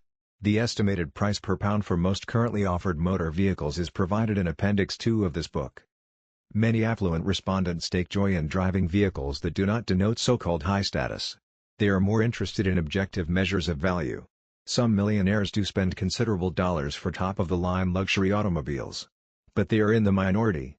For instance, approximately 70,000 Mercedes were sold in this country last year. This translates into about 0.5% of the more than 14 million motor vehicles sold. At the same time, there were nearly 3.5 million millionaire households. What does this tell us? It suggests that the members of most wealthy households don't drive luxury imports. The fact is that 2 out of 3 purchasers or leasers of foreign luxury motor vehicles in this country are not millionaires. Domestic brands have long been in favor with older millionaires. We believe this attitude is becoming more common even among younger millionaires. Why? Because the real growth in the millionaire market continues to come from the entrepreneurial segment. Entrepreneurs, as a rule, are more price-sensitive than others when it comes to acquiring motor vehicles. Successful entrepreneurs judge each expenditure in terms of productivity. They often ask themselves the impact heavy spending for motor vehicles will have upon their business's bottom line and ultimately their wealth. More often than not, they determine that investments for such items as advertising and new equipment are much more productive than very expensive motor vehicles. Purchase behavior. What thought and behavioral processes do millionaires go through before buying a car? We have done extensive research on the various types of vehicle buyers that exist among the ranks of millionaires. It seems that rich people differ significantly even among themselves. Studying these various findings reveals valuable information about the attitudes and behaviors necessary to accumulate wealth. There are 4 distinct buyer types within the millionaire population. Underlying these 4 types are 2 fundamental factors. First is dealer loyalty. Some buyers have a proclivity to patronize the same dealer over and over again. In other words, when dealer loyalists want to acquire a motor vehicle, they are inclined to work with the dealer who sold them their last vehicle, and the vehicle before that. About 45.7% of the affluent are dealer loyalists, see Table 4-3. All the other millionaires are shoppers. They account for 54.3% of the population. These people have no desire to patronize the same dealer. They are very aggressive, price-oriented buyers. Often they take months to make their price-related vehicle purchase. The second factor underlying buyer types is vehicle choice, new or used. Among the affluent, 63.4% prefer and buy new cars. The balance, 36.6%, have a very strong proclivity to purchase used vehicles only. Putting these 2 factors together produces 4 types of millionaire car buyers, see Table 4-3. Type 1, New vehicle prone dealer loyalists. 28.6%. Type 2, new vehicle-prone dealer shoppers, 34.8%. Type 3, used vehicle-prone dealer loyalists, 17.1%. Type 4, used vehicle-prone shoppers, 19.5%. New vehicle-prone dealer loyalists, 28.6%. People with this orientation buy new vehicles only and have at least conditional loyalty to a dealer or set of dealers. Most affluent people have strong make/brand preferences concerning motor vehicles. So when they decide to buy a particular make of vehicle, loyalists already have a dealer in mind. They see certain benefits in buying new vehicles from the same dealers. But this doesn't mean they walk into their favorite dealership, lie down, and roll over. On the contrary, price, even for them, is an important consideration. Perhaps you think these dealer loyalists are lazy. Could they be members of the so-called idle rich? No, this is not the reason they patronize the same dealer again and again. Perhaps you might speculate that these buyers just like their dealer. Well, affection is not the answer either. Table 4-3. Motor vehicle acquisition orientations of millionaires.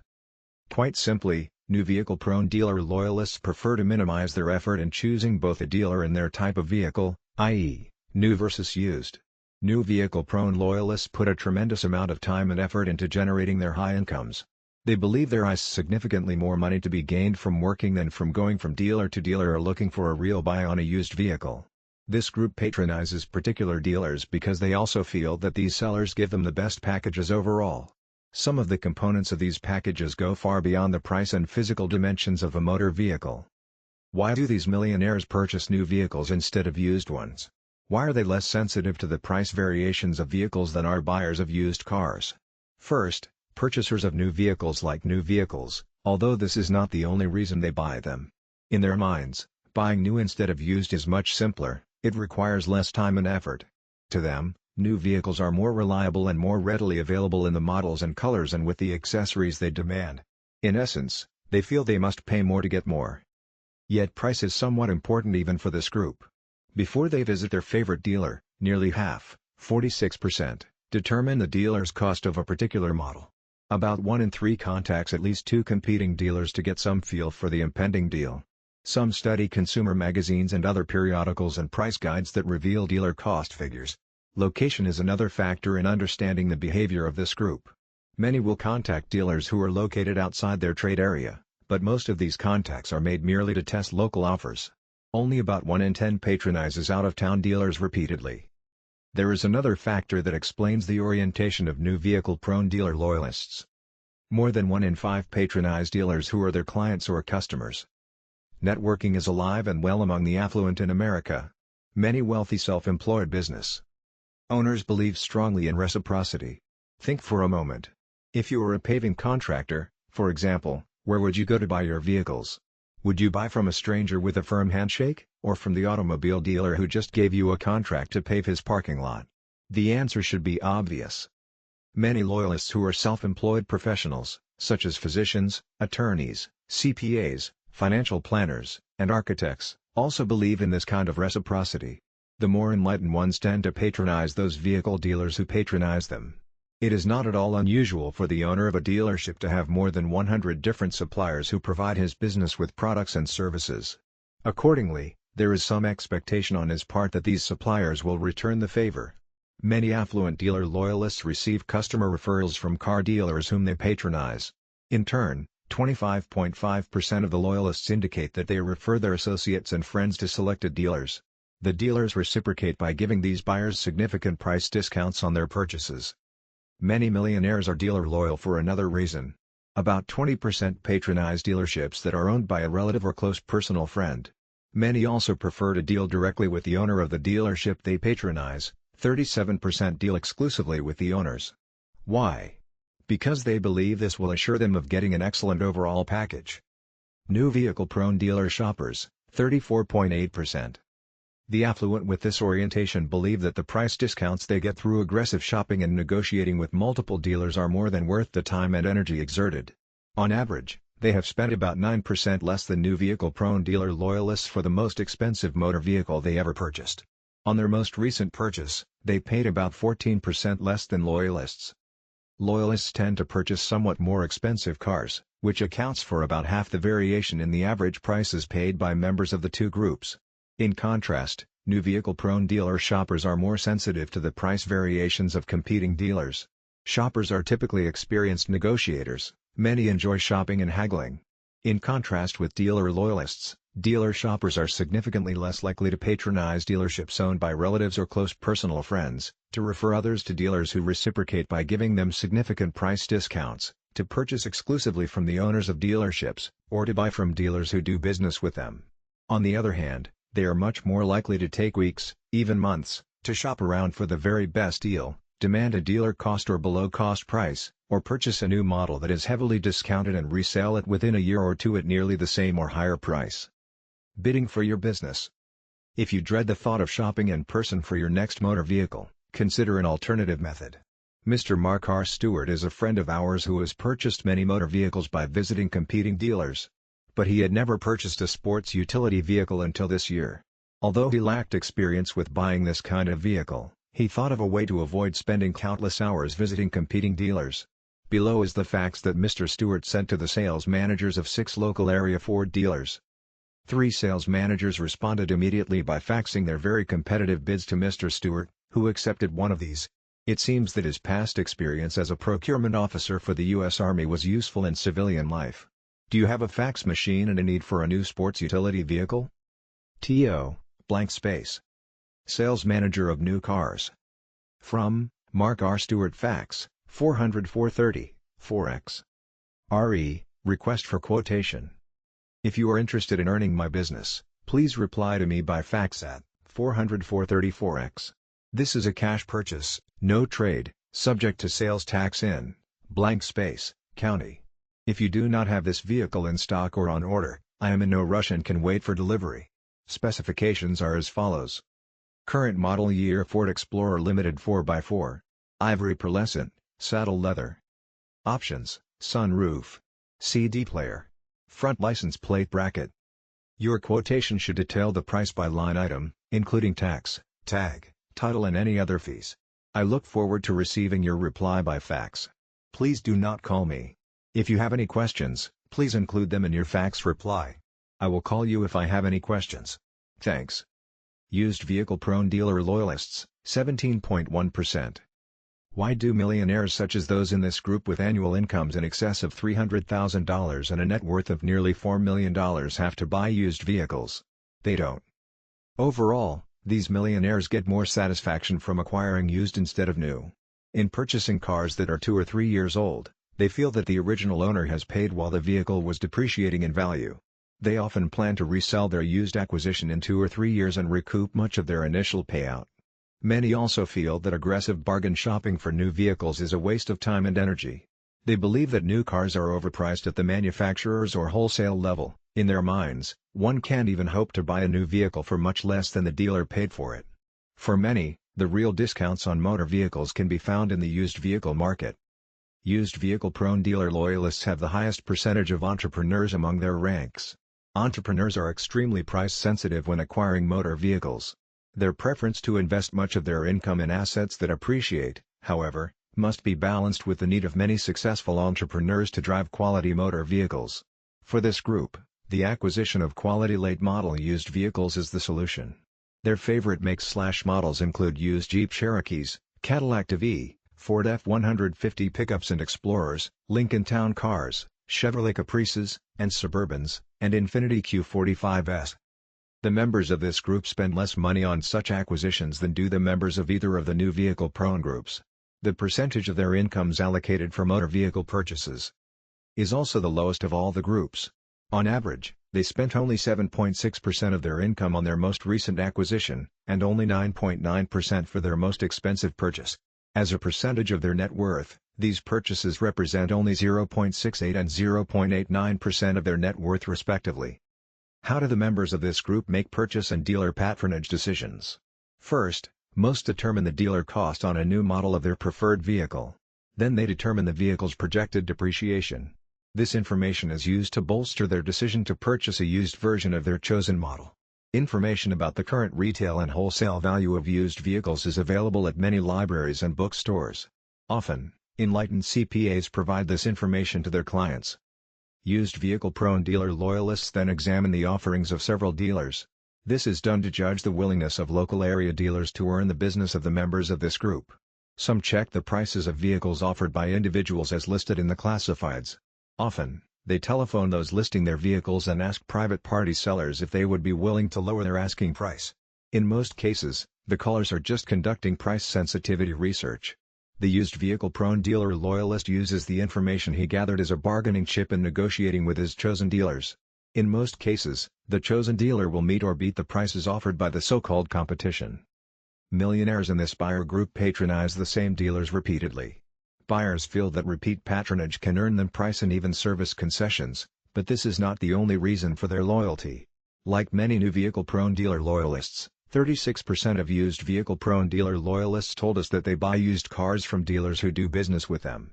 Many also patronize dealers who go out of their way to refer customers to them.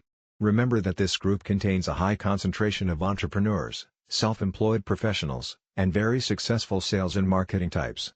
Obviously, they believe in reciprocity. About 1 in 4 acquires his vehicle from relatives or close friends who are in the automotive industry. 1 in 3 used vehicle-prone dealer loyalists makes his purchase by negotiating exclusively with the owner of the dealership. 1 in 5 deals exclusively with the top sales professional at a chosen dealership. Such buyers feel that top sales professionals have great leverage in persuading sales managers to agree to sell at low prices. Used vehicle-prone shoppers, 19.5%. Those in this group are the most price-sensitive and the most aggressive bargain hunters of all those we have profiled. They spend less on average than do the members of any of the other groups. They paid an average of $22,500 for their most recent acquisition, under $30,000 for their most expensive. Their latest purchase represents less than 0.7% of their wealth, their most expensive acquisition, less than 0.9%. This group contains the smallest proportion who have clients, friends, or relatives in the automotive industry. Given that they don't have a friend in the automobile business, how do they go about finding a good deal? First and foremost, they don't buy new vehicles. Also, you will note that the title of this group, Used Vehicle-Prone Shoppers, does not contain the word dealer. These people buy their used vehicles from all types of seller. Most often they buy from private parties, but they often shop at dealerships, leasing companies, financial institutions, consignment companies, auction companies, and agents. Used vehicle-prone shoppers are extremely patient people. They are the most likely of all millionaire car buyers to take months to find the best overall deal. They never seem to be in a hurry to buy. In some ways, they are always looking for a deal. They are in a semi-searching/buying state all the time. In one instance, a member of this group casually looked around for a deal on a late-model Chevrolet for more than 7 months. But unlike Dr. South from Chapter 3, this bargain shopper never spent a great deal of time making this acquisition. It seems that on his long commute to work, he routinely passed by 3 dealers. If he noticed a vehicle that caught his eye, he would contact the dealer by phone. At the same time he would telephone sellers who had their vehicles listed in the classifieds. He eventually made a purchase from a private party at a price substantially lower than at any dealer he had contacted. He told the seller, "I am not in a hurry. Give me a call in a month or so and I'll make you an offer. But right now you're asking nearly as much as all the dealers I have been in contact with in the past few weeks." He tells the same thing to all the people he contacts.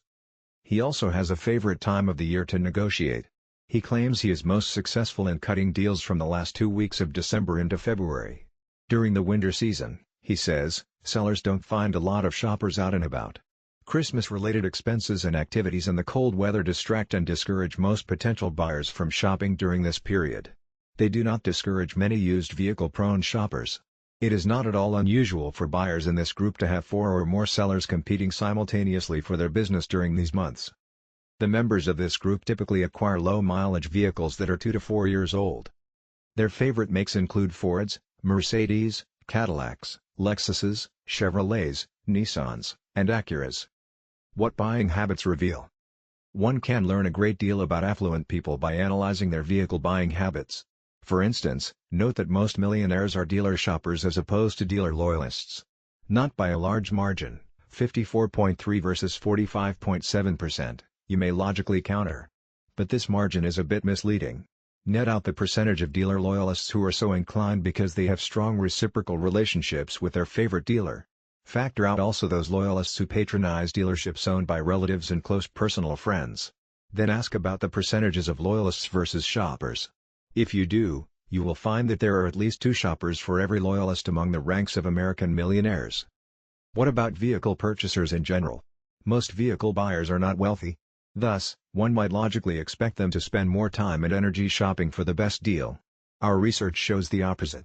Those who are not wealthy are less likely to shop, haggle, and negotiate than those who are millionaires. Car buying behavior does indeed help explain why some people are wealthy while most are not and never will be. More aggressive bargain shoppers for motor vehicles also tend to bargain hunt for other consumer products. These people also tend to plan their expenditures. Given these findings, what buyer type of 4 profiled above would you expect to be the most frugal in general? Have you guessed that it is the used vehicle-prone shoppers? Used vehicle-prone shoppers are the most aggressive and most price-sensitive when it comes to acquiring motor vehicles. They shop using a wide variety of sources. And, on average, they pay significantly less for their vehicles than do members of the other groups. Of all the types studied, used vehicle-prone shoppers are the most illuminating for those interested in studying the path to affluence. Why? Because of all the groups studied, its members have the highest ratio of net worth dollars for each dollar of income. For every $1 used vehicle-prone shoppers realize in income, they have $17.20 of net worth. They have the lowest average income of all the groups, yet, on average, they have been able to accumulate more than $3 million. How did they do it? Their wealth development strategy is worth detailing. Millionaires who are used vehicle-prone shoppers. What factors explain variations in wealth accumulation? Income is a factor. People with higher incomes are expected to have higher levels of wealth. But note again that members of this group of used vehicle buyers have a significantly lower income than the average for the other groups of millionaires. About 2/3 have incomes in the high 5 or low 6-figure range. Occupation is another factor. We have noted many times that entrepreneurs account for a disproportionately large share of the millionaires in America. Conversely, most of the other high-income producing occupations contain disproportionately smaller portions of high net worth types. These include physicians, corporate middle managers, executives, dentists, accountants, attorneys, engineers, architects, high-income producing civil servants, and professors. But there are exceptions. For example, each of these non-entrepreneurial occupations is represented in the used vehicle-prone shopper group we are profiling. Used vehicle-prone shoppers are unique even among their millionaire cohorts. Note that, on average, they have the highest score values on all 7 measures of frugality, see Table 4-4. Table 4-4. Economic lifestyles of motor vehicle acquisition types. Behind their frugal behavior is a strong set of beliefs. First, they believe in the benefits of being financially independent. Second, they believe that being frugal is the key to achieving independence. They inoculate themselves from heavy spending by constantly reminding themselves that many people who have high-status artifacts, such as expensive clothing, jewelry, cars, and pools, have little wealth. They often tell the same thing to their children. In one case we studied, a youngster had once asked his dad why their family didn't have a swimming pool. His dad answered with the big hat no cattle response that many frugal people articulate. He told his son that they could have a pool installed, but that a new pool would mean the family would not be able to send the son to Cornell. Today the son, Carl, is a Cornell graduate. No, his folks never had a swimming pool installed. What will happen when Carl's children ask about their father's proclivity to frugality? Will he be able to defend his purchasing orientation and his frugal nature in general? The answer to this question is reflected in the results given in Table 4-4. Used vehicle-prone shoppers are significantly more likely to report the following. My parents were very frugal. Once a member of the used vehicle-prone shopper group told us about his frugal habits. He explained that his parents were farmers. My family in Nebraska understood the value of $1. Dad used to say seeds are a lot like dollars. You can eat the seeds or sow them. But when you would see what seeds turned into, 10-foot-high corn, you don't want to waste them. Consume them or plant them. I always get a kick out of watching things grow. This man derived considerable enjoyment in his nondescript, 4-door, 3-year-old American-made sedan. He believed that his vehicle never revealed to the public that he was very affluent. Nor, according to him, would it ever encourage thieves to follow him home to burglarize his property. He often referred to his car as the last one that would ever be stolen out of the airport parking lot. Frugality translates into wealth. Being frugal is a major reason members of the used vehicle prone group are wealthy. Being frugal provides them with a dollar base to invest. In fact, they invest a significantly larger portion of their annual income than do any of the other types of vehicle buyers. This also applies to their contributions to pension/annuity programs. As you may have already predicted, the used vehicle prone shopper group also contains the highest percentage of prodigious accumulators of wealth. This group is significantly more likely to agree with this statement. Our household operates on a fairly well thought out annual budget. To budget properly, one must keep records of disbursements. Here again, the used vehicle prone shopper is more fastidious than any of the other types. More of them agree that I know how much our family spends each year for food, clothing, and shelter. Used vehicle prone shoppers are also bargain-oriented when it comes to buying clothing. Their score of 145 was the highest overall, see Table 4-4. A significantly higher percentage agreed with this statement. I never bought a suit that was not on sale, discounted.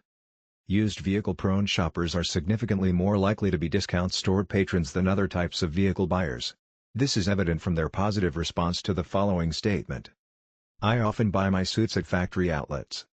In addition, they are significantly more frequent shoppers at Sears than any of the other types of millionaire vehicle buyers. This group, on average, spends considerably less for a variety of items.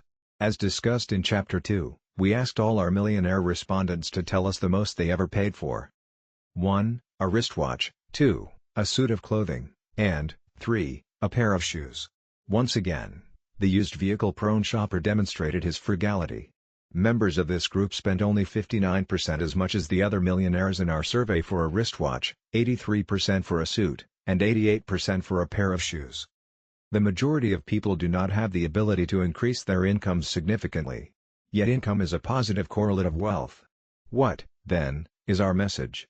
If you cannot increase your compensation significantly, become wealthy some other way. Do it defensively. This is how most of the used vehicle prone shoppers did it. They successfully inoculated themselves from contracting the high consumption lifestyle that many of their neighbors adopted. More than 70% of their neighbors earn as much or more than they earn. But fewer than 50% of their neighbors have a net worth of $1 million or more. Most of these millionaires' high income, low net worth neighbors make the wrong assumption. They assume that by focusing their energy on generating high incomes, they will automatically become affluent. They play excellent offense in this regard. Most are positioned in the top 3 or 4% or higher of the income distribution for all U.S. households. Most look the part of millionaires. Yet they are not wealthy. They play a lousy defense. We have stated many times the belief of countless millionaires who have told us it's much easier in America to earn a lot than it is to accumulate wealth. Why is this the case? Because we are a consumption-oriented society. And the high-income producing non-millionaire neighbors of used vehicle-prone shoppers are among the most consumption-oriented people in America. Case studies. Mr. J. S., CPA, new vehicle-prone dealer loyalist. Mr. J. S. is one of 3 senior partners in a small but highly productive CPA firm. He is also a millionaire. Mr. J. S. enjoys buying new vehicles and is completely turned off by the idea of buying used cars. To him, owning a used vehicle is like wearing someone else's old clothes. Mr. J. S. is a dealer loyalist in part because his time is more valuable than shopping for a so-called big discount. In addition, Mr. J. S. buys from a dealer with whom he does business. Again, networking and reciprocity are major factors underlying the motor vehicle purchasing habits of many new vehicle-prone dealer loyalists. How did Mr. J. S. acquire the motor vehicle dealer as his accounting client? By referring more than a dozen of his clients to the owner of the dealership before ever selling the dealer any of his accounting services. Previously, the owner had dealt with another accounting firm for years before realizing that this accounting firm had never referred one of its clients to him. Now the dealer and Mr. J. S. have a strong reciprocal bond. One of the great advantages of being a self-employed business owner is the ability to leverage your organization's patronage habits. In the case of Mr. J. S., he also leverages his influence over several of his clients. He is the dealer opinion leader for many of his clients. Mr. J. S. makes it clear to each client he refers that the dealer is also a client. The dealer, in turn, is likely to give favorable service and price concessions to these clients. Over the past 10 years, Mr. J. S. has essentially sold more than 3 dozen motor vehicles for his client, the car dealer. At the same time, The dealer has expended many thousands of dollars for accounting services for Mr. J. S. Mr. T. F. Stockbroker, used vehicle-prone dealer loyalist. Mr. T. F. is a stockbroker and a millionaire who enjoys purchasing late-model, used, luxury automobiles. After purchasing several models from the same dealer, Mr. T. F. had an idea: he would make a personal sales call to the owner of the dealership. Mr. T. F. first reminded the owner that he had purchased 3 cars from him in the past 5 years and had referred several of his clients to the dealer. Mr. T. F. then asked the dealer if he would reciprocate by giving him some of his investment business. The dealer's response was very frank. He told Mr. T. F. that he sold vehicles to dozens of stockbrokers and that he could not do business with all of them. Mr. T. F. understood the dealer's position. So he made a counter-proposal. He asked if the dealer would be so kind as to give him the names of his top 5 suppliers. Assume that you were asked to nominate the suppliers of the year in this state. Who would be on the top of your list? Who put the new roof on this place? Can I mention that you suggested I call him? The dealer did refer several of his key suppliers to Mr. T.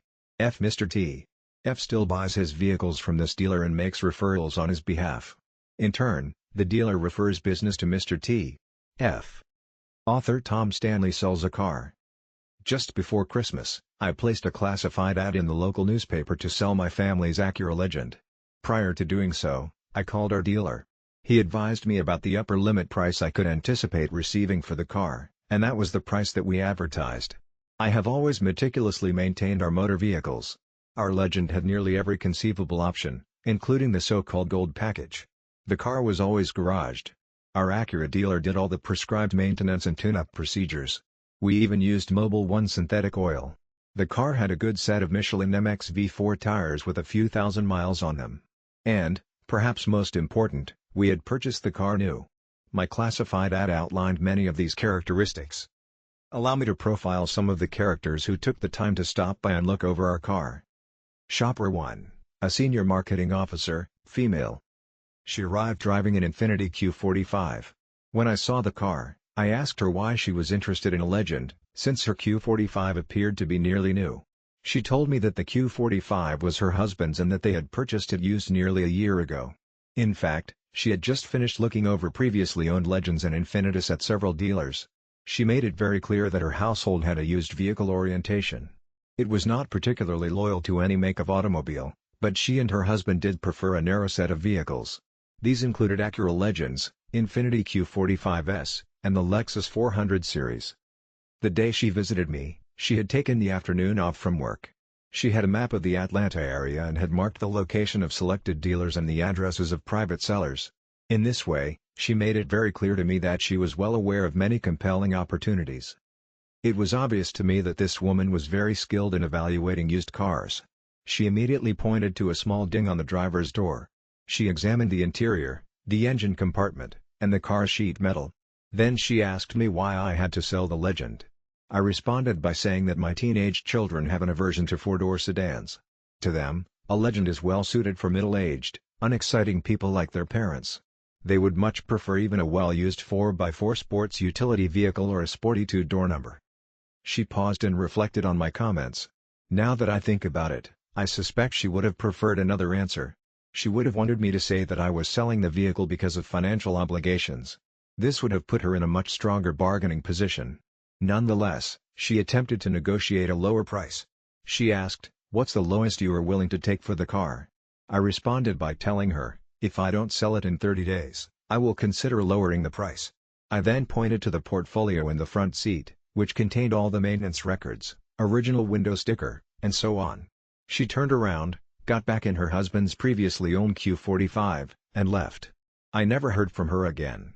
I am convinced that she found exactly what she was looking for, that is, a real deal on a late model, used vehicle from someone who was in a hurry to sell. Shopper 2, a vice president at a regional financial institution, male. You may find it particularly interesting to learn this fellow's specific job title. He was vice president of the motor vehicle leasing department. I guess you could say he had an excellent understanding of the true value of motor vehicles. He also understood the relative advantages of buying versus leasing. It seems that this expert on leasing new vehicles spends his time searching for deals on used ones. Shopper 2 was also looking for a real deal. He was interested in several makes of quality Japanese cars, but, like Shopper 1, had no great loyalty to any specific make. He spent a considerable amount of time going over the maintenance and other records for the Acura. Then he asked the same question Shopper 1 did, without you hitting me on the head: what is the least you would take for the Acura? I gave him the same answer I'd given Shopper 1. He also left. I am still waiting for his call. Shopper 3, a wealthy former business owner, male. Shopper 3 was the most interesting of the people with whom I came into contact. When he called me, he mentioned that he was intending to drive his wife to a local shopping center. He asked about our location, which he found ideal relative to the shopping center. He and his wife arrived shortly after our phone conversation in a 5 Series BMW. The car looked like it had just come out of a showroom. So I asked him about his need to purchase the Acura. He informed me that the BMW was his wife's car. He then scrutinized the Acura from top to bottom. While he was doing so, I had an interesting conversation with his wife. She informed me that her husband had recently sold his share in a successful software operation. They were millionaires. Her husband still acted as a consultant to the organization, but now he had more time to do other things. She also told me that her husband had never purchased a new car in the 30 years that they had been married. Apparently, he is in a semi-constant search for real deals on automobiles. He is particularly prone to purchasing quality used Japanese and German vehicles. But he is absolutely never in a hurry to make such purchases. Like many people in the used vehicle-prone shopper group, he gets immense pleasure from finding good deals from private sellers with too much car, too little capital. I suspect that is why he spent time debriefing me. He asked me what I did for a living. He asked me how well my business was operating. Perhaps he had thought I was an out-of-work corporate executive. Why else would I be at home in the middle of the afternoon in my khaki pants and flannel shirt? I told him I was an author, working on book number 4. Then he inquired about how well my other books were selling. Great, I answered. He then frowned and asked the question of questions: would you be interested in knocking $1,500 off the asking price? Again I responded, perhaps in 30 days if I don't sell it before then. I am still waiting to hear from him, too. He did seem impressed with the way I maintained automobiles. So just before he left, he asked if I intended to sell any of my other cars. He pointed to my high-performance C28 Camaro. I had to turn him down on that offer, too. Shopper 4, a school teacher, female. Isn't it interesting that a disproportionately high number of used car shoppers come from the ranks of teachers and professors? Shopper 4 called me late one Friday evening. When do weekend telephone rates go into effect? She had a battery of questions to ask me. After this intense debriefing, she informed me that she lives several hundred miles from Atlanta in Cotton Country. She said she was in the process of calling many of the people who had listed Acura Legends in the Atlanta classifieds. She promised to get back in touch with me the following Wednesday. She kept her promise and asked if I could fax her evidence that there were no outstanding liens on the vehicle. She also asked if it would be possible to have a more detailed list of the car's accessories. I faxed her the title and a copy of the original window sticker, with prices and options. She then advised me that she planned to come to Atlanta that Friday and look at several vehicles that were for sale. She and her husband, a successful cotton farmer, arrived at our house on Friday. They were driving a late-model Nissan Maxima. The automobile appeared to be in excellent condition. Shopper 4 drove her husband and me around the community for about 20 minutes, test driving the Acura. During that time I had a chance to debrief them. Why did they drive all the way from Cotton Country? Why were they interested in buying a used vehicle? Aren't farmers supposed to be frugal? It seems that this couple shops for a late model, quality, used Japanese vehicle every 2 or 3 years. They find the prices and availability significantly better in the big city. They are nearly 150 miles from the nearest Acura dealer. They buy cars like mine and resell them in 2 or 3 years in their rural community for close to what they paid for them. Shopper 4 and her husband convinced me that they were frugal. They arrived with a certified check in an amount that was $1,000 less than my asking price. The farmer, upon returning from the test drive, asked his wife, "Aren't you going to try to negotiate with this guy?" She, in turn, said, "This fella doesn't need to sell this car. And it's in great condition." Her husband agreed. Thereupon, she handed me the certified check and 10 $100 bills. After all the papers were signed and the deal was complete, she told me that my car sold for at least $3,000 more at the dealer nearest her farm. I responded that her colleagues would likely be impressed with this car when she drove up to school on Monday. Her husband commented that the other teachers would really be impressed if they knew how little she had paid for it. One comment he made was of particular interest to me. "My wife works with a woman who drives a new, comparably equipped Mercedes-Benz. She leased it for 60 months, $600 per month. Do you know how much cotton you have to grow to make those payments?" A professor of thrift has UAWs for neighbors. How did Dr. Bill, an engineering professor who never had a total household income of more than $80,000, become a millionaire? He inherited nothing. He never won the lottery or hired an investment advisor who turned a few thousand of his dollars into a fortune. His success in accumulating wealth is based on living well below his means. This professor is a classic example of a used vehicle-prone shopper. But like most of those in this buyer group, he never neglected his family. He provided funds for his children's college tuitions in full and more. He and his family live in a fine home in an upper-middle-class neighborhood. In fact, about 80% of his group live in homes valued at $300,000 to $500,000. Dr. Bill's goal always was to become financially independent, but he never wanted to become an entrepreneur. Often, entrepreneurs become wealthy by taking substantial risks and by leveraging the labor and talent of dozens, even hundreds, of others. Dr. Bill was never cut out to be anything but a professor. He is not alone. Most people in this country are not the entrepreneurial type. But this does not mean that they can't become millionaires. People often confuse our message about the relationship between being wealthy and being an entrepreneur. We're not telling people to give up doing their own thing in medicine, law, accounting, and other occupations and join the ranks of the entrepreneurs in this country. Don't even consider such a change unless you really want to and are fully capable of succeeding. If you can generate a reasonably good income, say, twice the norm for households in America, or $65,000 to $70,000, then you may become wealthy one day if you follow the defensive strategy developed by millionaires who are used vehicle-prone shoppers. Most of Dr. Bill's non-millionaire neighbors have no household budget. They do no consumption planning. As a result, they have no restrictions on their domestic expenditures except one, the upper limits of their income. Yet these are the very types who are prone to whisper criticisms about frugal neighbors such as Dr. Bill. Mr. Norman is an executive who lives in a $400,000 home in Dr. Bill's neighborhood. His household income last year was in excess of $150,000. But he has next to zero invested in anything other than home equity, motor vehicles, and a corporate pension plan. Mr. Norman's household has a net worth of under $200,000. Mr. Norman and his wife are each 50 years old. So are their neighbors, the used vehicle-prone shopper, Dr. Bill, and his wife. Bill earns only about half of what the Normans earn. But Bill's household has a net worth that is 9 times greater than the Normans'. Can this be possible? It's more than possible. It is probable and predictable. Great offense and poor defense translate into underaccumulation of wealth. But the Normans are not alone.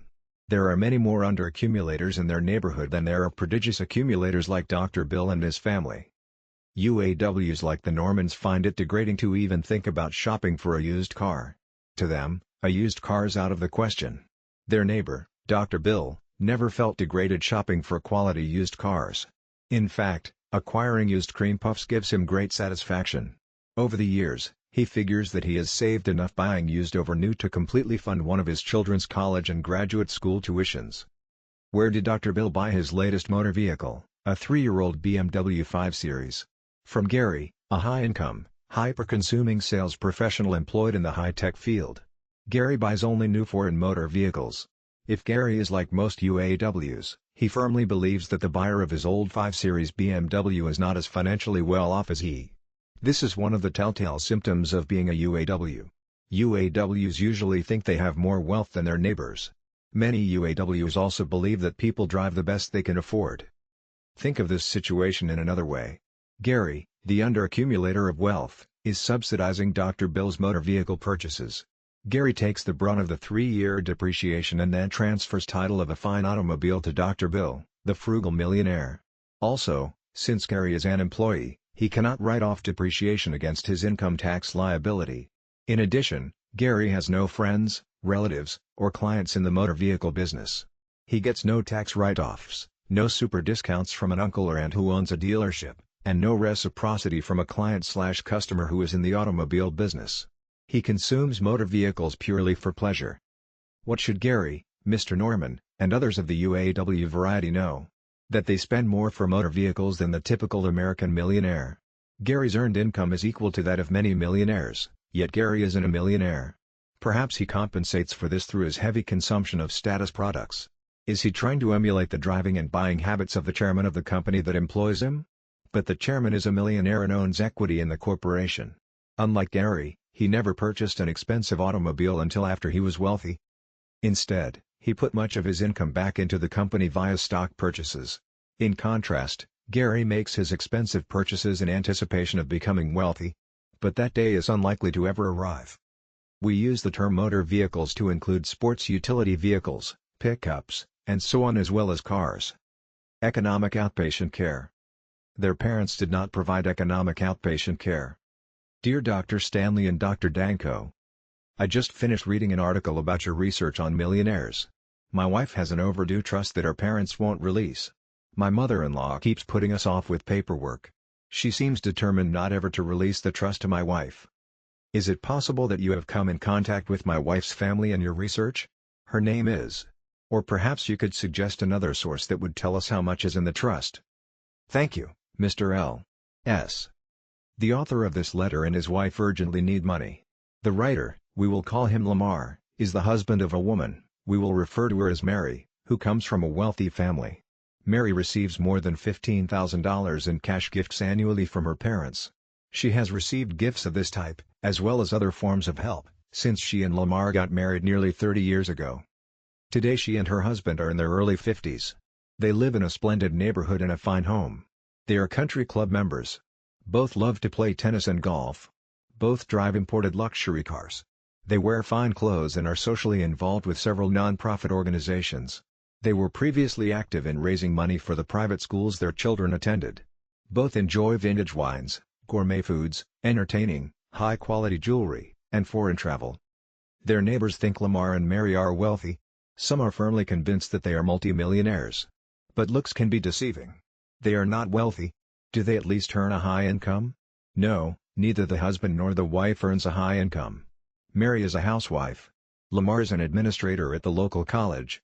Never in the couple's long marriage have the two ever had an earned annual income in excess of $60,000, even though they have a lifestyle similar to those with incomes of at least twice theirs. Some may suggest that this couple does an outstanding job of budgeting and planning. How else can they live so high with so few dollars of income? But Lamar and Mary have never put a budget plan together in all the years they've been married. They spend in excess of their income every year. They also spend all the money Mary receives from her parents. In short, Mary and Lamar are able to live so lavishly because they are the recipients of what we call economic outpatient care, EOC. Economic outpatient care refers to the substantial economic gifts and acts of kindness some parents give their adult children and grandchildren. This chapter will explore the implications of economic outpatient care, and how it affects the lives of those who give it and those who receive it. EOC. Many of today's distributors of EOC demonstrated significant skill at accumulating wealth earlier in their lives. They are generally frugal with regard to their own consumption and lifestyle. But some are not nearly as frugal when it comes to providing their children and grandchildren with acts of kindness. These parents feel compelled, even obligated, to provide economic support for their adult children and their families. What's the result of this largesse? Those parents who provide certain forms of EOC have significantly less wealth than those parents within the same age, income, and occupational cohorts whose adult children are economically independent.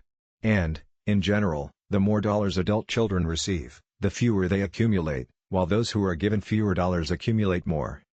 Distributors of EOC often conclude that their adult children could not maintain a middle or upper middle class high consumption lifestyle without being subsidized. Consequently, an increasing number of families headed by the sons and daughters of the affluent are playing the role of successful members of the high-income producing upper middle class. Yet their lifestyle is a facade.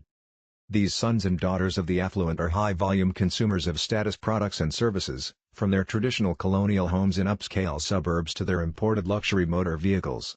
From their country club affiliations to the private schools they select for their children, they are living proof of one simple rule regarding EOC: it is much easier to spend other people's money than dollars that are self-generated. EOC is widespread in America. More than 46% of the affluent in America give at least $15,000 worth of EOC annually to their adult children and or grandchildren. Nearly half the adult children of the affluent who are under 35 years of age receive annual cash gifts from their parents. The incidence of giving declines as adult children grow older. About 1 in 5 adult children in their mid-40s to mid-50s receive such gifts. Please note that these estimates are based on surveys of the adult children of the affluent and that gift receivers are likely to understate both the incidence and size of their gifts. Interestingly, when surveyed, gift givers report a substantially higher incidence and dollar amount of gift giving than their adult children who are the recipients. Much IAC is distributed in lump sums or erratic patterns. For example, affluent parents and grandparents are likely to give their children entire coin collections, stamp collections, and similar gifts in one transfer. About 1 in 4 affluent parents has already given such collections to his or her adult children or grandchildren. Similarly, payment of medical and dental expenses is often precipitated by a grandchild's need for orthodontal work or plastic surgery. About 45% of the affluent have provided for the medical/dental expenses of their adult children and/or grandchildren. During the next 10 years, the affluent population in America, defined as those with a net worth of $1 million or more, will increase 5 to 7 times faster than the household population in general. Directly paralleling this growth, the affluent population will produce significantly more children and grandchildren than in the past. Economic outpatient care will increase greatly during this period. The number of estates in the $1 million or more range will increase by 246% during the next decade. These estates will be valued, in 1990 constant dollars, at a total of more than $2 trillion. But nearly the same amount will be distributed before millionaire parents become decedents. Much of this wealth will be distributed by so-called predecedent affluent parents and grandparents to their children/grandchildren. The costs to provide outpatient care will also increase substantially in the future. Private school tuition, foreign luxury automobiles, homes in fashionable suburbs, cosmetic medical and dental services, law school tuition, and many other IAC items are increasing at rates that greatly exceed the general cost of living index. In addition, as our population ages, more and more affluent parents and grandparents are reaching the age of estate tax realization. Widows and widowers especially are becoming more aware that the government can take 55% or more of their estate via estate tax mandates. Thus, as the affluent grow older, they will increase the size and incidence of their IAC in order to reduce the tax burden on their estates. Mary and Lamar. How could Mary and Lamar afford the tuition to send their 2 children to private schools? They couldn't afford it. Mary's parents paid the bill. Unusual? On the contrary. Our survey research indicates that 43% of the millionaires in this country who have grandchildren pay for all or part of their private school tuition. See Table 5:1. We refer to such subsidies as third-generation educational enhancements. We recently discussed this form of outpatient care with an audience of affluent grandmothers. We provided them with the results of our surveys. We did not endorse or criticize such behavior. After our presentation, we answered questions. The third questioner took this opportunity to make a statement. Table 5:1. Economic outpatient care given by affluent parents to their adult children and/or grandchildren. 1. The 222 affluent parents/millionaires included in this analysis all had at least one adult child, 25 years of age or older. I'm as indignant as hell. What am I supposed to do with my money? My daughter's family is having a rough time making ends meet. Do you know about the problems with public school around here? I'm sending my grandchildren to private schools. It is obvious to us that this grandmother is not completely at ease about providing economic outpatient care to her daughter's family. The real problem is not with the public schools, it is that her daughter's family is in a situation of economic dependency. Mother has difficulty with the fact that her daughter married someone who is unable to earn a high income. Daughter and grandchildren may not be able to live in an environment congruent with mother's upper middle class background. So mother is determined to enhance the environment of her daughter's family. She contributed heavily to the purchase of a home that was economically out of reach for her daughter and son-in-law. The home is in an upscale area where most of the residents send their children to private schools. The only way her children can stay in such a high-consumption residential area is with heavy doses of mother's brand of economic outpatient care. But mother fails to realize that such an environment has more drawbacks than does self-sufficiency, even if that means accepting a less affluent lifestyle. Mary is much like the daughter of the grandmother in our audience. Both have received economic outpatient care. The donors in both cases made the same assumption: economic outpatient care will get the youngsters going and then won't be needed anymore. Mary's mother was wrong. She has been providing her special blend of outpatient care for more than 25 years. Her daughter's family is economically dependent. Lamar has also benefited from outpatient care. Shortly after he and his wife were married, Lamar quit his job to pursue a master's degree. His own parents paid all his tuition and related expenses. This is not at all unusual. In fact, 32% of America's millionaires pay for their adult children's graduate school education. The couple's first child was born shortly after Lamar began his graduate studies. Mary's mother did not like the apartment that the couple initially rented near the university Lamar attended. She took it upon herself to send a cleaning crew over regularly to freshen the place up. But in her mind this was not the ideal environment for her daughter's family. So mother offered to help the couple buy a home. Lamar did help to make ends meet. He received a few $100s each month from the university for his part-time job as a staff assistant. Mary did not work at that time. In fact, she has been a full-time housewife throughout her marriage. Mary's mother placed a sizable down payment on the couple's home. Nearly 6 in 10, 59%, affluent parents who have adult children tell us that they have provided their children with financial assistance in purchasing a home. Mary's mother also made the couple's mortgage payments.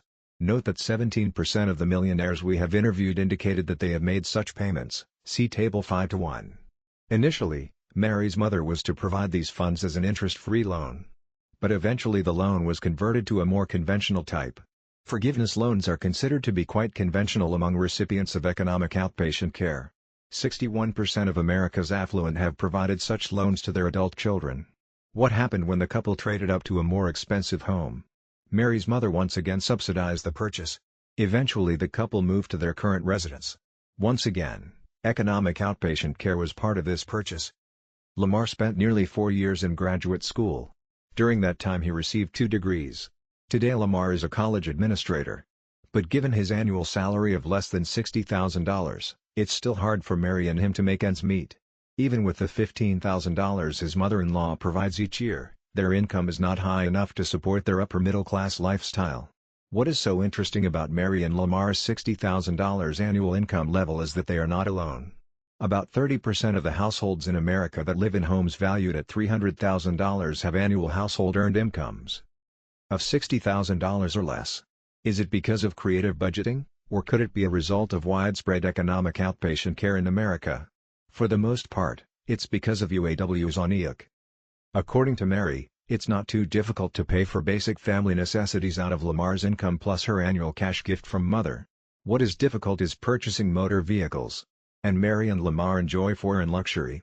How do they squeeze such purchases into their budget? Do they buy used cars to reduce the economic pain? No, they purchase new cars every 3 years. Why so often? Because that's mother's cycle. About every 3 years, Mary's mother gives her daughter stock from her portfolio. So do about 17% of America's affluent. Some adult recipients hold on to such gifts, but not Mary and Lamar. They sell the securities immediately, then purchase a new car with the proceeds. But what will happen to Mary and Lamar after mother is no longer alive? Obviously, this is a major concern to this couple. Unfortunately, we are not fortune tellers, so we were not able to tell them how much mother had in trust for her daughter. We wish them good luck. It will not take long for Mary and Lamar to consume even a good-sized inheritance. They are already anticipating this economic windfall. A bigger home, a vacation home, and around-the-world travel are on the horizon. What's wrong with this picture?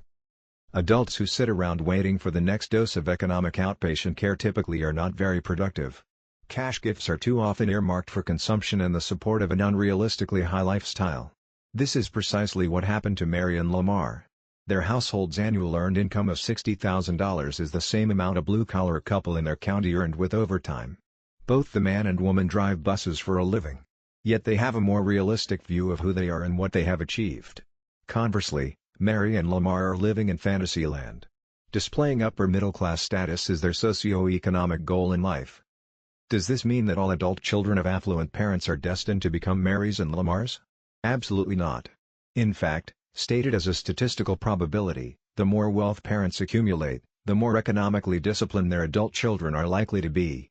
Note that America's millionaires are more than 5 times more likely than the average household to have a son or a daughter graduate from medical school.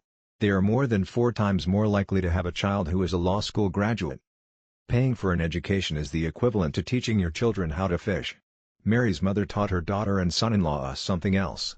She taught them how to spend. She taught them to look upon her as a fish dispensing machine. There are many forms of economic outpatient care. Some have a strong positive influence on the productivity of the recipients. These include subsidizing your children's education and, more important, Earmarking gifts so they can start or enhance a business. Many self-made millionaires/entrepreneurs know this intuitively. Unlike Mary's mother, they prefer to give their offspring private stock, which cannot be readily traded in for a new foreign luxury automobile.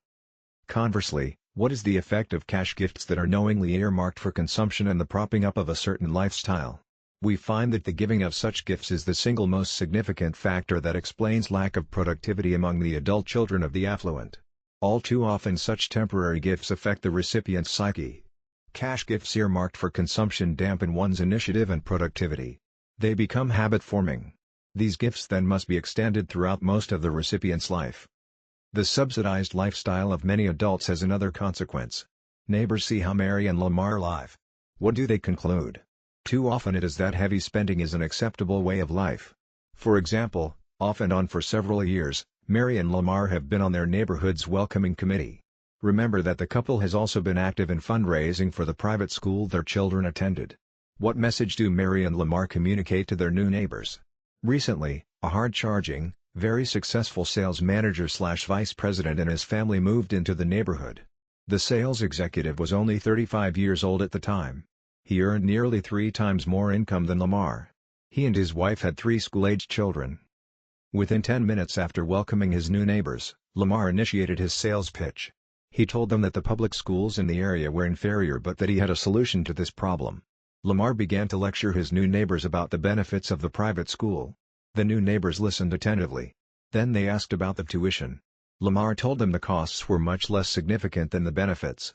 The annual tuition at the high school, Lamar reported, was only $9,000. Lamar tells all his incoming neighbors the same thing, that is, that $9,000 is a small price for a great education. Why, of course, Lamar loves the school. It was a real bargain for him to send his children there, since Mary's mother paid 100% of the tuition. Later the sales executive and his wife did some research on the local public school system. They found that it was far better academically than Lamar had told them. They decided that all their children would attend public schools. They were pleased with the quality education provided there. What is the value you place on a private school education, luxury automobiles, foreign travel, and a lovely home? How sensitive are you to the prices of these products and services? Lamar is quite insensitive to high prices. The sales executive is just the opposite. Lamar finds it much easier to spend other people's money than his own. The sales executive, on the other hand, never received any economic outpatient care except for some of his undergraduate college tuition. The sales executive is fully self-sustaining today. Why? Because he and his family do not receive economic outpatient care earmarked for consumption. He spends much of his time enhancing his productivity by working harder and investing wisely. Conversely, Lamar and Mary spend much of their time anticipating the receipt of stronger doses of economic outpatient care. The question of questions. You may ask, will I spoil my adult children if I give them cash gifts? All the effects of cash gifts on the adult children of the affluent cannot possibly be presented in one chapter. And it is important to note that those who receive such gifts are not the jobless dropouts so often reported in the press. They are, in fact, likely to be well-educated and to hold well-respected occupational positions. The top 10 occupations of the adult children of the affluent are as follows. 1. Corporate executive. 2. Entrepreneur. 3. Middle manager. 4. Physician. 5. Advertising/marketing/sales professional. 6. Attorney. 7.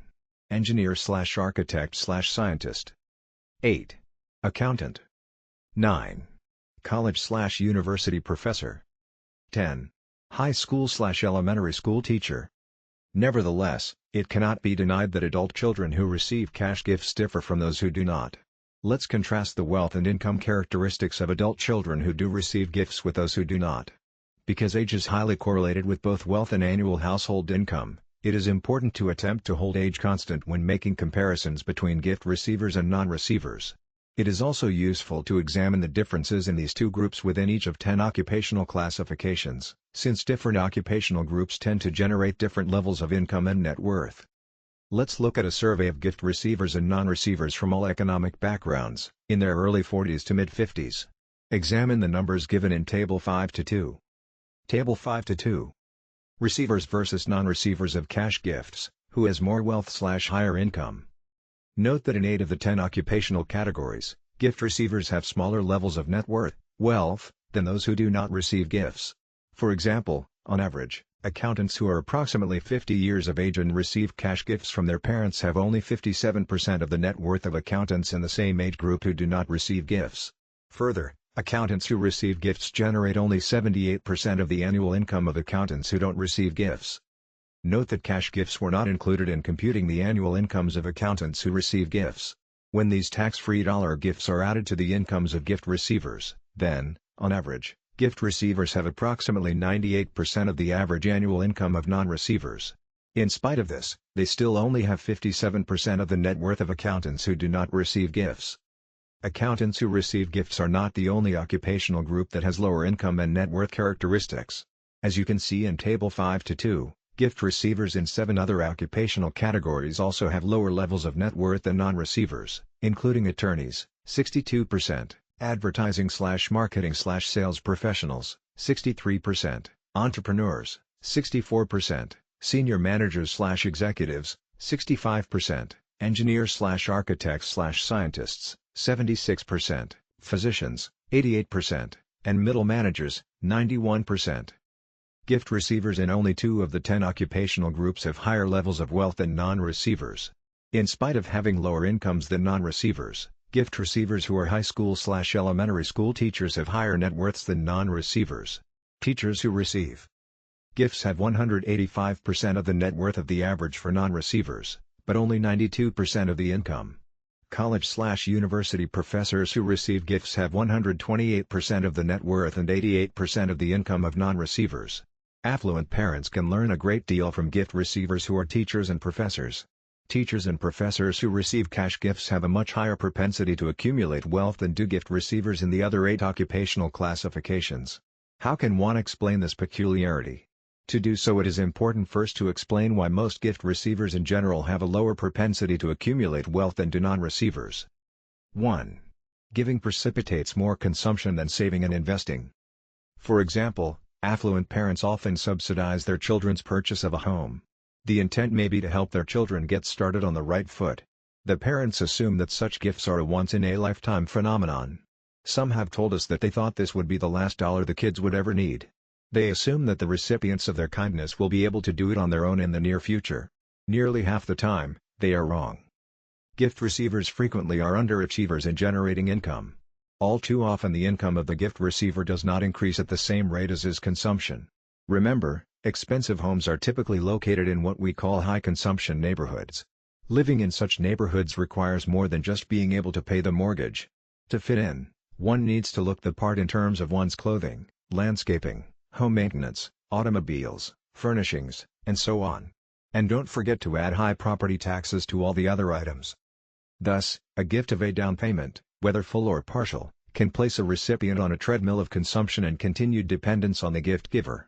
But the majority of these recipients' neighbors, more likely than not, receive no cash gifts from their parents. They are much more content and confident about their lifestyle than most gift receivers are. Many gift receivers in such situations become sensitive to the need for continued economic outpatient care. Their orientation may even dramatically change from a focus on self-generated economic achievement to one of hoping for and contemplating the arrival of additional gifts. Underachieving income producers in such cases find it nearly impossible to accumulate wealth. Gifts of down payments are not the only type that precipitate more consumption. Take, for example, the affluent parents who gave their son Bill and daughter-in-law Helen a $9,000 rug that we were told contained millions of hand-tied knots. Bill is a civil engineer who works for the state. He earns less than $55,000 a year. His parents feel compelled to help him maintain a lifestyle and level of dignity congruent with someone with a graduate degree from a prestigious university. Of course, the expensive rug looked out of place in a room filled with hand-me-down furniture and inexpensive light fixtures. So Bill and Helen felt compelled to purchase expensive walnut dining room furniture, a crystal chandelier, a solid silver service, and expensive lamps. Thus, the gift of the $9,000 rug precipitated the consumption of nearly that same amount for other affluent artifacts. Sometime later, Bill mentioned to his mother that the local public schools were not as good as they were when he was an elementary school student. His mother countered that she would pay for part of her grandson's and granddaughter's private school tuition. Of course, it was up to Bill and Helen to decide if they should take their children out of the public school system. Mother paid 2/3 of the tuition, Bill and Helen, the rest. In this case, a gift of $12,000 ended up costing Bill and Helen $6,000 a year. Moreover, Bill and Helen did not contemplate the additional expenses of sending their children to private school. For example, they are often asked to make contributions to the school beyond the cost of tuition. They also felt they needed to buy a 7-passenger station wagon so they could participate in the school's carpool. Books and related fees are also costly. And their children are now exposed to other children and parents who tend to have higher consumption lifestyles than were the case in the public school environment. In fact, their children are looking forward to traveling to Europe this summer. It's part of their education and socialization process. Gift receivers are significantly more likely than non-gift receivers to send their children to private schools. Although there are more children of non-gift receivers in private school overall, it is because the population of non-gift receivers is much larger than its counterpart. 2. Gift receivers in general never fully distinguish between their wealth and the wealth of their gift-giving parents. Perhaps Tony Montage, a professional asset manager, said it best. Gift receivers, the adult children of the affluent, feel that their parents' wealth/capital is their income to be spent. One of the main reasons gift receivers typically think of themselves as being financially well off is because they receive parental subsidies. And people who think they are financially well off tend to spend. In fact, statistically they are just as likely to view themselves as being affluent as are truly affluent non-gift receivers. This is the case in spite of earning 91% of the income and having 81% of the wealth of non-receivers. Look at the situation from a gift receiver side of the equation. During each year of his adult life, William receives an annual tax-free gift of $10,000 from his parents. William is 48 years of age. $10,000 of tax-free income could be viewed as the product of what amount of capital? Assume an 8% return. This would equate to $125,000 in capital. Add this amount to his actual net worth. What is the result? William perceives himself as having $125,000 more in capital than he does. Consider this analogy. Have you ever been confronted by an 8-year-old youngster standing in the front yard of his parents' home? If you, a stranger, attempt to walk onto the property, Billy or Janie will likely say, "You can't come into my yard. This is my property." Billy and Janie think that it is their property. At the age of 8 they may be correct. After all, they are children living at home. At this age kids feel that the yard, the home, and the car are family property. But as the majority of Billy's and Ginny's mature, they become properly socialized by their parents. They grow into independent adults who can easily distinguish between what is theirs and what is not. Their parents teach them independence.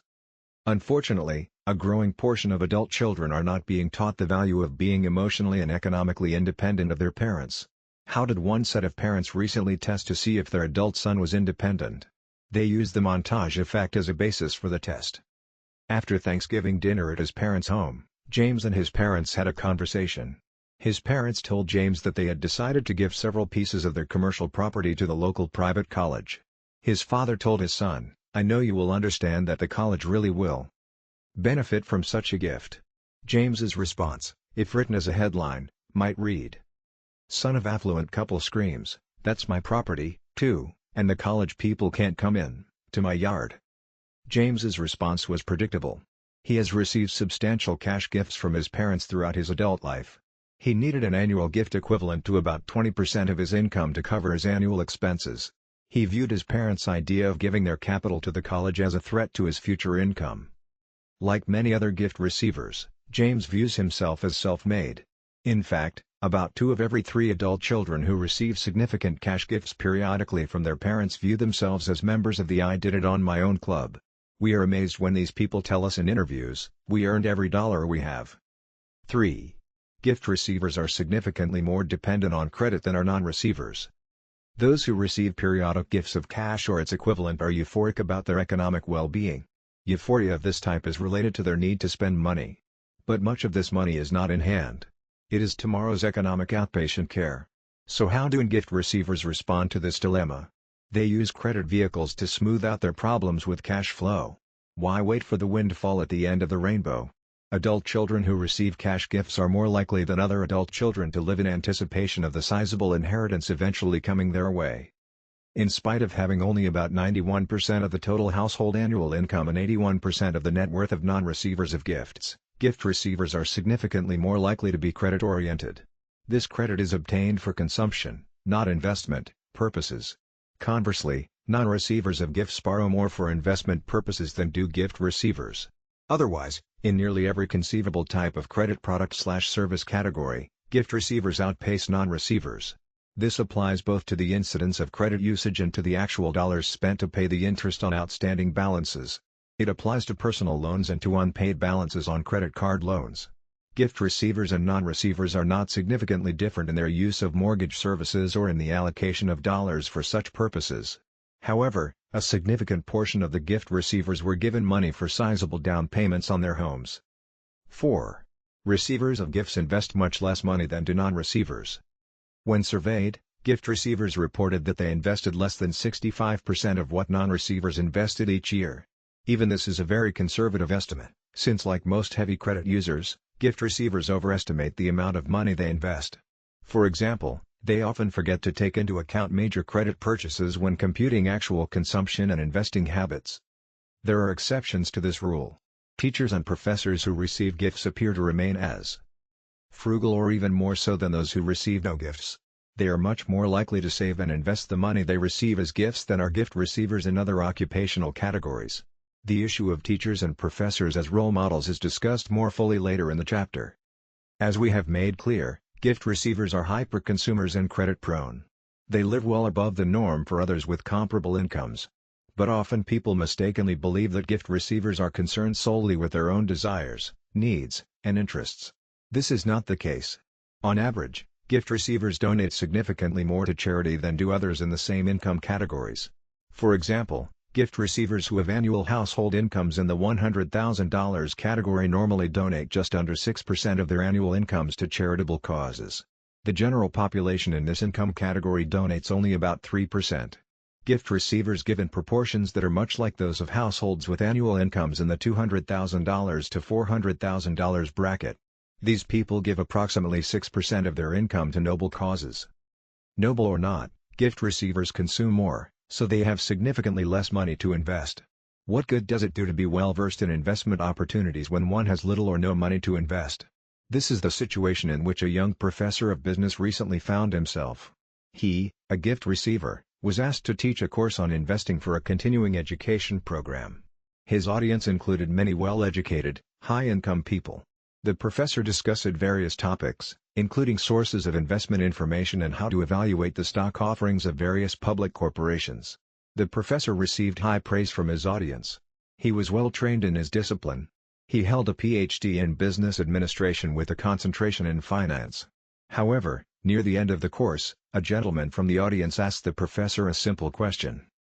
"Dr. E, may I ask about your personal portfolio? What do you invest in?" His answer surprised most of the class.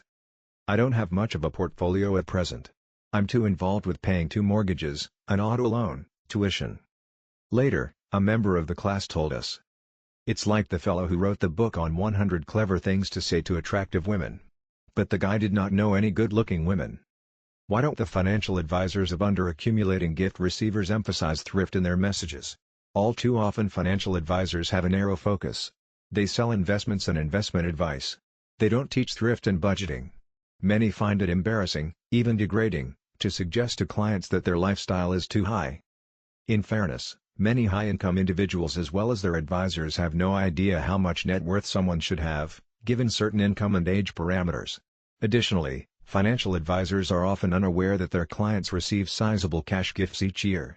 Relying solely on a client's earned income statement, they may likely say, "Well, Bill, for a fellow who is 44 years of age and who earns $70,000 annually, you're doing pretty well.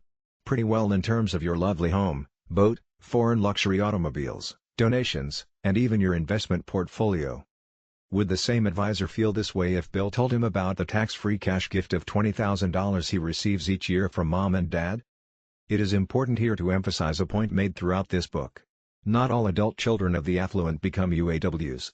Those who do tend to have parents who heavily subsidize their children's standard of living. But many other sons and daughters of affluent parents become PWAs. The evidence suggests this happens when their parents are frugal and well-disciplined and instill these values, as well as independence, in their children. The popular press often paints a different picture. Too often they tout the Abe Lincoln stories. They dramatize those cases in which a child from a blue-collar background became very successful. They provide anecdotal evidence that the discipline of being poor is a prerequisite to becoming a millionaire in America. If that were true, one would expect there to be at least 35 million millionaire households in America today. But we know that there is only about 1/10 that number. It is true that most millionaires are the sons and daughters of non-millionaire parents, since the non-millionaire population is more than 30 times larger than its counterpart. Only a generation ago it was more than 70 times larger. The enormous size of the non-millionaire population has a great deal to do with why most millionaires come from non-millionaire households. As a probability statement, millionaires are more likely to give birth to millionaires. Accordingly, the odds of becoming a millionaire are lower for individuals who are the products of non-millionaires. A teacher and an attorney, a case study. Henry and Josh are brothers, but having the same parents does not mean that these two people are similar. Henry is 48 years of age, Josh is 46. Henry is a high school math teacher, Josh is an attorney and a partner in a modest-sized law firm. The brothers are two of 6 children born to millionaires Beryl and Susan, who accumulated their money by operating a successful contracting firm. The couple has always been generous with their children. Each year they have given Henry and Josh and their other son and daughters approximately $10,000 in cash. This gift-giving did not stop when their sons and daughters became adults. Beryl and Susan felt that such gifts would help reduce the size of their estate and thus reduce the inheritance tax their children would have to pay someday. Beryl and Susan also wanted to help their adult children get a good start in life. They felt that financial gifts would help their children ultimately become financially independent. Beryl and Susan were always democratic about distributing their wealth to their children. Each adult child received the same size cash gift each year. In addition, each child was given approximately the same amount of money to help purchase a first home. One might expect that the children in such families would become financially independent. Certainly, Beryl and Susan felt this way. They always assumed that they themselves would have been even more successful if they had attended college and subsequently received cash gifts from their parents. But their parents on both sides were poor. Beryl and Susan were successful because their parents gave them something other than money. Each was the product of a disciplined home life. Beryl and Susan were not only well-disciplined, they also taught themselves how to deal with adversity, and adversity made them what they are today, successful millionaires. Tough times in the contracting business drive out the weak and unproductive. Beryl and Susan were never weak of heart and always ran a highly productive, low-cost operation. This applied to both their business and their household. Even today this couple has never owned a luxury automobile. They have never been on skis, never traveled abroad. Nor have they ever joined a country club. But somehow they assume that if their adult children could be exposed to the wisdom gained from college, travel abroad, and associating with higher status people in general that they would outperform their parents economically. Beryl and Susan were wrong in making such assumptions. The children of affluent parents don't automatically perform as well as their parents in terms of accumulating wealth. This is not to say that the Henrys and Joshes of America will never outpace their parents. Some do. But they are a minority among all the children of the affluent. It's important to note that the children of affluent parents have, in today's dollars, about a 1 in 5 chance of accumulating wealth in the 7 figures during their lifetimes, while the average child in this country whose parents are not millionaires has about a 1 in 30 chance. Are any of the children of Beryl and Susan millionaires today? No. But one is more likely to become a member of the 7-figure net worth club soon. Will it be Henry or Josh or one of the other children? Beryl and Susan's other children are considerably younger than Henry and Joshua. Certainly age is a correlate of wealth accumulation. Young adults are not likely to have accumulated considerable wealth on their own.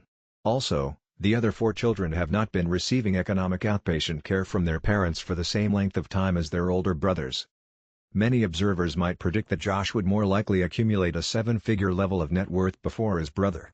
It is certainly understandable that they would feel this way. Attorneys typically generate significantly higher incomes than high school teachers. Once again, income is highly correlated with wealth accumulation.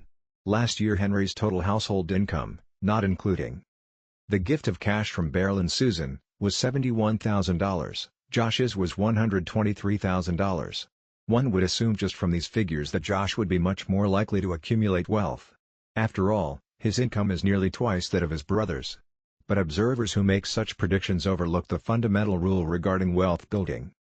Whatever your income, always live below your means.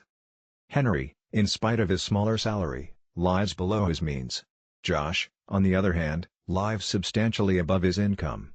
In fact, Josh really counts on that $10,000 from dad and mom to keep in balance. The $10,000 added to his $123,000 income places him in the top 4% of all income-producing households in America. Remember that approximately 3.5% of the households in America have a net worth of $1 million or more. But Josh has a net worth that even optimistically estimated is well beneath that figure. His total net worth, including the equity in his home, law partnership, pension, and other assets is $553,000. How about Henry? In spite of his much smaller income, Henry has accumulated significantly more wealth. Stated conservatively, his net worth is $834,000. How is it possible for a teacher to have so much more wealth than an attorney with nearly twice the income? Stated simply, Henry and his wife are frugal, Josh and his wife are heavy consumers. Much of this difference is related to their respective positions. We find that, as a group, teachers are frugal. Additionally, attorneys who receive cash gifts from their parents spend more and save and invest less than do attorneys who are comparable in age but receive no gifts. As stated earlier, attorneys who receive cash gifts from their parents have only 62% of the wealth and 77% of the income of attorneys in the same age bracket who receive no gifts. See Table 5-2. Where do teachers who receive gifts rank along the dimensions of wealth accumulation and income? Households headed by teachers who receive cash gifts from their parents have, on average, 185% of the net worth and 92% of the annual household income of those in the same occupational and age category who do not receive cash gifts. Teachers who receive gifts are more likely than non-receivers to teach in private schools, which generally pay their faculty lower salaries than do public schools. Perhaps unknowingly, many of the Burls and Susans in America are subsidizing private schools by giving cash gifts to their adult children. This, in turn, may encourage people like Henry to be willing to work for less money in a private school. Henry may figure that since he receives economic outpatient care, he does not need to earn a few $1,000s more teaching in a public school. And although he teaches at a private school, Henry is quite comfortable driving his 4-year-old Honda Accord or his wife's minivan. By contrast, Josh is in a completely different environment. In fact, the office complex where he parks his car is filled with imported luxury sedans and sports cars. Josh is responsible in part for new business development for his firm. So even if he would like to drive a 4-year-old Honda, his clients and prospective clients might not wish to ride along with him. They might get the wrong impression. Josh and his wife have 3 late-model automobiles. These include a 7 Series BMW and a 7-passenger Volvo, both leased, and a Toyota Supra. His consumption habits regarding motor vehicles are similar to those of other consumers who have significantly higher incomes. Josh spends 3 times more on average than Henry for motor vehicles. Josh also spends nearly twice as much as Henry in mortgage payments. Josh lives in a larger, more luxurious home, in a so-called prestigious subdivision. Henry lives in a much more modest home in a mid-class neighborhood. Henry's neighbors are teachers, middle managers, civil servants, and store managers. Henry and his family blend in nicely in this neighborhood. The consumption habits they display are very middle class. This is true even though Henry's household has 4 to 5 times more accumulated wealth than its typical neighbor. What about Josh's neighborhood? His primary residence, he also has a timeshare in ski country, is in an upscale neighborhood. His neighbors are high-income producing physicians, senior corporate executives, top-earning sales and marketing professionals, attorneys, and affluent entrepreneurs. Josh feels comfortable in this environment, and it is ideal for entertaining clients as well as associates. But there is something Josh does not realize: although his income is in the 3rd quartile compared with that of his neighbors, he is near the bottom in terms of his household net worth. Josh and his family are playing the role of those with 2, 3, and even more times the net worth they have.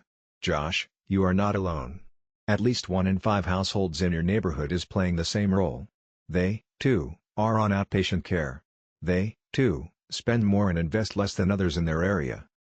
How does Josh's budgeting system operate? How does it accommodate his propensity to spend?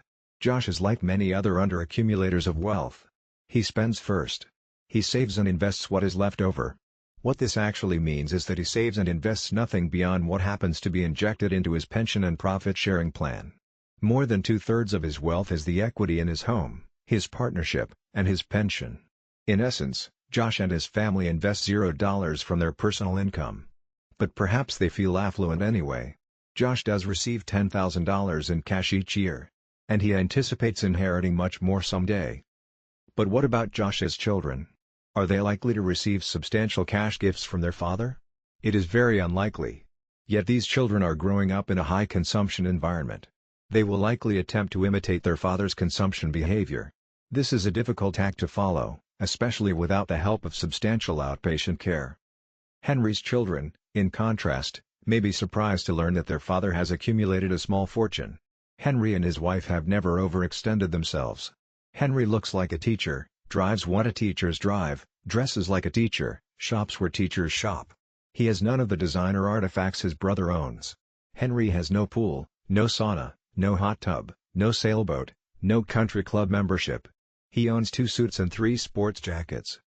Henry's activities are much simpler, cost much less, and are much less status-oriented. He exercises by jogging every other day. He and his family are avid hikers and campers. They do own 2 tents, several sleeping bags, and 2 canoes, 1 used. Henry reads a great deal and is active in his church and its affiliated youth group. His simpler lifestyle translates into surplus dollars, which are saved and invested. During Henry's first year as a teacher, a senior member of the faculty advised him to enhance his investments by contributing to a 403(b) deferred annuity program. Henry has contributed to this program each year since he has been employed as a teacher. He has also invested most of the cash gifts his parents have given him each year. Who will be more likely to retire in comfort someday, Henry or Josh? Their parents are now distributing their capital not only to their children but also to their grandchildren. Thus, Henry and Josh may inherit very little. At the rate Josh is consuming, he may never be able to retire in comfort. Henry will likely retire with ease. Projections are that his combined pension, deferred annuity package, and investment portfolio will be substantial by the time he reaches the age of 65. Teach your children to fish. When we lecture about the relationship between cash gifts and economic achievement, people from the audience typically ask, if not cash, then what form of gifts are more beneficial? They are eager to learn how to enhance the economic productivity of their children. Here again, we remind them that teaching their children to be frugal is critical. Often those who are trained to be otherwise as children become adult hyperspenders, needing cash subsidies during their young and middle adult years. What intergenerational transfers could help your children become economically productive adults? What should you give them? The affluent have a great appreciation for the value of a high-quality education. We asked millionaires if they agreed with the following statement. School/college learning was of little use to me in the real world of making a living. Only 14% agreed, 6% had no opinion, and the balance, 80%, disagreed. That's why millionaires spend a large amount of their resources on their children's educations. What was the most frequently mentioned gift that millionaires received from their parents? Tuition. All other economic gifts are mentioned by a significantly smaller proportion of millionaires. About 1 in 3 received some financial support in purchasing his first home, about 1 in 5 received an interest-free loan during his lifetime, only 1 in 35 ever received funds from his parents for mortgage payments. What can you give your children to enhance the probability that they will become economically productive adults? In addition to an education, create an environment that honors independent thoughts and deeds, cherishes individual achievements, and rewards responsibility and leadership. Yes, the best things in life are often free. Teach your own to live on their own. It's much less costly financially, and, in the long run, it is in the best interests of both the children and their parents. There are countless examples of the inverse relationship between economic productivity and the presence of substantial economic gifts. Our own data, collected over the past 20 years, repeatedly support this conclusion. Independent of college tuition, more than 2/3 of American millionaires received no economic gifts from their parents. And this includes most of those whose parents were affluent. Weakening the weak. So what are affluent parents to do with their wealth? How and when should they distribute it among their children? We will detail the distribution of wealth in the next chapter. But at this point, here's some food for thought. Most affluent people have at least 2 children. Typically, the most economically productive one receives the smaller share of his or her parents' wealth, while the least productive receives the lion's share of both economic outpatient care and inheritance. Consider for a moment that you are a typical affluent parent. You noted that your oldest son or daughter even at an early age was extremely independent, achievement-oriented, and well-disciplined. Your instinct is to nurture these traits by not trying to control his or her decisions. Instead, you spend more time helping your less resourceful child make decisions, or you actually make decisions for him. With what result? You strengthen the strong child and weaken the weak. Suppose you have a 10-year-old child who goes in for a physical checkup. The examining physician tells you that your son or daughter is underweight and underdeveloped. How would you respond to this evaluation? You would find ways to improve your child's physical health. You would likely encourage your child to exercise, take vitamins, lift weights, and perhaps play sports. Most parents would attack such a problem proactively. Wouldn't you find it odd if the parent took the opposite course? How would you respond if the parent encouraged his child to eat less and exercise less? All too often this method of weakening the weak is applied to children who show personality-related weaknesses. In one case we know about, parents were told that their son was deficient in writing and related verbal skills. How did the parents respond to this problem? First, they transferred their child to another school. The verbal deficiency problem failed to improve, however, so the father began writing his son's papers. He still writes his son's papers today. His son is a junior in college.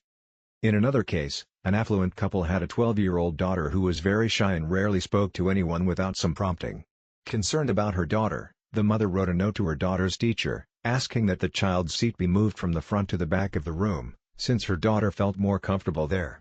The mother reported that the kids in front were too often asked questions by their teacher. The day the teacher received this request, she did not make any changes in the seating. The mother called the teacher that afternoon to protest. The teacher was unavailable, but she did return the call the next afternoon.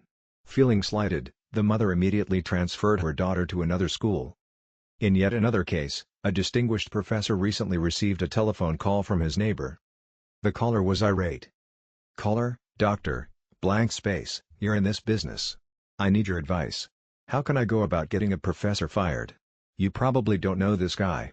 He's at the state university." "Professor, why do you want to have him fired?" "Caller, my daughter is failing his course. He says she lacks the background to do well in his class. He has long hair. He never wears a suit. He's a jerk. I have already spoken to his chairman. I'm getting the runaround. I want this guy fired." "Professor, well, why doesn't your daughter just withdraw from the class?" "Caller, then she will have to go to summer school."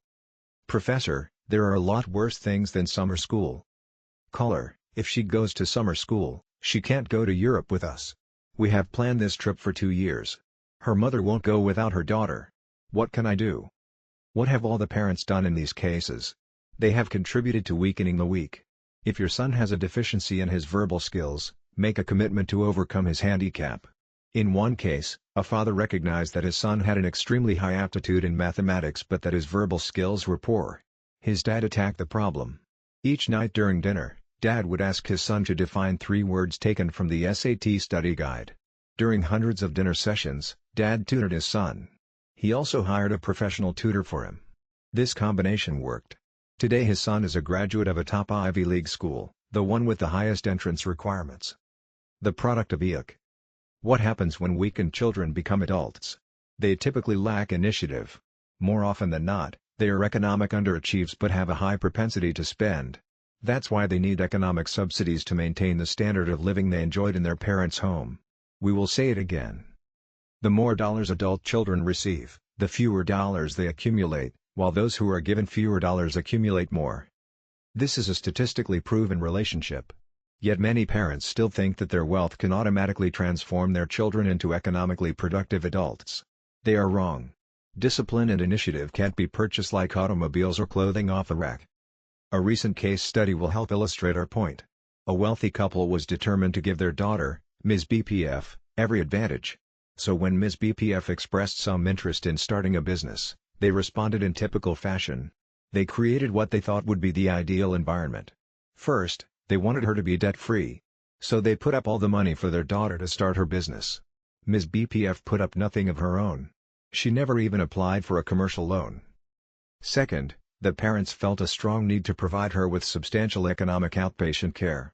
They felt this would enhance their daughter's chance of succeeding among the ranks of America's entrepreneurs. Ms. BPF's parents believed their adult daughter would benefit from living at home. This way Ms. BPF could put all her energy and resources into her business. She would live with her parents rent-free.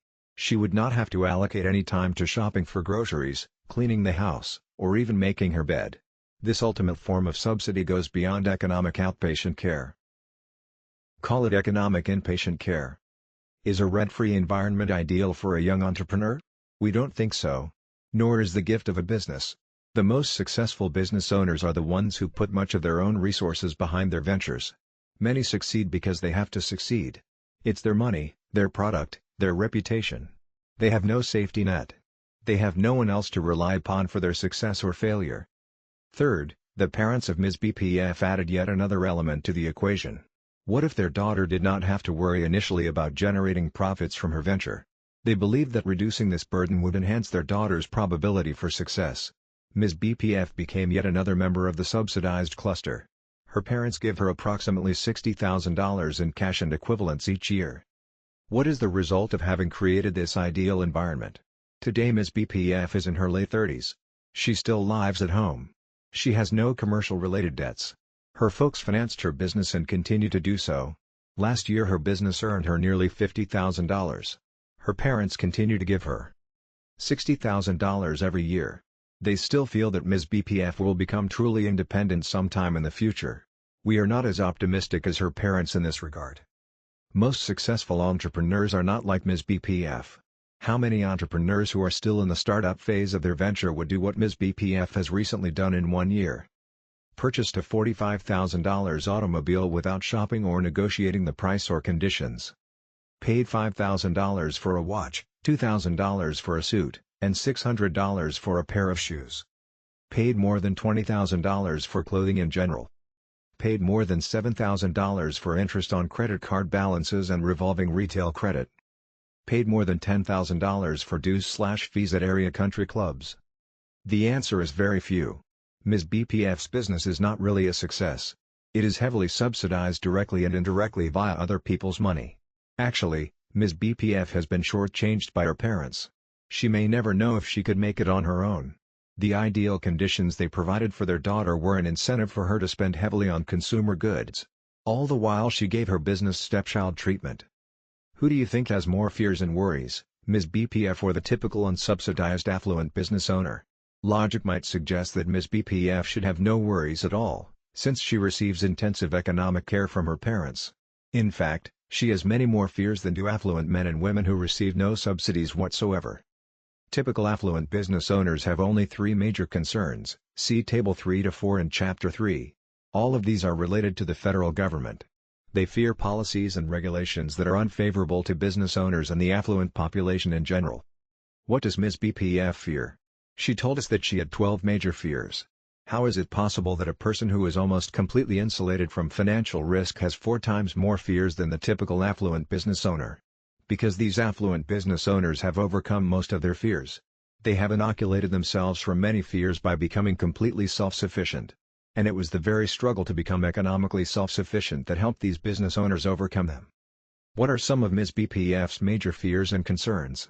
Remember, these are fears that are not paramount among the self-sustaining affluent population. Ms. BPF has substantial fear of the following. Her parents' estate being heavily taxed.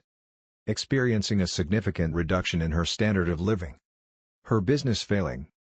Not being wealthy enough to retire in comfort. Being accused by her brothers and sisters of receiving more than her fair share of financial gifts and inheritance from their parents. Who is more confident, more content, more able to deal with adversity?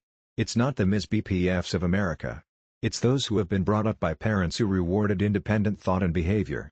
It's those who don't concern themselves with other people's money, who are more concerned about succeeding than about how much is in someone else's estate. Also, if one lives below one's means, one doesn't have to be concerned with the possibility of being forced to reduce one's standard of living. The parents of Ms. BPF have failed to obtain their objective. Their goal was to have a daughter who would never have to worry. But the method they used yielded just the opposite result. People often attempt to shelter their children from the economic realities of life. But such shelters often produce adults who are in constant fear of tomorrow. The products of zero eBook. How valuable is your signature? It depends on how it is used. A signature helped Paul Orfalea start the business that bears his nickname, Kinko's. With a $5,000 loan, co-signed by his father in 1969, he rented a small garage. From there he and a few friends sold about $2,000 worth of services daily. Lori Flynn, Kinko's adds internet services to its copying business. The New York Times, March 19, 1996, p. c. 5. It is estimated that Kinko's has annual sales in excess of $600 million. But what if Mr. Orfilea's parents had socialized their son in an environment similar to Ms. BPF's? Would he be as productive today? It's very unlikely. Mr. Orfilea has what all successful business owners possess: considerable courage. Taking financial risk is evidence of courage. But what risk has Ms. BPF ever taken? Very little. Webster's defines courage as mental or moral strength to resist opposition, danger, or hardship. It implies firmness of mind and will in the face of danger or extreme difficulty. Courage can be developed. But it cannot be nurtured in an environment that eliminates all risks, all difficulty, all dangers. That is precisely why Ms. BPF lacks the courage to leave home, expand her business, and wean herself from heavy doses of economic inpatient care. It takes considerable courage to work in an environment in which one is compensated according to one's performance. Most affluent people have courage. What evidence supports this statement? Most affluent people in America are either business owners or employees who are paid on an incentive basis. Remember, whether their parents were wealthy or not, most of the affluent in America acquired their wealth on their own. They had the courage to undertake entrepreneurial and other business opportunities that were associated with considerable risk. One of the greatest entrepreneurs and extraordinary sales professionals of all time, Ray Kroc, looked for courage in selecting potential McDonald's franchise owners and executives. Kroc actually welcomed cold-calling sales professionals. He told his secretary to send all of them in. Why? Because it's not easy finding people who have the courage to be evaluated strictly on their own performance. He sold his first franchise outside California for $950 to Sanford and Betty Agate, see John Love, McDonald's, Behind the Arches, Toronto, Bantam Books, 1986, pages 78-79, 96-97. Kroc first encountered Betty Agate while she was making cold calls on people in Chicago's financial district. Kroc's secretary asked, "What the hell is a Jew doing selling Catholic Bibles?" "Making a living," was her reply. Kroc reasoned that anyone courageous enough to do what Betty Agate was doing would be a prime prospect for purchasing one of his franchises. How many cold calls has Ms. BPF made in her life? 0. Most of the people who buy from her are friends or business associates of her parents and relatives. Calls to these people are warm calls. Parents often ask us how to instill courage in their children. We suggest that children be exposed to the sales profession. Encourage your children to run for class office in their elementary or high school. They will have to sell themselves to the student body. Even selling Girl Scout cookies can have a positive impact. Retail sales jobs provide another way for children to be evaluated by very objective third parties. A woman of great courage. Fax to William D. Danko, Ph.D., Albany, New York from Thomas J. Stanley, Ph.D., Atlanta, Georgia. A woman of great courage. Date Labor Day, A.M. Guess where your colleague was at 5:30 a.m. this morning? I was boarding an early bird flight. Although the plane had room for more than 100 passengers, only about 20 people were on board. Soon after I sat down, we were told there was fog over the destination and that there would be another famous short delay. As I stood up, the woman, I'll call her Laura, sitting in front of me also stood up. I mentioned to her that I was displeased about having to get up so early to make this flight. She responded that she had been flying all night and still had one more leg in her flight. I asked Laura why she was traveling at night. She replied that it was a lot more economical to do so. What I found out shortly thereafter was that this woman did not have to fly via a highly discounted ticket. She, in fact, was affluent, but she was also very frugal. What was the purpose of Laura's travel? She was en route to a conference of real estate executives, where she was to receive the Real Estate Executive of the Year award. I then asked her how she first became involved in the real estate profession. Laura replied, out of necessity. Laura told me that one morning she found a note from her husband on the kitchen table. Allow me to quote the contents. Dear Laura. I'm in love with my secretary. My attorney will fill you in on the details. Wish you and the children good luck. How did Laura, a housewife with 3 small children, respond to this information?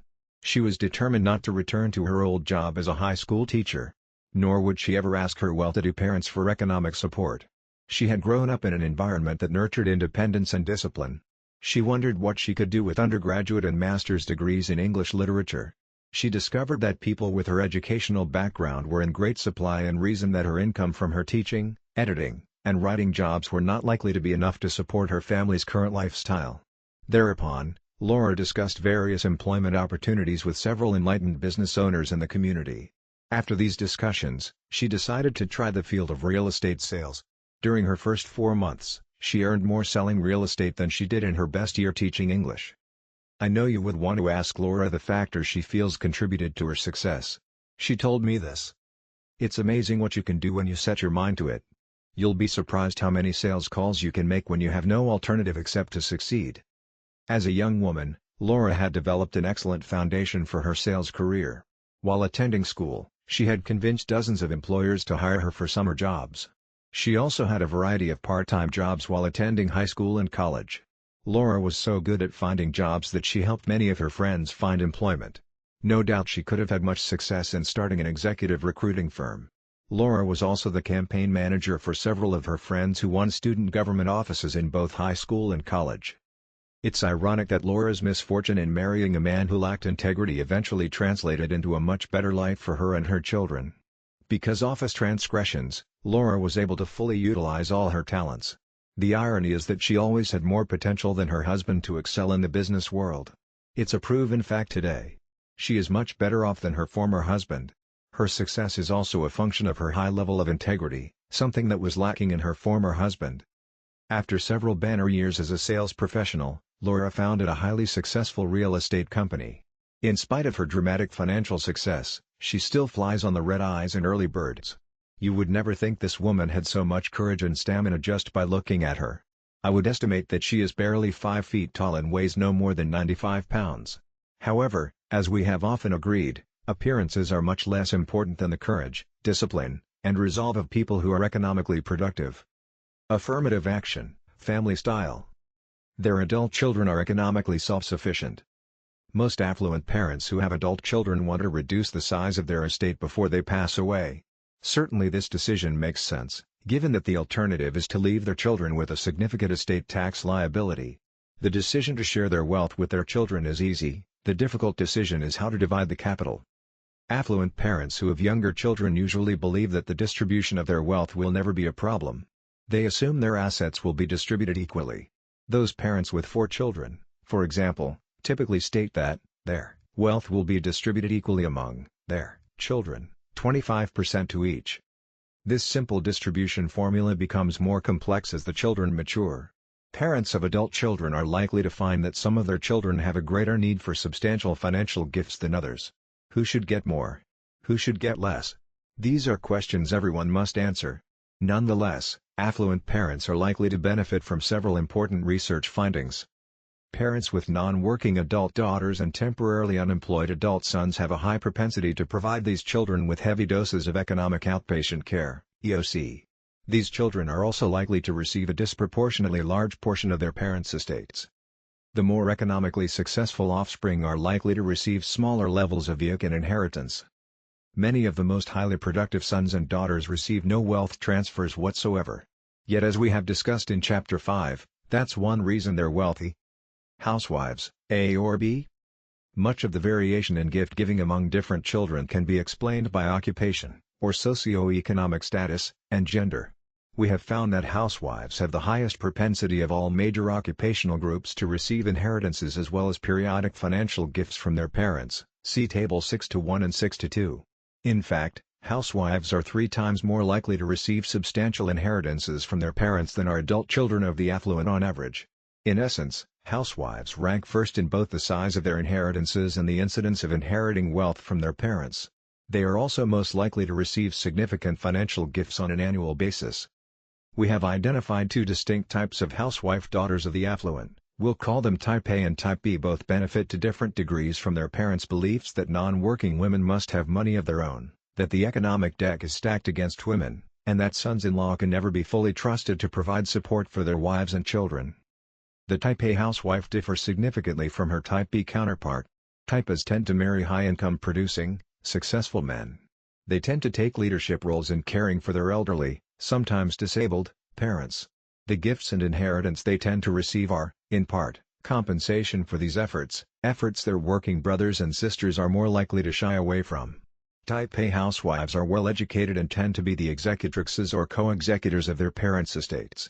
They are likely to be leaders and volunteers in various local educational and charitable organizations. Table 6:1. The likelihood of receiving a substantial inheritance, occupational contrasts among the adult children of the affluent. Table 62. The likelihood of receiving substantial financial gifts, occupational contrasts among the adult children of the affluent. Type A housewives are often viewed by their parents as peers and confidants rather than understudies. They are seen as intelligent, strong leaders and advisors and are frequently consulted about important family matters, such as estate and retirement planning, the sale of a family business, and the choice of professional service providers. Type As are also conversant with estate tax laws. They are likely to encourage their parents to reduce the size of their estate, and thus minimize the estate tax, by providing gifts to their children. Type A housewives receive substantial cash gifts throughout the early and middle stages of their lives, often from the time they are married. Later, gifts are associated with the purchase of a home and, in some situations, the purchase of investment real estate. The presence of a Type A housewife is of great benefit to affluent parents as well as to their other adult children, since Type As often carry the enormous burden of providing for the emotional and medical needs of their elderly parents. Type B housewives, in contrast, are viewed as adult children who need economic outpatient care and even emotional support. They tend to be dependent on others and are unlikely to be leaders in any capacity. Type Bs tend to marry men who are not likely to produce high incomes. They tend to be less well educated than the women in the Type A category. The parents of Type B housewives often subsidize their daughters' household income in order to help their daughter's family maintain a minimum middle-class lifestyle. Type B housewives tend to live in close proximity to their parents. They often accompany their mothers on shopping trips. It's not unusual for middle-aged Type B housewives to receive clothing allowances from their affluent mothers and fathers. Parents also care for their Type B daughters via provisions in wills/estate plans. They are provided with cash gifts and inheritance because their parents believe they really need the money. In essence, Type Bs are cared for by their parents instead of the other way around. The parents of Type B housewives tend to hold back from distributing substantial cash gifts to their daughters out of fear that their daughters and their husbands may be poor money managers. Thus, cash gifts for Type B housewives tend to be on a need basis, such as when Type B's husband is between jobs or when there is a birth in the family. Gifts are often precipitated by crises and may range from direct cash payments to clothing and tuition reimbursement. Nonetheless, Types receive the bulk of their parents' wealth in the form of inheritance. Often their parents' wills provide specific instructions regarding the distribution schedule and educational funds for their daughters' children. Often the family of the Type B housewife never becomes financially independent. It is not unusual for the Type B housewife in her mid-50s to still be receiving cash subsidies from her parents. Nor is it unusual for the husband of a Type B housewife to work for her parents' business. In some cases, the level of compensation is substantially higher than the objective labor market would indicate. In other words, the son-in-law in these situations is earning more as an employee of his in-law's business than he would working for an objective third party. Even sons-in-law who are employed outside the family business often moonlight for the family, working part-time at premium wages for the family business or doing chores or odd jobs for their in-laws. Daughters who are not housewives but are employed in full-time positions are less likely to receive cash gifts and inheritance than their non-working sisters. But even daughters who are employed in high-status occupations are more likely to receive cash gifts and inheritance than their economically successful brothers. Why? As stated previously, affluent parents feel rather strongly that women, even working women, must have money of their own. They also contend that their sons-in-law can never be fully trusted to remain loyal to, support, and protect their daughters. Actually, the affluent are rather perceptive in this regard. Our data indicate that more than 4 in 10 of their daughters who marry will be divorced at least once. Affirmative action for women. Affluent parents understand that the income-generating opportunities facing men and women in this country are very different. These parents tend to have their own form of economic affirmative action. Consider the following facts. Women account for 46% of the workers in this country but represent fewer than 20% of the individuals who earn $100,000 or more annually. In 1980, fewer than 40,000 women had annual incomes of $100,000 or more. In 1995, approximately 400,000 women were in this income category. This translates into a tenfold increase. By the year 2000, more than 600,000 women will have incomes in the six-figure and higher category. But, again, as in 1995, there will still be 5 men for every woman in this income category. Women have made significant progress in regard to the proportion who graduate from professional schools. In 1970, for example, Only 8.4% of medical school graduates were women. In 1995, nearly 40% were women. In 1970, women accounted for about 6% of all law school graduates. In 1995, they made up nearly 45%. A high-status occupational title does not automatically translate into a high income, however. A recent census headline stated, "Earnings gaps, in 1995, still apparent even for professional degree holders." In this regard, women employed in professional occupations in 1995 earned only 49.2% of what men in professional occupations earned. How do the salaries of men and women in high-income producing occupations compare? See the results of our analysis in Table 6-3. In 20 out of 20 of the highest income producing occupations, women on average earn significantly less than their male counterparts. For example, female physicians earn only 52% of what male physicians earn. Female dentists earn 57.4% of what male dentists earn, female podiatrists earn 55% of what male podiatrists earn, and female lawyers earn 57.5% of what male lawyers earn. In 1980, approximately 45% of the women in the six-figure and higher income category did not work. Conversely, 55% earned $100,000 or more via employment. These percentages have not changed appreciably since 1980, nor are they likely to change through the year 2005. In sharp contrast, nearly 80% of the men in this country who earn $100,000 or more are employed. Most of the other 20% are over 60 years of age and retired. The vast majority of non-working women who have annual incomes of $100,000 or more inherited their wealth and/or received substantial financial gifts from their parents, grandparents, and/or spouses. Their income is typically generated from interest, dividends, capital gains, net rental income, and such. Table 6-3. Mean annual earnings, men versus women in the top 20 high-income producing occupations. Women own nearly one-third of the small businesses in America. However, approximately two-thirds of these businesses have annual revenues of under $50,000. Working women are more than 4 times more likely to leave the workplace than are working men. The objective data make it quite clear. In America, the odds are against women earning high incomes. Some of this variation in income can certainly be explained by biases in the economic marketplace. But biases alone do not fully explain the fact that there are 5 men for every 1 woman in the top 1% of the earned income distribution. Could it be that the tendency for affluent parents to subsidize their daughters is helping to perpetuate this inequality? Daughters of wealthy couples tend not to have careers of their own. Why? In the past 20 years, the affluent population has typically been composed of one type of household. More than 80% have been married couples with children in which the wife did not work full-time. What message did this send to the daughters of such couples? Simply stated, mother did not work, and the marriage survived, so perhaps I should not work. It is difficult to argue with such logic. The traditional affluent family system does, in fact, function quite well. Affluent couples have a divorce rate that is less than half the norm. The father works, the mother mothers and does everything else for her family system is very often copied by the female products of such marriages. Many affluent parents actually encourage their daughters not to work, not to have their own careers, and not to be economically and psychologically independent. Affluent parents instill this dependence characteristic in their daughters over time with subtle cues. Thus, many affluent parents communicate messages such as the following to their daughters. Don't worry. If you don't want to have a career of your own, you don't have to worry about money. We will help you out financially. If you do have a career, if you do become a big success, and become independent, you will not be receiving any major financial gifts or inheritance from us. The weak and the strong. Ann and Beth, housewives and daughters. Ann is 35 years of age. She is the younger daughter of a couple we'll call Robert and Ruth Jones. Her parents are millionaires.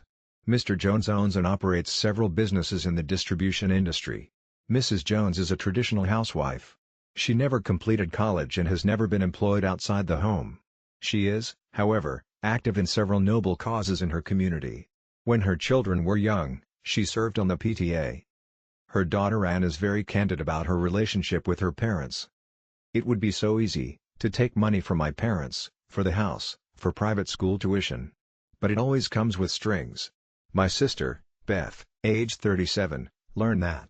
She does not lead her own life. She has learned that the dole comes with a price, do it mother's way. Ann understood the components of the parental control equation early on. When she was first married, She and her husband sought employment out of town. She insulated herself from her parents' influence by putting more than 1,000 miles between herself and them. Anne gave up her own career after her second child was born. But unlike her sister, Beth, Anne never accepted economic outpatient care from her parents. Anne became sensitive to the real cost of being on the dole by observing her sister's experience. According to Anne, Beth and her family live in subsidized housing. Mr. and Mrs. Jones made a sizable down payment on Beth's home. They also dole out thousands of dollars to Beth each year for housing and other expenses.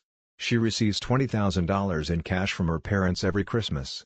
Beth lives less than 2 miles from her parents. One of the proven ways that domineering parents control their adult children is by living close to them, and reports there is some confusion about home ownership between Beth and her parents. It seems that Mother is always at Beth's, invited or not. And Mother was more involved with the choice of Beth's home than Beth was. Beth married and became a mother before completing college. She and her husband lived with her parents for 3 years after they were married. This gave her husband an opportunity to complete college. Neither worked, even part-time, during this period. Beth's husband completed college and accepted an administrative position with a regional corporation, but after less than 2 years his position was eliminated. He then accepted a position as vice president of administration in his father-in-law's business. According to Anne, the vice president of administration was a newly titled position. The former title was office manager.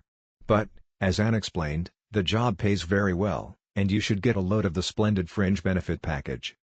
It is difficult under such conditions for Beth and her husband to develop much self-confidence. Anne's parents, especially her father, do not show respect for Beth's husband. According to Anne, they always felt he was socially, economically, and intellectually Beth's inferior. They demonstrate much more respect for Anne's husband, who graduated with honors from a prestigious college and earned a master's degree with distinction at the age of 24. Robert and Ruth constantly tell their friends and relations of the great accomplishments of Anne's husband. Robert and Ruth rolled out the red carpet for Anne's future husband the first time he paid them a visit. They were very impressed with his academic credentials. Anne reported that during this brief stay, Beth's husband, then a boarder with his in-laws, acted much like a waiter. Father-in-law Robert would direct his son-in-law to mix and serve drinks and snacks, for example. After several cocktails one evening, Robert referred to his son-in-law as a bozo. Anne and her beau were shocked. This treatment left a lasting impression on the couple. Anne pledged that she and her husband would never become bozos in her parents' eyes. To date, she has kept her pledge.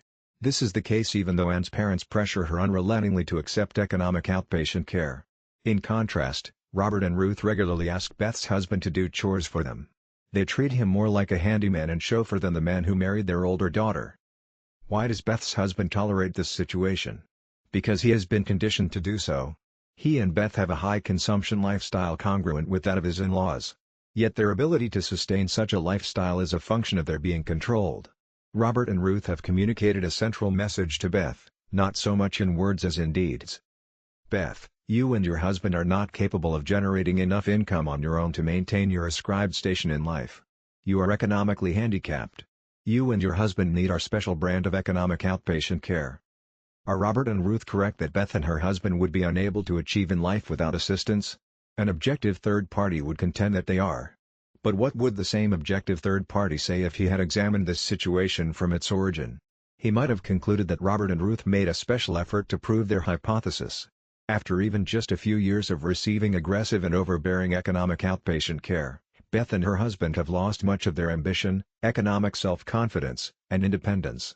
No one will ever know if this couple could have functioned productively on its own. Beth and her husband were never given this opportunity. The role of enlightened parents is to strengthen the weak. Robert and Ruth did just the opposite. They weakened the weak and continue to do so today. Not surprisingly, they never appreciated their role in causing much of the dependency Beth and her husband experience today. Today Anne has some resentment, even bitterness, toward her parents. She holds them responsible for creating the economic and emotional dependency that her sister and brother-in-law must deal with every day. Anne has learned much from Beth and her husband's experiences. Anne is especially sensitive about her parents' role in usurping control of her sister's children. In them, the mistakes of the past are likely to be repeated. Anne can only wish that her parents had followed some simple rules about raising children to be independent. They can't now. But Anne can. It's not too late for her. Anne will never allow her parents to control any portion of her life or the lives of her husband and children. Cinderella Sarah. Sarah is an executive in her late 50s. Her parents were affluent. Her father started his own business when she was quite young. When we interviewed her, Sarah was extremely candid about her relationship with her papa and sister. Sarah's father was a very strong-willed individual. His views about the role of women in our society were at odds with Sarah's. He felt that women should be educated in the fine arts and then marry, have children, and never work outside the home. Women, according to Papa's dictates, were not to have careers of their own. They were to be supportive, even subservient, to their husbands. As a teenager, Sarah enjoyed debating Papa on numerous topics, including the role of liberated women in our culture. Often these debates turned into arguments centered on how Sarah would spend the rest of her life. Papa frequently threatened his defiant daughter with the loss of financial support for her college education, dowry, and so forth. In spite of these threats, Sarah left home when she was a young woman. Her papa made good on his promise and withheld all financial support. Yet Sarah never lost her determination to become financially and emotionally independent from her parents. After leaving home, she became a proofreader for a large publishing company. During her career in the publishing industry, she rose to a very senior position. Eventually she married, but only after her own career was well established. Sarah was distinctly different from her sister, Alice. Unlike Sarah, Alice, a type B housewife, filled the role that Papa had assigned her. She was clearly Papa's girl. Papa's girl married a local gentleman, a fellow from a lower social stratum who had a high propensity to spend but little propensity to earn an income. In light of this fact, Papa placed Alice, her low-income producing husband, and their 3 children on his own special brand of financial outpatient care. Papa would never allow his favorite daughter to live in a home or neighborhood that was incongruent with his own upper-middle-class image. He heavily subsidized the purchase of a home and accessories for Alice and her family. Significant cash gifts and gifts of securities were bestowed upon Papa's girl annually. Given these liberal subsidies, one might predict that Papa's girl would have accumulated a considerable amount of wealth. In fact, she and her husband accumulated very little money during all the years they were on outpatient care. Their budgeting system was quite simple: spend more than you earn and more than you receive in cash gifts. The balance will be absorbed by Papa. All during this time, Sarah, like many executives, see Table 6-4, received no outpatient care from Papa. Instead, she was punished for her audacity in violating the strict doctrines Papa had set for her. When Papa passed away, Alice received no more annual outpatient care, although his favorite daughter did receive the bulk of what was left of his wealth. Sarah received a much smaller amount. She was surprised that she received any part of her father's estate, especially since he had told her shortly before his death that she would receive a lot less than sister. In his mind, his liberated and very independent daughter had much less need for an inheritance than did her sister, a type B housewife. It did not take many years for Alice, the favorite daughter, and her husband to spend nearly all of Papa's money. Shortly thereafter, Alice passed away. How did her children survive? Their own father did not have enough income to maintain their upper-middle-class lifestyle. Who provided for them? Who paid for their college educations? None other than their aunt, the recipient of no outpatient care, the semi-disinherited Cinderella Sarah. During all the years her father had supported her sister, Sarah had never hardened or demonstrated any animosity toward Alice. Sarah never forgot to send a little gift to Alice on her birthdays. She never forgot to send Christmas and birthday presents to Alice's children.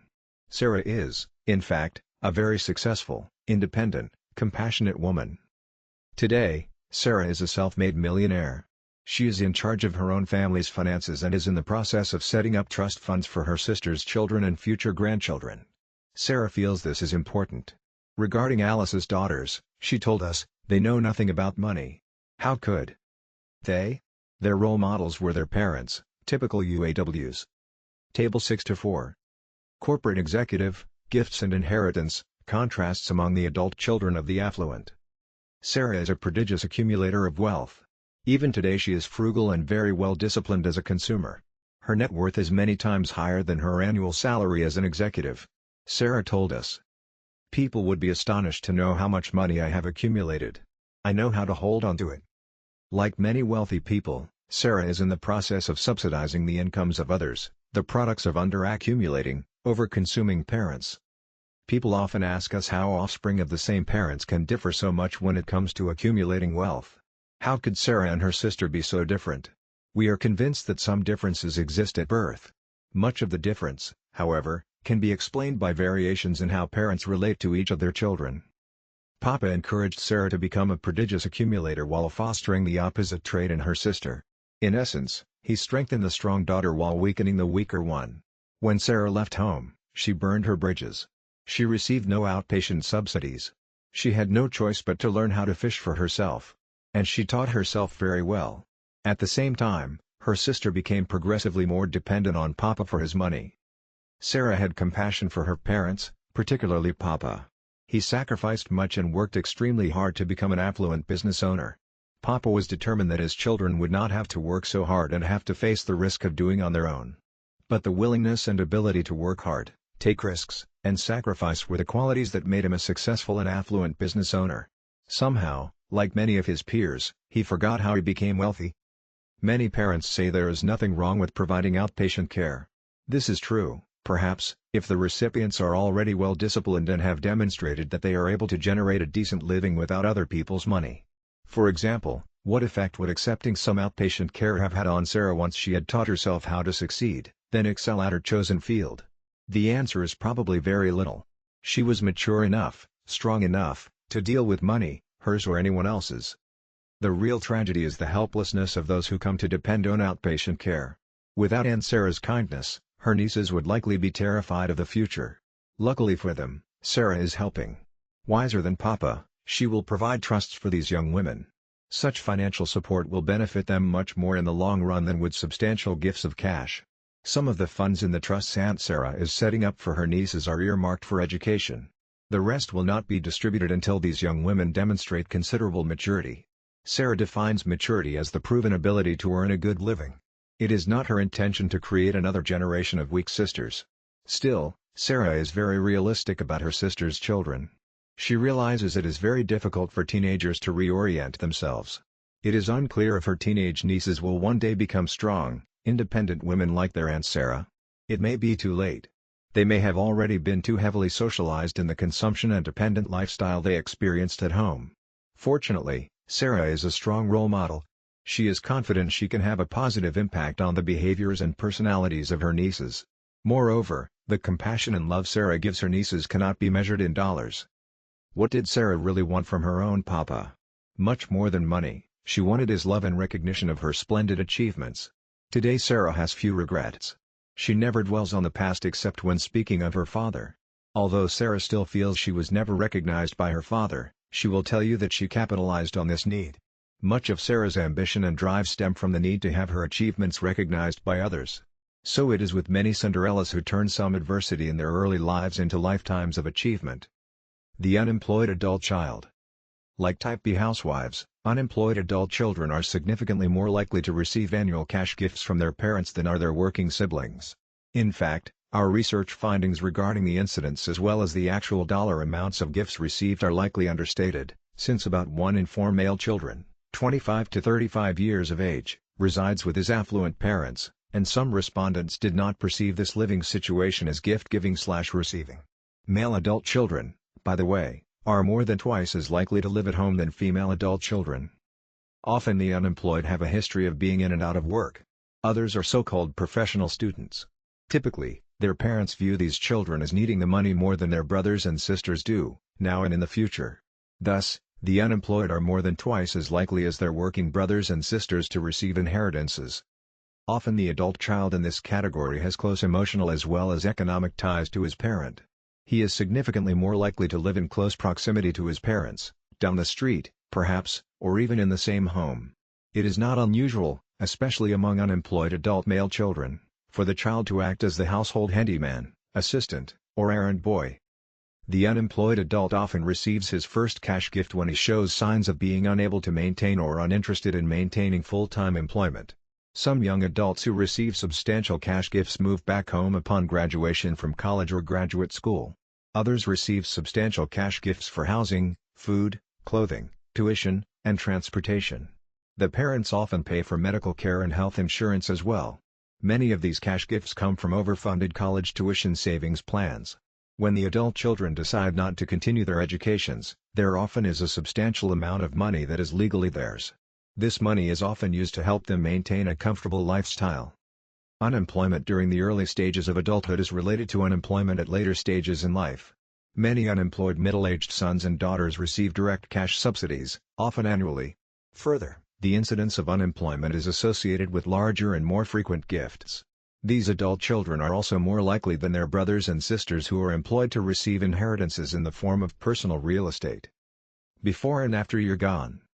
For one of our focus group interviews, we asked a recruiter to supply us with 8 to 10 millionaires for the 3-hour session. All were supposed to be PAWS and to have a minimum of $3 million in net worth. We also instructed our recruiter that the millionaires had to be 65 years old or older. Each was to receive $200 for participating. 2 days before the interview, 9 millionaires had been recruited. But on the morning of the interview, our recruiter telephoned to tell us that one of them would not be able to participate. The recruiter said that she would likely be able to find a substitute. Just an hour before the interview, the recruiter telephoned us again to say she had found a 62-year-old recruit. He was a business owner with a high income, but he did not fit the strict definition of a PAW. Nevertheless, we agreed to include him. The decision proved fortuitous. The substitute respondent, Mr. Andrews, was not told beforehand that the other respondents were affluent. Perhaps that was why he took the lead in bragging about how he was very well off financially. In reality, Mr. Andrews had a high income but a relatively small net worth. He was a classic UAW who looked and acted the part. He wore gold bracelets on each wrist and had an expensive-looking diamond-encrusted watch and several rings. When Mr. Andrews began telling the group his story, he exuded confidence. But after 3 hours of talking with 8 wiser men, his demeanor changed. His confidence seemed to deteriorate as the interview progressed. We believe Mr. Andrews learned some important lessons that day about financial planning and the intergenerational distribution of wealth. Mr. Andrews told us that he was already well off and had already achieved his financial goals. But when questioned, he could not articulate his goals. A major part of his plan was to earn a high income. He always assumed that most of the other parts of his financial plan would take care of themselves. We have interviewed many UAWs like Mr. Andrews. No matter how we ask them about their financial goals, their responses are predictable. Do you know how many celebrities live in my neighborhood? I make a lot of money. I live 2 houses away from a rock star. My daughter married a guy who earns a tremendous income. What do UAWs such as Mr. Andrews tend to emphasize in telling us about themselves? Their income, consumption habits, and status artifacts. PAWS speak of their achievements, such as their scholarship and how they've built their businesses. You will notice that Mr. Andrews, the UAW, has a much different financial orientation than the 8 PAWS who participated in our focus group interview. Several of the more senior respondents reflected on their experiences in unusually great detail. We don't think this information would have flowed so easily if it had not been for the initial comments made by Mr. Andrews. His views, so different from the others, prompted an exchange that resulted in the PAWS providing valuable advice on such issues as gift-giving, the role and selection of executors, conflicts among heirs, trusts, and the pros and cons of controlling children and grandchildren from the grave. We began our interview by asking, "Would you first tell us something about yourself?" All 9 respondents briefly introduced themselves. A typical response. I'm Martin. I am married, same wife for 41 years. I have 3 children. One is a physician, one is an attorney, and one is an executive. We have 7 grandchildren. I recently sold my business. I am now active in several religious organizations and 2 that help young people get started in business. All the respondents currently owned and managed their own businesses or had recently retired after selling a business. All except Mr. Andrews, who was 62, were in their mid-60s to late 70s. After the respondents briefly introduced themselves, they discussed their financial goals. The first to respond was Mr. Andrews. Being in business for myself. When I wake up, every day is a challenge. I plan my work my plan. It's why my business is a good one. Mr. Andrews discussed his current gift-giving and how his wealth would be distributed in the future. I have a son-in-law who is a physician. Another is an attorney. They are well off, high-income generators. They are both in the highest tax brackets. They don't need my money. But their wives, my girls, my daughters, do. They are spenders. Of course, I have always spoiled them rotten, and I'm paying for it now. They call and ask me to pay for their kids' pianos and I buy pianos. Bicycles and birthday parties, I pay for them, too. I enjoy giving them money. My daughters are the beneficiaries of all my life insurance policies, more than enough to take care of all my estate's taxes and expenses. The girls are left with the balance. After I am gone, it makes no difference to me how they dispose of my money. They can keep it, shoot craps with it, but I just want them to be happy. Happy to Mr. Andrews means having money to spend. And pride is having daughters who are married to high-income generators. He spoke repeatedly about these issues. Seated next to Mr. Andrews was Mr. Russell, a very wealthy retired gentleman who had recently sold his manufacturing business. Immediately following Mr. Andrews' admission that he spoiled his daughters, Mr. Russell moved forward in his chair and made the following statement. I have 3 daughters. All have careers. All are working. All are happy. All live a long way from here. They have their own lives to live. I'm not worried about paying for their futures. Nor are they. We don't discuss it. But there will be a large sum. Plenty, I'm sure, left over after I pass away. Another respondent, Mr. Joseph, nodded his head and stated. We have 2 daughters, one is a vice president for a large corporation and the other is a scientist. We are very proud of them. They will be very well provided for. But as a family, we don't spend much time thinking about my estate. Mr. Russell and Mr. Joseph have the correct formula. If you are wealthy and want your children to become happy and independent adults, minimize discussions and behavior that center on the topic of receiving other people's money. Following these statements, one of the other respondents asked Mr. Andrews about the disposition of his business. His comments generated a series of interesting remarks from the more senior members of the group. Mr. Andrews stated, all the money I've been making in my business I dedicate to my daughters and their children. 7 don't need the money. The kids can use it. I give the maximum within the bounds of the law. What does Mr. Andrews plan to do about ownership of his business? Will he eventually sell it? Will he give it to the children to operate? Or does he have some other idea in mind? I have an agreement with my oldest son. He is required to pay X amount of dollars each year, and Billy will eventually own the business outright.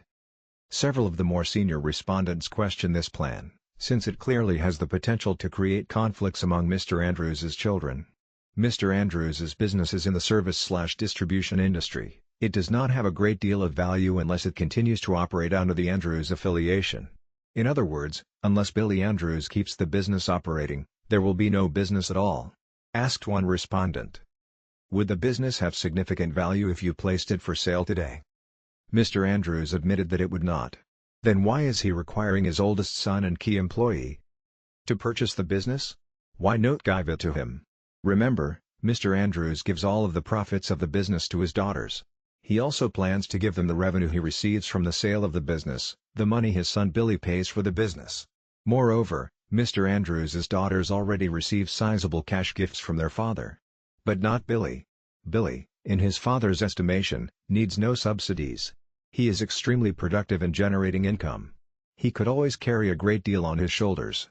Mr. Andrews feels that his daughters, on the other hand, do not have the ability to maintain an upper-middle-class lifestyle by themselves. But what about his high-income producing sons-in-law? In Mr. Andrews' mind, his sons-in-law will never generate an income high enough to support the girls' high consumption habits. Also, he told us, you can never fully trust your sons-in-law. Divorce is always a possibility. What about future outpatient care for his daughters? Billy, Mr. Andrews' surrogate, will provide the solution to this problem. Mr. Andrews' plan calls for Billy to make the payments to his sisters for years after Mr. Andrews' death. The money for these annual payments will come from the profits of his business. Is this unusual? No. Business owners, entrepreneurs, and physicians often find themselves in similar situations, see tables 6-5 and 6-6. In essence, Billy will be required to heavily subsidize his sister's lifestyle, a lifestyle predicated on conspicuous consumption. Mr. Andrews feels fairly certain that Billy will carry out his father's wishes. Perhaps he will. But how would you respond to this plan if you were Billy's wife? Think for a moment. Your husband is paying for his sister's expensive clothing, luxury automobiles, vacations, and so on. Most spouses feel that charity begins at home. Note that spouses are often the initiators of family conflicts regarding inequities in the distribution of wealth. The other participants did not criticize Mr. Andrews' plan directly. When each spoke, he looked at the group in general, not at Mr. Andrews. Yet it became increasingly clear as the discussion progressed that the other respondents rated the Andrews plan a poor one. One senior respondent reflected on a related situation. Table 6-5. Entrepreneur gifts and inheritance, Contrasts among the adult children of the affluent. Table 6-6. Physicians' gifts and inheritance, contrasts among the adult children of the affluent. A son grew impatient with his father. The son wanted to take over his father's business, but he did not wish to wait for dad to pass away. So the son opened his own business and actually competed with his father's. Mr. Andrews quickly countered. My son signed a non-compete contract with me. Everything in a family is based on trust, isn't it? The participants seemed to think about this statement for a moment. Perhaps Mr. Andrews was having some second thoughts about his plan. Shortly after Mr. Andrews made this comment, he revealed that his children were the executors of his estate.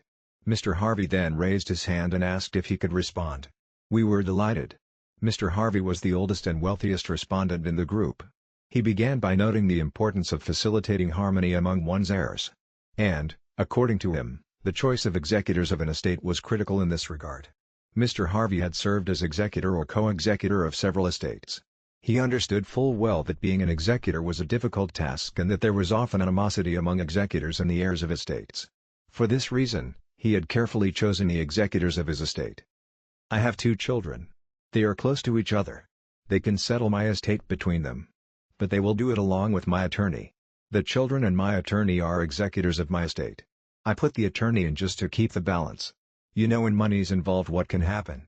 I want to keep good relations, but good relationships may deteriorate at the last moment without an experienced professional.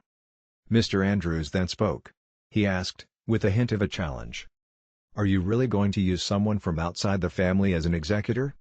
In response, 7 of the 9 participants stated that, in addition to a family member, at least one outsider would be co-executor of their estates. Mr. Ring, a retired entrepreneur and grandfather of 9 grandchildren, was one such participant. Mr. Ring had served as co-executor of several estates. He knew of situations in which the heirs to a grandparent's fortune were seriously spoiled children in their late 20s and 30s who did not have the training, discipline, or ambition to support the affluent lifestyle they had been conditioned to enjoy. Several of these adults still lived at home. All had been receiving outpatient care from their grandparents. But, as Mr. Ring explained, once the well ran dry, problems arose. When the grandparents died, the grandchildren and parents became adversaries. Each generation felt it should receive the bulk of the estate's proceeds. These experiences had had a profound influence on Mr. Ring. He realized that long before one passes away, one should select professionals to be co-executors. Consequently, over the years, he had developed close relationships with a highly skilled estate attorney and an outstanding tax accountant. Mr. Ring sought their advice before he retired, realizing that someday these professionals would likely act on his behalf to prevent, or at least reduce, the probability that his grandchildren would battle over his estate. Through the years he had also sought their counsel on how to give without spoiling. Mr. Ring now gives gifts to his grandchildren, but not in the form of products or social privileges. And he never gives without first gaining the approval and blessings of his grandchildren's parents. The trusts for the grandchildren are controlled. Money is distributed only when each grandchild reaches certain maturity. I was a little against it. But I listened to my lawyer and tax man. I don't want to reach out from the grave to control them, but the way the trusts are set up, my grandchildren will have to work. Mr. Ring's heirs will not begin to receive their inheritances until they approach their 30s. While some affluent grandparents give their grandchildren products and privileges, the Rings give them educations. Such gifts are intended to enhance their grandchildren's discipline, ambition, and independence. Mr. Graham spoke next. He reflected on his own experiences as a co-executor, which had helped him select co-executors for his own estate. You have to use your judgment. You have to have understanding and compassion. I was an executor of a close friend's estate of a substantial amount of money. I had discretionary power. Every decision was not necessarily dictated. When the daughter, age 23, was ready to marry, I knew her father would have wanted her to have a nice wedding, so we gave her the kind of wedding he would have given her. After she married and started a family, I was still not quite sure of her maturity. So I distributed only enough money for her to buy a nice home. Later I was convinced that she was able to take care of herself. So I approved the distribution of what was left in the trust. The daughter received the balance of her inheritance just before her 30th birthday, when Mr. Graham judged her to be capable of handling her inheritance. She had demonstrated her maturity in her stable marriage, role as a mother, and career of her own. When selecting the executors of his own estate, Mr. Graham chose an attorney who was an old friend. He discovered that it's better for the children to be mad at the arbitrator than with each other. Mr. Ward, yet another affluent respondent, had also served as a co-executor. He chose two attorneys as executors of his multi-million-dollar estate rather than his sons or daughters. One of the attorneys was his niece, the other, a partner in one of the top law firms in the country. Mr. Ward explained his choices. "I chose younger attorneys because I felt that they would have a better understanding of the needs of the heirs of my estate. Both have the greatest integrity and understanding, and the two of them know each other professionally." Beyond understanding, empathy, and integrity, another characteristic was critical to Mr. Ward. The attorney who wrote my will was the one I selected as co-executor along with my niece. I felt that if there was a dispute between my sons and sons-in-law, that he would be a good one to arbitrate. That's the reason I selected him. He's been a personal friend for a long time and a very successful businessman. Mr. Ward's comments are congruent with many of our research findings. First, most PAWs have long-term close relationships with several key professionals, such as top attorneys and accountants. Second, many people in Mr. Ward's category have relatives and or close friends who advise them about wills, trusts, estates, and gift-giving. In fact, all things being equal, estates in which the heirs, typically the sons and daughters, are professional estate attorneys tend to be taxed less. Sons and daughters who are attorneys act as formal and informal legal advisors and opinion leaders for their affluent parents. They have a significant influence over all aspects of estate plans, including the choice of the estate attorney, provisions in wills, the ultimate disposition of family assets, the choice of executors, the use of trust services, and the incidence and size of the financial gifts to be given to children and grandchildren. Attorney relatives typically advise their affluent parents on how to minimize estate taxes via annual gift-giving to the children and grandchildren. Thus, the mere presence of a son or daughter who is an attorney increases the probability that all the children in the family will receive substantial cash gifts from their parents. Consequently, these children inherit smaller amounts than the norm for all children of the affluent, since much of the wealth in their parents' estates is distributed to the attorney and siblings prior to the death of their parents. What were all of these experienced respondents trying to tell Mr. Andrews? First, that his estate was complex, with many subjective provisions. He had acknowledged that his plan contained numerous verbal promises and monetary commitments. Mr. Andrews needed expert advice in how to handle these complex arrangements. He would be wise to consider having an estate attorney/arbitrator as the co-executor of his estate. Otherwise, his estate plan could very well become the cause of much conflict and animosity among his children. But what if Mr. Andrews is like many other underaccumulators of wealth we have interviewed? In that case, he is not likely to establish close and long-term working relationships with professionals such as attorneys. Remember that Mr. Andrews stated that he needed no outsiders to help him because I trust my children. It is all based on trust. But trust is not the only element in such situations. Rules for affluent parents and productive children. The affluent who have successful adult children have given us much valuable information on how they raise them. Here are some of their guidelines. 1. Never tell children that their parents are wealthy. Why is it that many of the adult children of UAWs are more likely to earn high incomes than to accumulate wealth? We believe one of the major reasons is that as children they were constantly told their parents were wealthy. Adult UAWs tend to be the product of parents who lived in ways they thought appropriate for wealthy people to act. They lived the high-status/high consumption lifestyle so popular in America today. It's no wonder their sons and daughters attempt to emulate them. Conversely, adult PAWs whose parents were wealthy have told us time and time again. I never knew my dad was wealthy until I became executor of his estate. He never looked it. 2. No matter how wealthy you are, teach your children discipline and frugality. As you may recall, in Chapter 3 we profiled Dr. North, a wealthy man whose adult children live frugal, well-disciplined lives. Dr. North detailed how he and his wife raised their children. Simply stated, they taught by example. Their children were exposed to credible role models whose lives were characterized by their discipline and frugality. Dr. North said it best. Kids are very smart. They will not follow rules that their parents themselves do not follow. We, my wife and I, were well-disciplined parents. We lived the rules, we taught by example. They, the children, learned by example. There must be congruency between what parents tell their children to do and what we as parents do. Kids are very perceptive in pointing out inconsistencies. Dr. North received a birthday gift from one of his daughters when she was 12. It was a poster titled The King's Rules. On it, his daughter wrote down the rules that her father preached to his children. Dr. North still keeps this poster in his office, prominently displayed behind his desk. Kids are looking for discipline and rules. She honored me with the poster. Kids must be trained to take responsibility for their actions. Today all my children are well disciplined and frugal. They adhere to the rules. Why? Because their parents did. Actions speak louder than rules that are just words, not actions. What were some of the rules Dr. North's 12-year-old daughter listed on the poster? Be tough, life is. In other words, there is no promise of a rose garden. Never say poor me or feel sorry for yourself. Don't walk on the back of your shoes. Waste not, want not. In other words, don't abuse your belongings. They will last longer. Close the front door. Don't waste your parents' money letting the heat out. Always put things back where they belong. Flush. Say yes to those who need help before they ask. 3. Assure that your children won't realize you're affluent until after they have established a mature, disciplined, and adult lifestyle and profession. Once again, Dr. North said it best. I have set up trusts for my children, some estate tax advantages.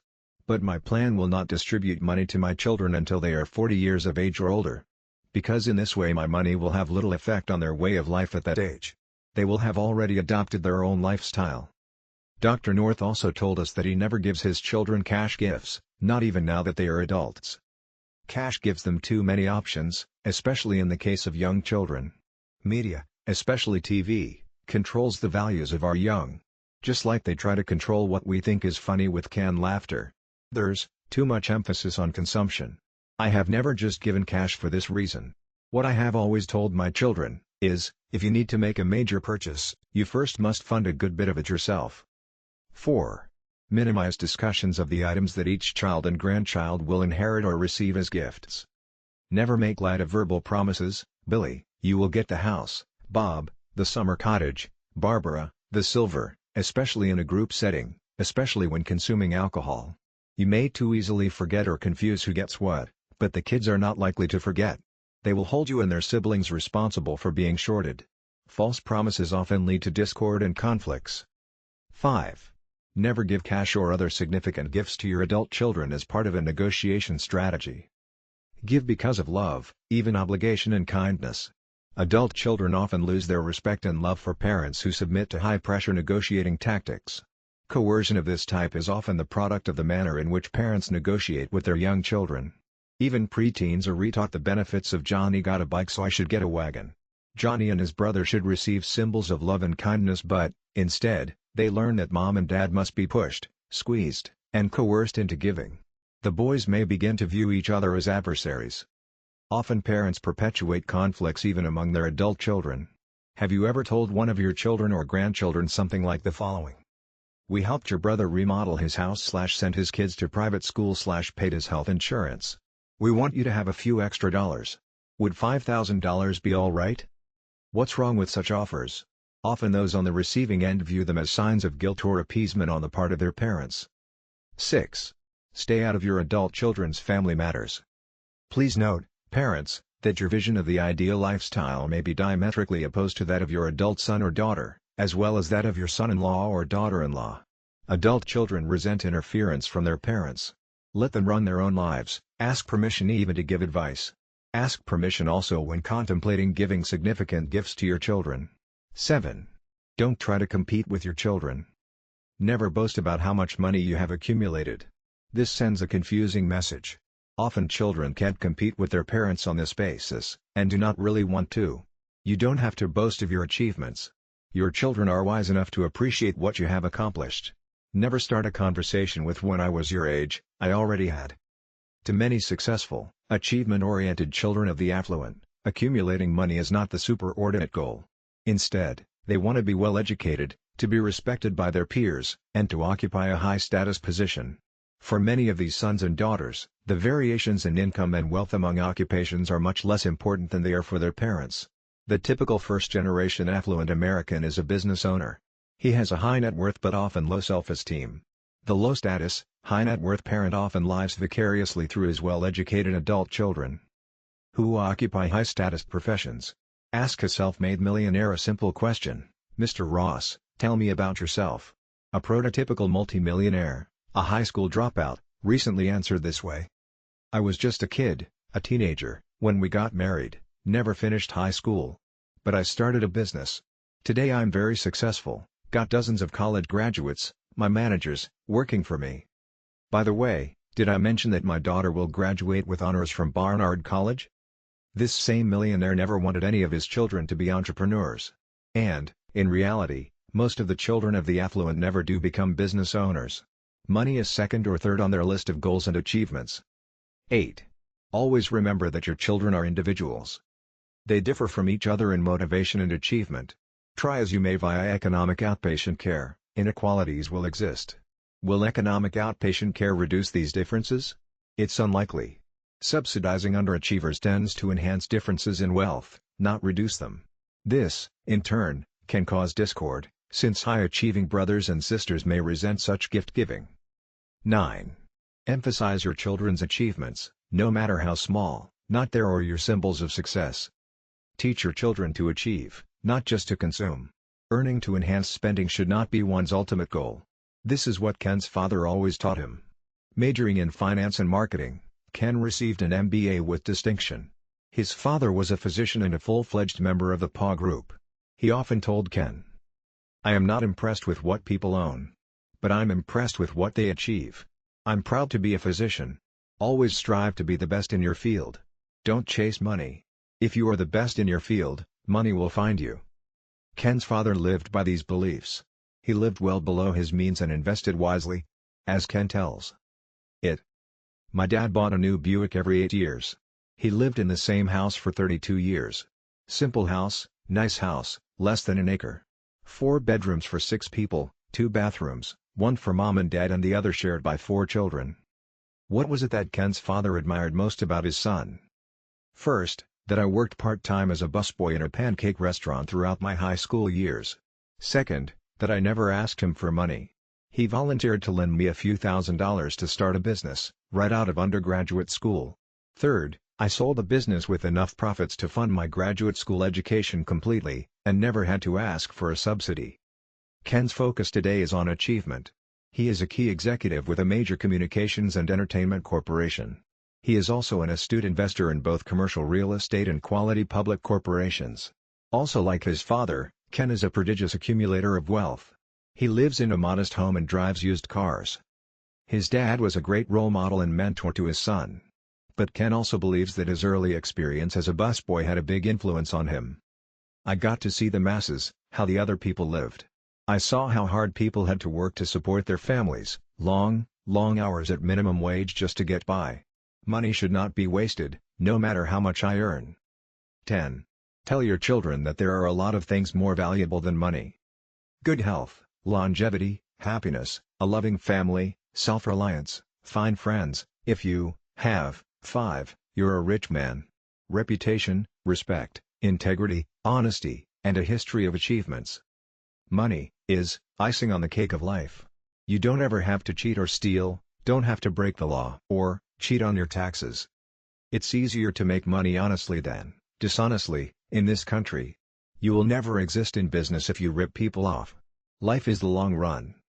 You can't hide from adversity. You can't hide your children from life's ups and downs. The ones who achieve do so by experiencing and conquering obstacles, even from their childhood days. These are the ones who were never denied their right to face some struggle, some adversity.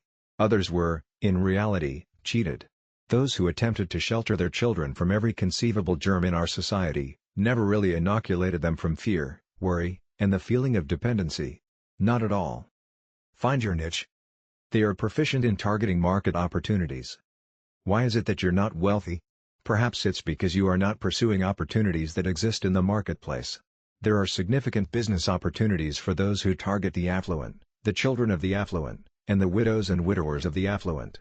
Very often those who supply the affluent become wealthy themselves. Conversely, many people, including business owners, self-employed professionals, sales professionals, and even some salaried workers, never produce high incomes. Perhaps it's because their clients and customers have little or no money. But, you may say, you have told us that the affluent are often frugal. Why target those who are not big spenders? Why focus on people who are sensitive to the price variations in products and services? The affluent, especially the self-made affluent, are frugal and price-sensitive concerning many consumer products and services. But they are not nearly as price-sensitive when it comes to purchasing investment advice and services, accounting services, tax advice, legal services, medical and dental care for themselves and family members, educational products, and homes. Since the majority of the affluent are self-employed business owners and managers, they are also purchasers of industrial products and services.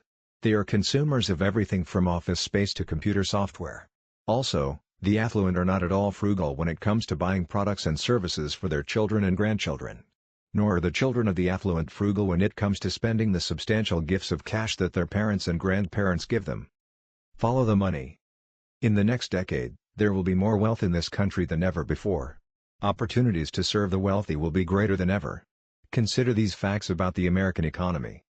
In 1996, approximately 3.5 million households in America, out of a total of 100 million households, had a net worth of $1 million or more. Millionaire households accounted for nearly half of all private wealth in America. During the 10-year period from 1996 through 2005, wealth held by American households is expected to grow nearly 6 times faster than the household population.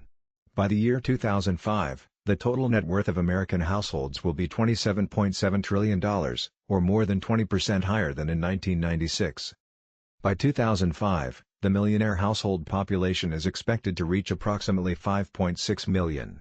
At that time, the majority of the private wealth in America, $16.3 trillion of $27.7 trillion, or approximately 59%, will be held by the 5.3% of households that have a net worth of $1 million or more.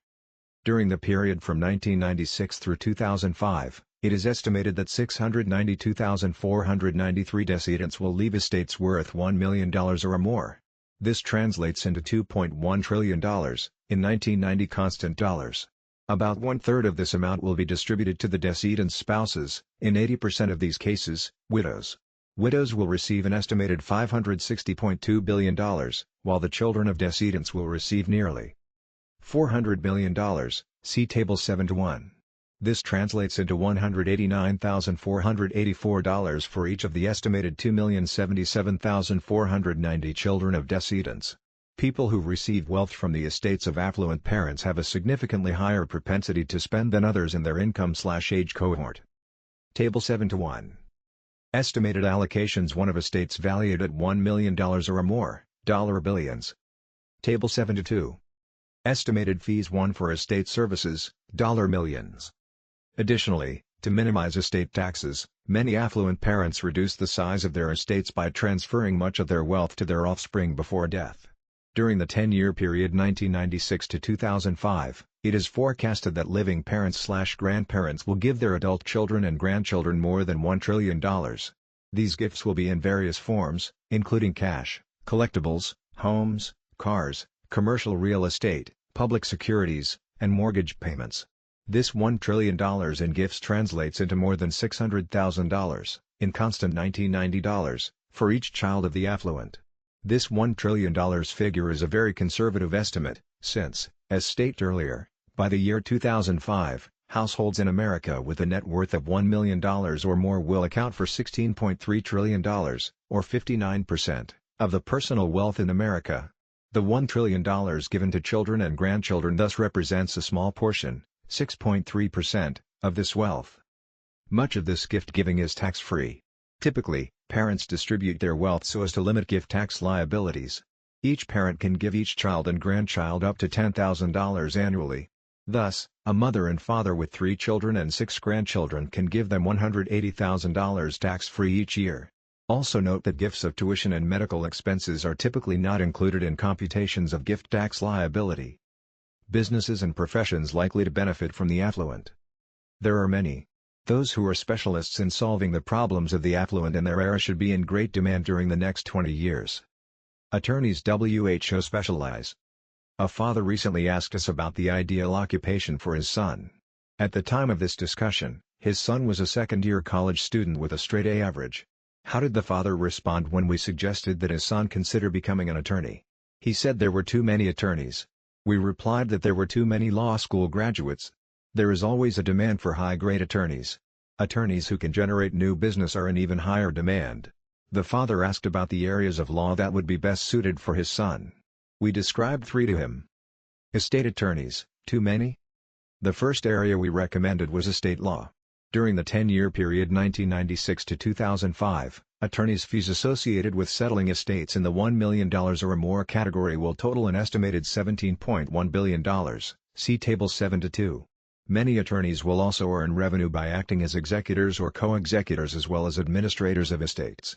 Attorneys will participate as executors or administrators for only a fraction of the estates worth $1 million and more, but even a fraction of the estimated $22.3 billion in executors' fees and $16.9 billion in administrators' fees translates into high profits for enlightened estate attorneys. In essence, estate attorneys will likely generate more than $25 billion in revenue from servicing estates in the $1 million or more range during the 1996 to 2005 period. This figure is greater than the net income generated by all law partnerships for all services in 1994. Of course, this total is only a small amount compared with the nearly $270 billion that will be paid to the federal government in estate taxes during the same 10-year period, see Table 7-1. There is more to being a successful estate attorney than just providing legal advice. The more successful ones also act as mentors and family advisors to the affluent and their heirs. These attorneys have to be especially adept at meeting the needs of the widows and widowers who are their clients. Within the affluent married couple population, almost all husbands and wives intend to leave their estates to their spouses, since a husband or wife can inherit his or her spouse's estate without paying an estate tax. This unlimited marital deduction essentially postpones payment of estate taxes until the death of the second spouse. Affluent widows face a particularly difficult situation. More than half will have been married to the same spouse for more than 50 years. Between 1996 and 2005, there are likely to be 4 affluent widows created for every 1 affluent widower. Age is most significant in explaining this variation. Within the millionaire married couple population, the expected average age of a male decedent, husband, is 75.5 years, while the average age for a female decedent, wife, is 82 years. Moreover, males in such cases typically marry women who are on average 2 years their junior. Thus, in the typical affluent couple population, the husband who passes away at the age of 75.5 years leaves behind a widow who is 2 years younger than he was at the time of death. His wife, who became a widow at the age of 73, is expected to live until she is 82. Most women in this scenario never remarry. Therefore, most women are widowed for 9 years before their deaths. It is estimated that during the 10-year period from 1996 to 2005, nearly 296,000 women in the millionaire married couple population will become widows. Their average inheritance will be approximately $2 million, in 1990 dollars. During this same period, nearly 72,000 men from this population will become widowers. It is estimated that these men will inherit more than $125 billion, or an average inheritance of approximately $1.7 million. In what states will the demand for estate attorneys be the strongest? We predict the demand in California, Florida, New York, Illinois, Texas, and Pennsylvania will be especially high during the next decade, see Tables 7-3 and 7-4. On income and/or wealth. Which is the number one income-consuming category among the affluent? Income tax. The affluent in the $200,000 and more annual realized income category account for only about 1% of U.S. households but pay 25% of the tax on personal income. They will want to become better at realizing less income in the future. What will happen in the year 2005, when millionaire households will control 59% of America's personal wealth? The government will likely place increased pressure on the affluent, possibly by creating innovative ways to tax wealth in addition to income. This prospect, according to our surveys of millionaires, is foremost on the minds of the affluent. Paying increasingly higher taxes to cover government spending and reduce the federal deficit is among the greatest fears of the affluent population.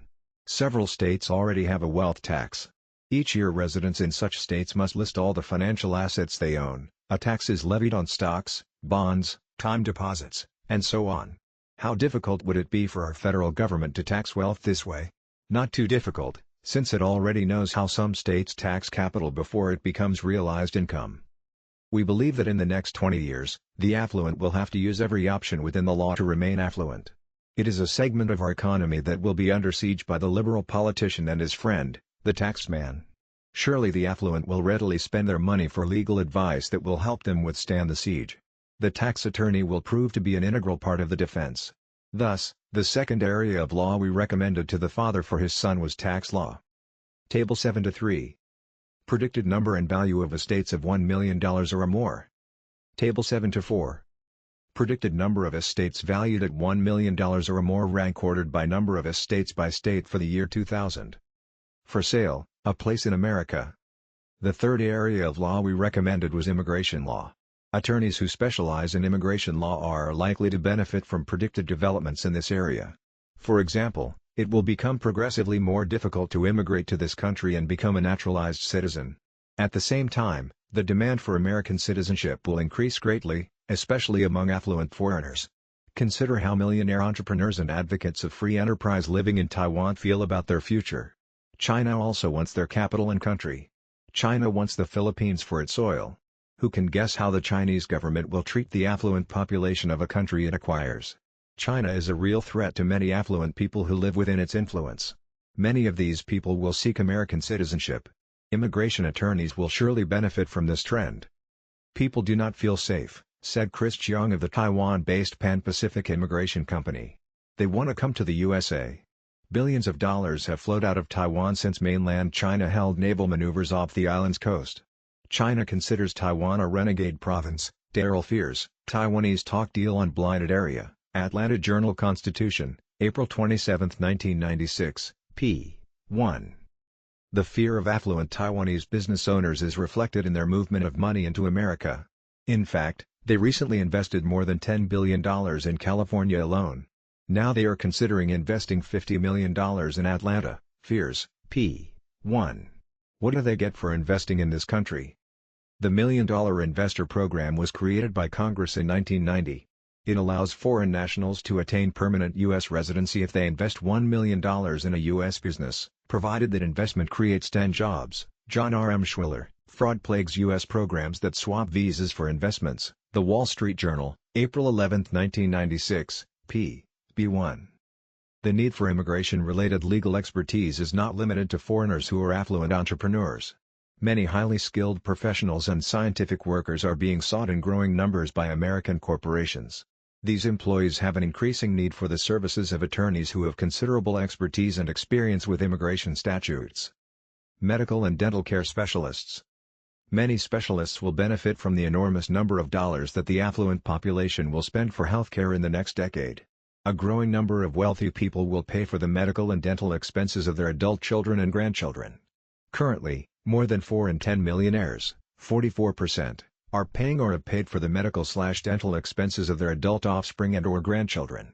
We estimate that in the next 10 years, millionaires will spend in excess of $52 billion for the medical and dental care of their adult children and grandchildren. Most of these medical and dental expenses are not covered by healthcare insurance programs. Skilled healthcare specialists who prefer to deal directly with individual payers and not with bureaucratic third-party organizations will be especially important in providing these uncovered services. A growing number of healthcare professionals are already focusing on this affluent self-payer market. Those professionals with the highest skills and corresponding reputations can most readily capitalize on this trend. Often they can demand and receive fees that are higher than any insurance company would be willing to pay. The affluent will often pay directly to the healthcare professional or organization. This way they avoid the possibility of paying gift tax on such distributions. Also, many affluent people will pay for their own elective healthcare services. Specialists who will benefit include dentists providing cosmetic dentistry, including bleaching, bonding, veneers, invisible braces, cosmetic nasal surgery, and chin and corrective jaw surgery. Plastic surgeons providing nose reshaping surgery, ear reshaping surgery, tattoo removal, facial contouring, chemical peels, and permanent hair removal. Dermatologists providing mole removal, cosmetic surgery, acne treatment, freckle removal, and electrolysis. Allergists providing treatment for fatigue, rashes, hives, itching, allergy-related mood swings and depression, food allergies, learning disabilities, and new house sickness. Psychologists providing career counseling, academic and career assessment, treatments for attention deficit disorder, treatment for compulsive eating disorder, shyness and assertiveness conditioning, and intelligence and aptitude testing. Psychiatrists providing treatment for stress and anxiety, drug and alcohol abuse, school stress, and panic disorders. Chiropractors providing treatment for stress relief in head, neck, and lower back pain. Asset liquidators, facilitators, and appraisers. Not all intergenerational gifts are in the form of cash or its equivalents.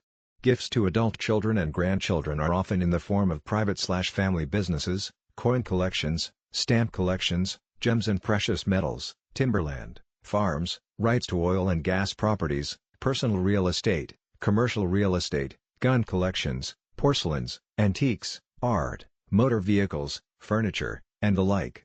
Often the recipients of these items have little or no interest in them and want to transform them into cash immediately.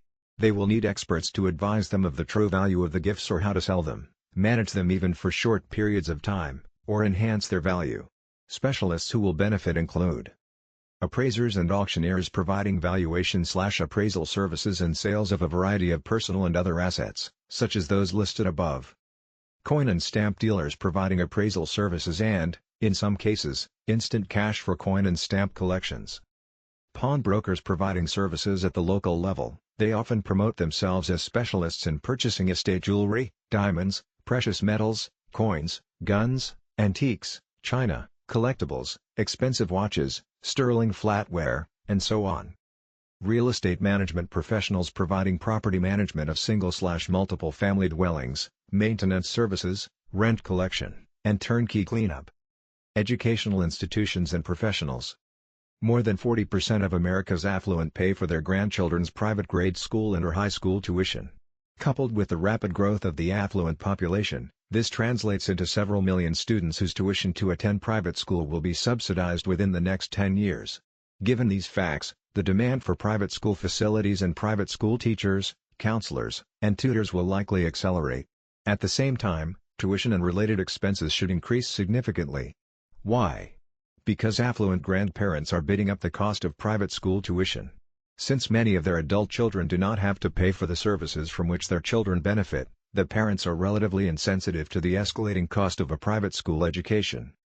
Organizations and specialists who will benefit include proprietors and teachers at private schools that provide tuition-based education at the preschool, kindergarten, elementary, and high school levels.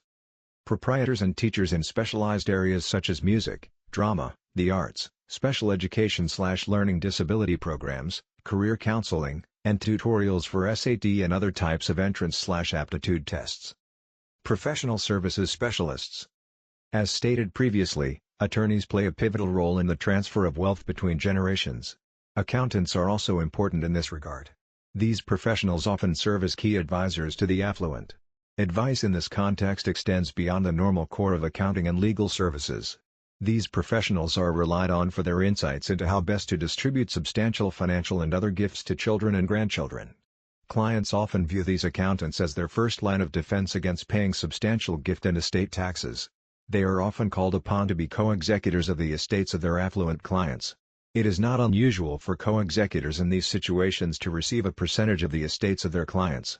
This is one way the affluent reward these trusted advisors for a lifetime of sage advice. Specialists who will benefit include accountants providing tax planning strategies, estate, trust, and gift tax solutions, fiduciary services, business/asset valuation, and retirement planning. Housing specialists/dwelling products/services. More than half the affluent population will provide their offspring with financial assistance in purchasing a home. This figure actually understates the incidence of such outpatient care because often other substantial financial gifts not earmarked for specific use are used for home purchases and related expenses. Those who receive home acquisition subsidies from their relatives are often less sensitive to the variations in home prices than the non-subsidized. As always, our data suggests that it is easier to spend other people's money. This trend should benefit many of those who are employed in the residential housing and mortgage lending businesses. Home acquisition subsidies typically do not negate the need for credit. Actually, parents who provide part of the purchase price of a home often precipitate the purchase of more expensive homes and larger mortgages on the part of their sons and daughters. Specialists who will benefit include home building contractors, mortgage lenders, remodeling contractors, renovation contractors, residential real estate developers, residential real estate agents, retailers of paint, wall coverings, and decorating products, marketers of alarm and security systems and security consultation services. Providers of interior design and decorating services. Fundraising counselors. Specialists who will benefit include professionals who conduct philanthropic research, develop targeting strategies, and counsel foundations and educational institutions. Travel agents and bureaus and travel consultants. The affluent enjoy vacationing with their children and grandchildren, and many of the affluent spend considerable amounts doing so. About 55% recently spent more than $5,000 for a vacation. About 1 in 6 spent in excess of $10,000. Specialists who will benefit include marketers of family-oriented vacation resorts, marketers of cruises, tours, worldwide vacations, and treks and safaris. Where are the opportunities likely to be? People who are interested in targeting the wealthy need to know the geographic distribution of the opportunities available. Note that earlier in this chapter we provided estimates by state of the number and total dollar value of estates in the $1 million or more category, see tables 7-3 and 7-4. But keep in mind that for every estate in the $1 million or more category, there are about 40 millionaires who are still alive. Thus, for many people who wish to market to the affluent, living millionaires are the more important of the two groups. Table 7-5. Estimated number of millionaire households in the year 2005. With this in mind, we have estimated how many U.S. households will have a net worth of $1 million or more in the year 2005. We have also estimated how many of these households there will be in each of the 50 states, the District of Columbia, and among Americans living outside the U.S., see Table 7-5. Note that California has the largest millionaire household population. In terms of concentration per 100,000 households, however, Connecticut ranks first. The term inheritance used here does not fit the traditional definition, which relates to receiving cash or its equivalents as a right or title descendable by law from an ancestor at his or her death. Nor does a spouse fit the strict definition of an ancestor. In reality, almost all the wealth of millionaire couples is held jointly. This is the main reason it is nearly impossible to estimate the number of individual millionaires and why we substitute the number of millionaire households. Nevertheless, it is a bit misleading to use the term inheritance when discussing the interspousal transfer of wealth. While both spouses are alive, what is his is hers and what is hers is his. Jobs, millionaires versus heirs. They chose the right occupation. About 10 years ago, a reporter from a national news magazine called. She asked the question we are most frequently asked. Who are the affluent? By now you probably can predict the answer. Most of the affluent in America are business owners, including self-employed professionals. 20% of the affluent households in America are headed by retirees. Of the remaining 80%, more than 2/3 are headed by self-employed owners of businesses. In America, fewer than 1 in 5 households, or about 18%, is headed by a self-employed business owner or professional. But these self-employed people are 4 times more likely to be millionaires than those who work for others. The reporter followed with the next logical question. What types of businesses do millionaires own? Our answer was the same one we give everyone. You can't predict if someone is a millionaire by the type of business he's in. After 20 years of studying millionaires across a wide spectrum of industries, we have concluded that the character of the business owner is more important in predicting his level of wealth than the classification of his business. But no matter how hard we try to make our point, reporters want to keep things simple. What a great story, what a great headline, it would make if they could tell readers. Here are 10 businesses millionaires own. We have gone out of our way to emphasize that there are no sure steps one can take to become wealthy. Too often reporters ignore the facts. They sensationalize and twist our research findings. Yes, you are more likely to become affluent if you're self-employed. But what some of these reporters don't tell you is that most business owners are not millionaires and will never come close to becoming wealthy.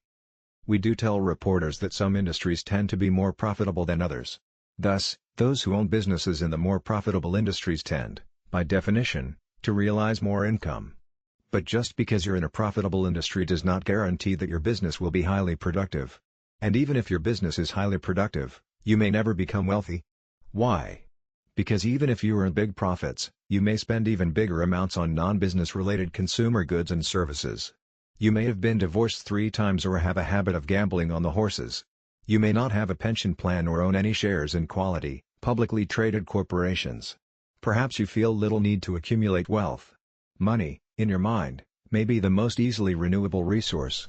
If you think it is, you may be a spender and never an investor. But what if you're frugal and a conscientious investor and you own a business that is profitable? In this case, you're likely to become wealthy. It is easier to earn higher profits in some industries than others. We identify several of these profitable industries in this chapter. But again, we caution readers not to oversimplify our findings and suggestions. Too often people want a soundbite answer to the question of how to become wealthy in America. Even worse are those who distort our data-based findings. Consider, along these lines, the message that was recently left for us by a business broker. I thought you would like to know that someone has printed a brochure stating that you are a professor at Stanford University and that you found that 20% of the millionaires in America are dry cleaners. Is this true? First, neither one of us ever taught at Stanford. Second, neither of us has ever stated that 1 in 5 millionaires is at this moment pressing shirts. We did find in the mid-1980s that dry cleaning was a profitable small business industry. But again, profits don't automatically translate into affluence or accumulated wealth. This is like those sons of ours and perhaps yours who thought they would make the varsity basketball team because they bought a pair of Air Jordan shoes. A label does not make a varsity player. Nor does an industry label make the business owner wealthy. It takes talent and discipline to generate profits and ultimately wealth. That is why we are offended by people who tell the American public, "Just buy my educational/study-at-home kit and your new business venture will be a success. Start your own business today, you will be wealthy tomorrow. I did it in this industry. You can do it, too. It's so easy." Again, it's not the kit, not the idea, not the industry. For example, the profitability data for hardware/lumber retail establishments 25 years ago never got us excited. They didn't convince us to invest in a business of this type. But think what the founders of the highly profitable Home Depot did. They reinvented the industry. They did not allow industry standards for profits, sales volume, or overhead to dictate how they operated their business and invested their money. These founders had tremendous talent, discipline, and courage. They became wealthy and helped make a lot of their employees and other investors financially independent. Most people who make it big in business set their own very high standards. Only change is predictable. Things do change, even in the so-called owner/manager business environment. Take, for example, the industry we mentioned previously, dry cleaning. In fact, the appropriate title is laundries, dry cleaning, and garment services, with regard to this industry, Tom Stanley reported in 1988. In 1984 there were 6,940 partnerships, 91.9% have net income, while the average return on receipts, net profit as a percent of receipts, was 23.4%. Thomas J. Stanley, Marketing to the Affluent, Homewood, I-11, Irwin, 1988, p. 190. What about the profitability of this industry in the 1990s? We analyzed the IRS's federal income tax return data.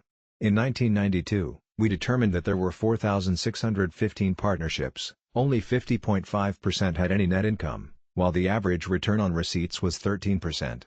Also in 1992, there were 24,186 sole proprietorship dry cleaners in America. What was their average net income? On average, it was $5,360. This placed dry cleaners 116th out of 171 sole proprietorships based on average net income criteria. The industry at that time ranked 119th in return on receipts, which equaled 8.1%. What percentage of dry cleaners generated a net income? Nearly 3 and 4, or 74.1%, made at least $1 of net income. In this regard, dry cleaning ranked 92 out of 171 industries analyzed. What a difference 8 short years can make. But the dry cleaning industry is not the only one to encounter such changes. The data in Table 8:1 contrasts selected industries. You will notice that several have experienced significant changes in profitability over the years.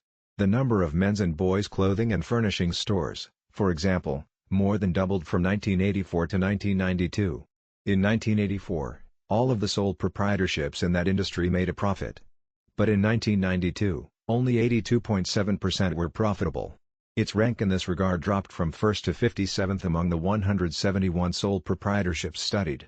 The highway and street construction contractors industry moved from a ranking of 8 to 138, while coal mining moved from 14 to 165. Many external and often uncontrollable factors influence the profitability of industries and firms within those industries. Often the presence of high numbers of profitable firms within an industry attracts more and more people to the industry, which can have a dampening effect on profits. Changes in consumer preferences can also affect profits. So can the actions of our government. If it had an energy policy that favored the use of coal, perhaps the number of sole proprietorship coal mining businesses would not have dropped from 717 to 76 in just 8 years. Note that only 34.2% of the 76 coal mining businesses made a net profit. But in spite of this, sole proprietors in this business earned an average net income of $196,618. Obviously, a minority of coal mining operations owners ignore industry trends and standards, and many of these people have been rewarded for their tenacity and contrary beliefs about the coal industry. Many successful business owners have told us that they enjoy short periods of rough times in their chosen industries because they weed out much of the competition.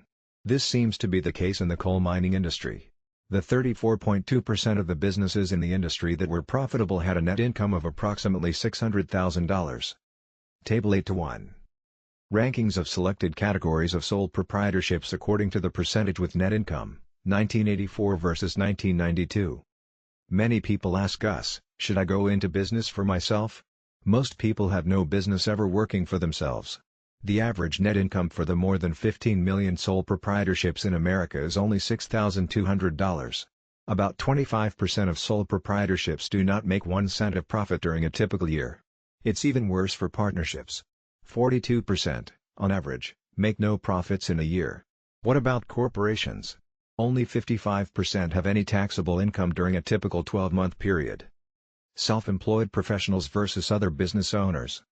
Fewer than 1 in 5 millionaire business owners turns his business over to his children to own and operate. Why? Give credit to wealthy parents. They know the odds of succeeding in business. They understand that most businesses are highly susceptible to competition, counter-consumer trends, high overhead, and other uncontrollable variables. So what do these millionaires advise their children to do? They encourage their children to become self-employed professionals, such as physicians, attorneys, engineers, architects, accountants, and dentists. As stated earlier, millionaire couples with children are 5 times more likely to send their children to medical school than other parents in America and about 4 times more likely to send them to law school. The affluent know the risks and the odds of succeeding or failing in business.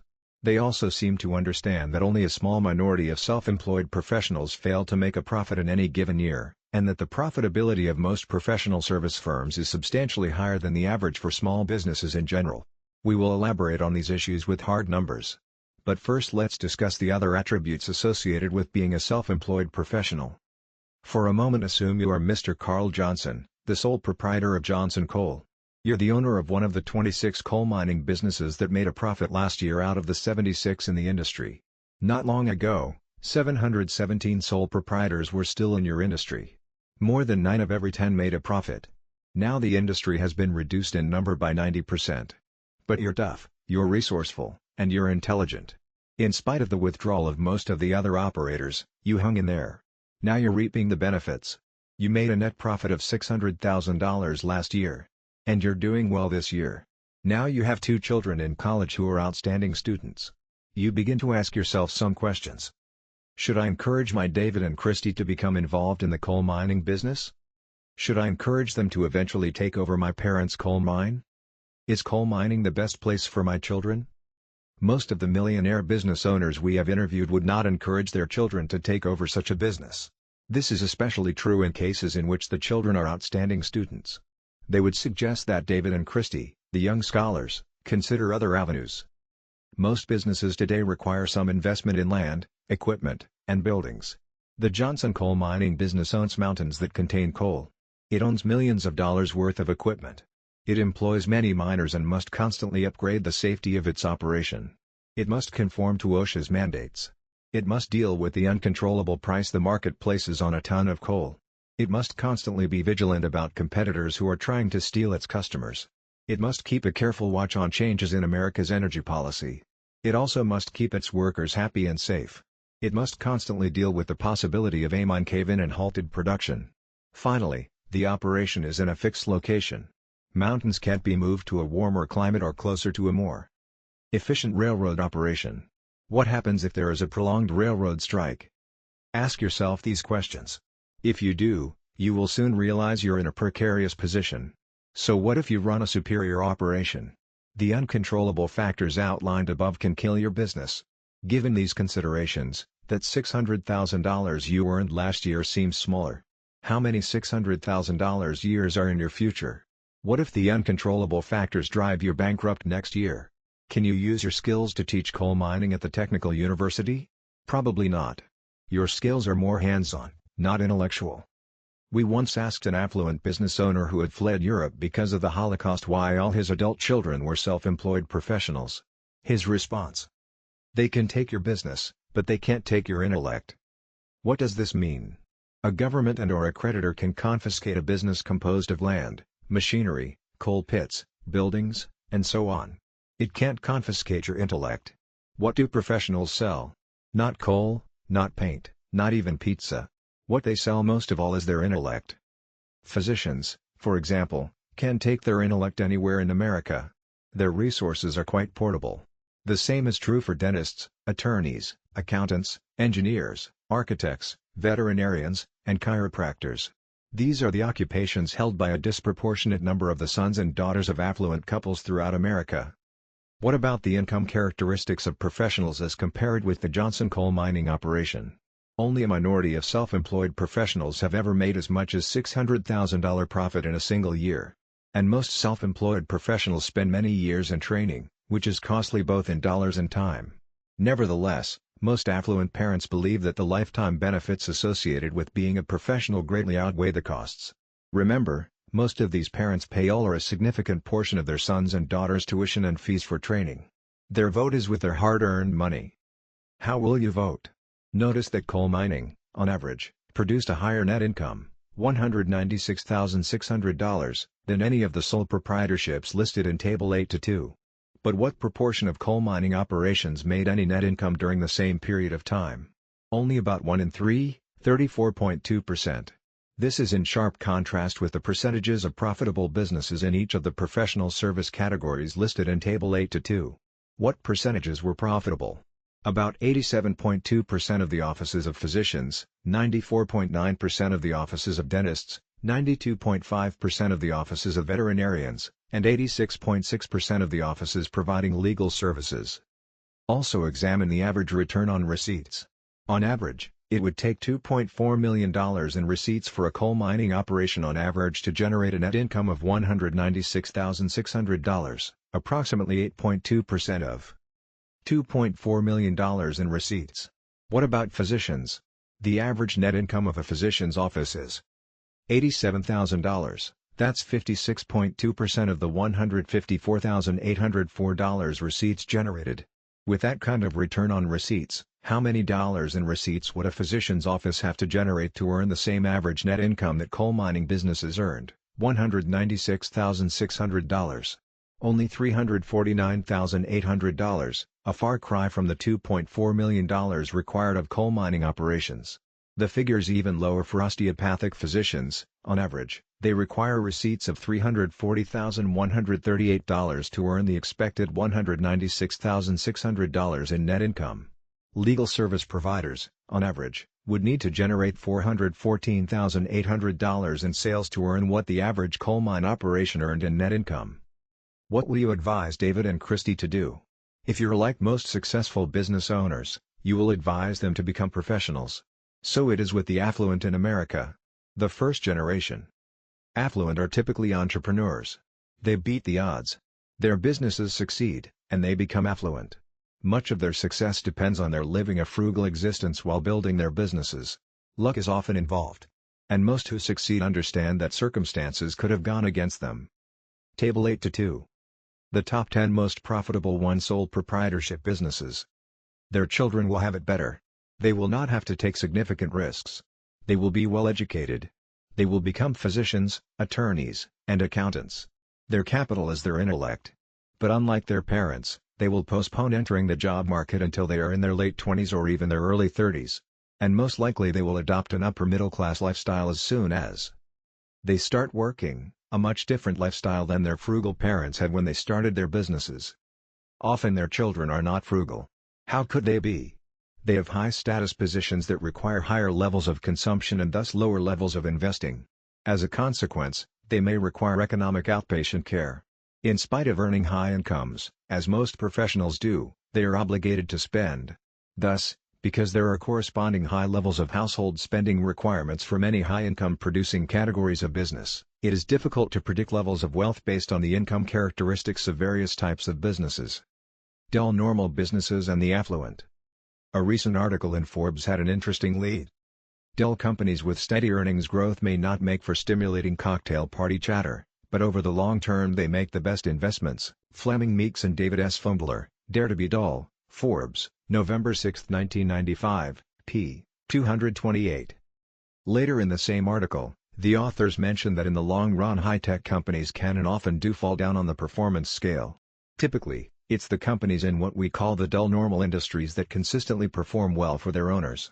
Forbes lists several top-performing small businesses that have had great endurance for the past 10 years. Some of the industries represented include wallboard manufacturing, building material manufacturing, electronics stores, prefab housing, and automobile parts. No, these industries don't sound very exciting. But typically it's these mundane categories of businesses that produce wealth for their owners. Often dull normal industries don't attract a great deal of competition, and demand for their offerings is not usually subject to rapid downturns. We recently developed our own list of businesses that are owned by millionaires, see Appendix 3. We would like to list just a sample at this juncture, see Table 8-3. What businesses do the affluent own? A wide variety of dull normals. Risk, or freedom? Why do people operate their own businesses? First, most successful business owners will tell you that they have tremendous freedom. They are their own bosses. Also, they tell us that self-employment is less risky than working for others. A professor once asked a group of 60 MBA students who were executives of public corporations this question. What is risk? One student replied, being an entrepreneur. His fellow students agreed. Then the professor answered his own question with a quote from an entrepreneur. What is risk? Having one source of income. Employees are at risk. They have a single source of income. What about the entrepreneur who sells janitorial services to your employers? He has hundreds and hundreds of customers, hundreds and hundreds of sources of income. Hope you enjoy your listening. I would greatly appreciate if you take a second, press that thumbs up button below and subscribe to the channel, so more people find this video and educate themselves, reading. It means a lot, thank you. The audiobook continues, thanks for your time. Table 8-3. Selected businesses/occupations of self-employed millionaires. Advertising specialty distributors. Human resources consulting services. Ambulance service. Industrial chemicals cleaning/sanitation. Manufacturer. Apparel manufacturer ready-to-wear. Janitorial services contractor. Auctioneer/appraiser.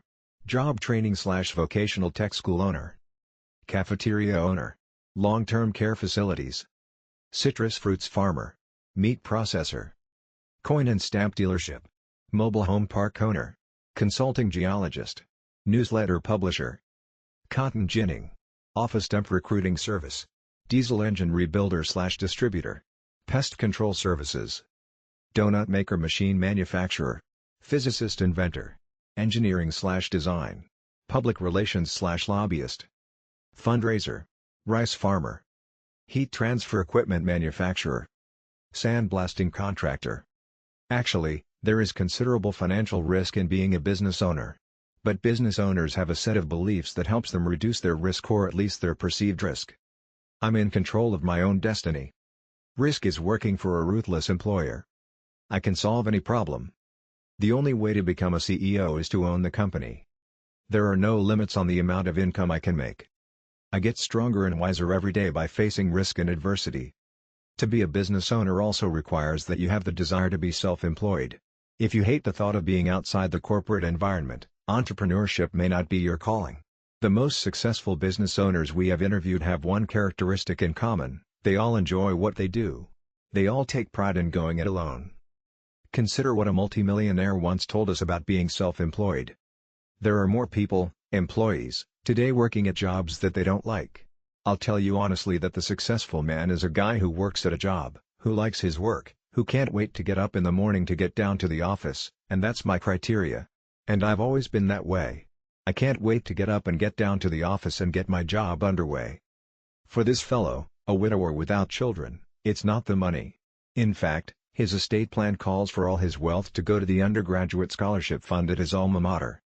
How did this fellow and others like him select the businesses they wanted to start? He was well trained in college by engineering and science professors, many of whom were also entrepreneurs. These professors were his role models. Most successful business owners had some knowledge or experience with their chosen industry before they ever opened their own businesses. Larry, for example, worked for more than a dozen years selling printing services. He was the top performer for his employer. But after growing tired of the constant fear that his employer would go bankrupt, he considered opening his own printing company. He sought our advice in this regard. We asked Larry a simple question: what's the number one thing that printing companies need? He immediately responded, more business, more revenue, more customers. Thus, Larry answered his own question. He did start his own business, but not his own printing company. He became a self-employed broker of printing services. He now represents several outstanding printing firms and receives a commission on every sale he makes. His business has little overhead. Before starting his own business, Larry told us he did not have the courage to be an entrepreneur. He told us that every time he even thought about going it alone he encountered fear. Larry believed that self-employed were fearless, that fear never entered their minds. We had to help Larry adjust his thinking. We began by explaining that his definition of courage was wrong. How do we define courage?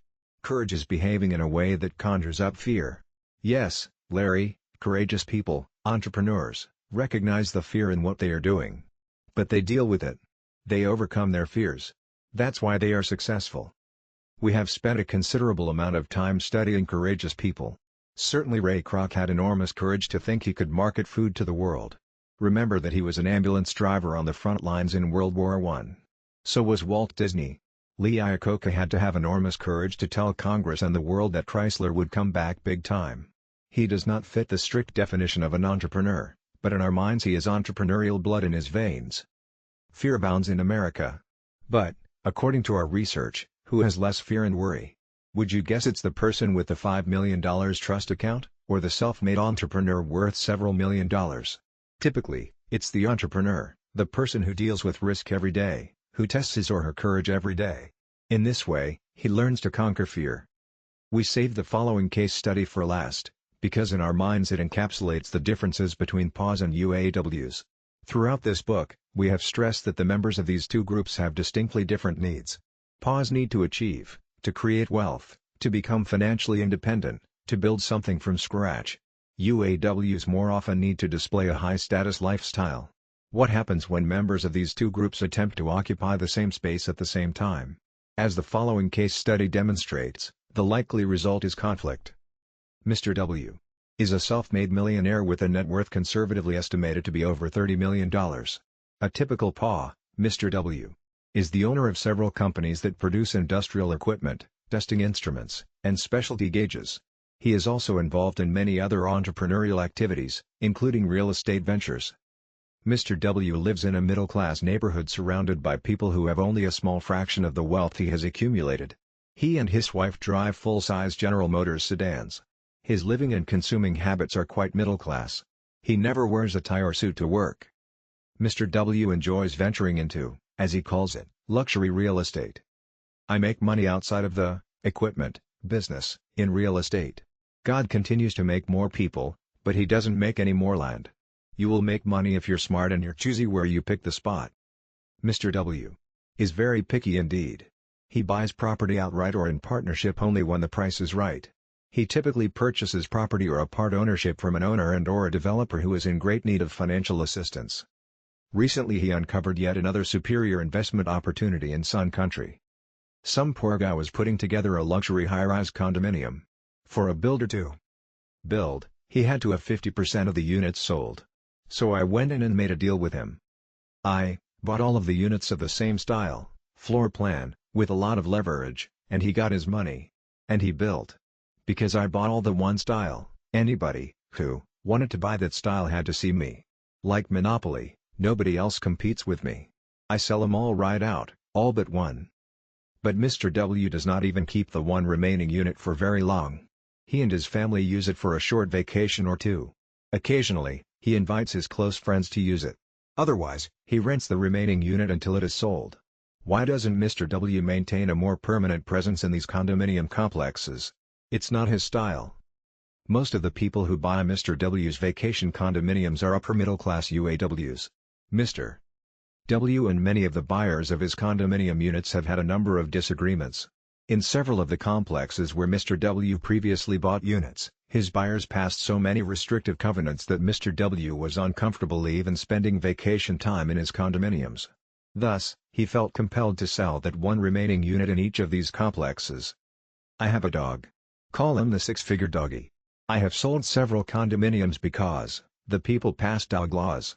They told me, you've got to get rid of the dog. I'll sell an entire building before I get rid of my dog. Mr. W anticipated that the status-conscious buyers of his latest venture would also be insensitive to his desire to have a dog. So before construction on the complex was even started, he listed his dog in the building's declaration. It stated that Mr. W and his family would have the right to have a dog with them when they were in residence. All the buyers, according to Mr. W, were given copies of the declaration. Thus, they were all aware of Mr. W's right to have a dog in the complex. Not one owner objected at the time they purchased property. But shortly after the complex was completely sold out, excluding Mr. W's last available unit, the owners banded together and formed an action committee. Its purpose was to develop and enforce an expanded list of restrictive covenants. Certainly these new covenants would not restrict the rights of Mr. W and his dog. After all, these rights were specified in the original declaration. The Action Committee passed a dog law. It sidestepped the original declaration concerning dogs and stated that dogs would be allowed on the complex, with certain restrictions, if they weighed less than 15 pounds. So much for doggy rights and original declarations. Mr. W felt that this was a subterfuge to encourage him to sell out. His six-figure doggy weighed 30 pounds. He felt that even if the dog dieted, it could not come into compliance. Mr. W was particularly disturbed that he was never allowed to cast a vote for or against the dog-related covenant. Nonetheless, he was determined to keep his dog in spite of the covenant. After all, he had been a major investor in the building before construction even began. They, the Action Committee, wrote me a letter, and stated that I had to get rid of the dog because it was over 15 pounds. So I went to one of their meetings. I complained about their voting system. I had no representation. Just prior to leaving the meeting, Mr. W addressed the committee. How do you know he's over 15 pounds? How do you know? He could be hollow. I won't get rid of the dog.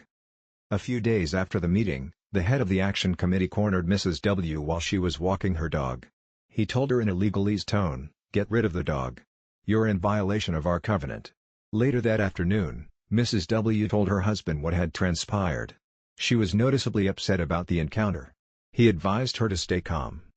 Several weeks later, Mr. W received a letter that demanded that he remove his dog. It also stated that legal action would be initiated if he did not comply with the dog-related covenant. 2 more letters followed. Each contained statements that were even more threatening than the first. Mr. W was not impressed with these requests. The author of the letters was the chairman of the Action Committee. He was also an attorney. But as Mr. W discovered, the chairman was not licensed to practice law in the state where the complex was located. Thus, Mr. W promptly ignored each of the Action Committee's demands. However, Mr. W and his family began to feel that they were out of place even just vacationing at this condominium complex. Was the Action Committee using the dog as leverage to evict his entire family? Mr. W was convinced this was the real issue. He and his family were not what some would consider to be beautiful people. In contrast, the complex was filled with, in Mr. W's parlance, the best scrub condominium owners one could ever imagine. Mr. W was growing increasingly angry with the members of the Action Committee. He felt that its members were going out of their way to be rude to him. He was especially annoyed that the chairman of the committee had embarrassed his wife in front of several other condominium owners. Mr. W devised a plan. At a meeting of the condominium owners, at which all the members of the Action Committee were present, Mr. W stood up and introduced himself. "I'm the guy that you have been sending letters to, about our dog. I have given your proposal some careful consideration. I've decided I'm not going to get rid of my dog, nor am I going to sell my condominium." This statement drew anticipated boos and hisses from the audience. After gaining the undivided attention of his targeted audience, he outlined his counter-proposal, to turn his condominium unit over to his company's profit-sharing and pension plan and allow assembly line employees to use the unit as a vacation resort 52 weeks a year. He asked his audience, "Would that be okay with all of you folks?" Numerous members of the audience moaned. They were undoubtedly envisioning Mr. W's blue-collar employees invading their space 52 weeks a year. Some attendees shouted out, "Keep the dog, keep the dog." The chairman of the Action Committee proposed that a committee meeting be held immediately in the adjoining conference room. 5 minutes after this behind-closed-doors meeting, the committee members filed back into the room. The chairman told the audience of condominium owners that the Action Committee had made a decision. After reviewing all the elements of this situation, the Action Committee recommends that the WS be allowed to keep their dog. I ask that the covenant be so amended. All in favor?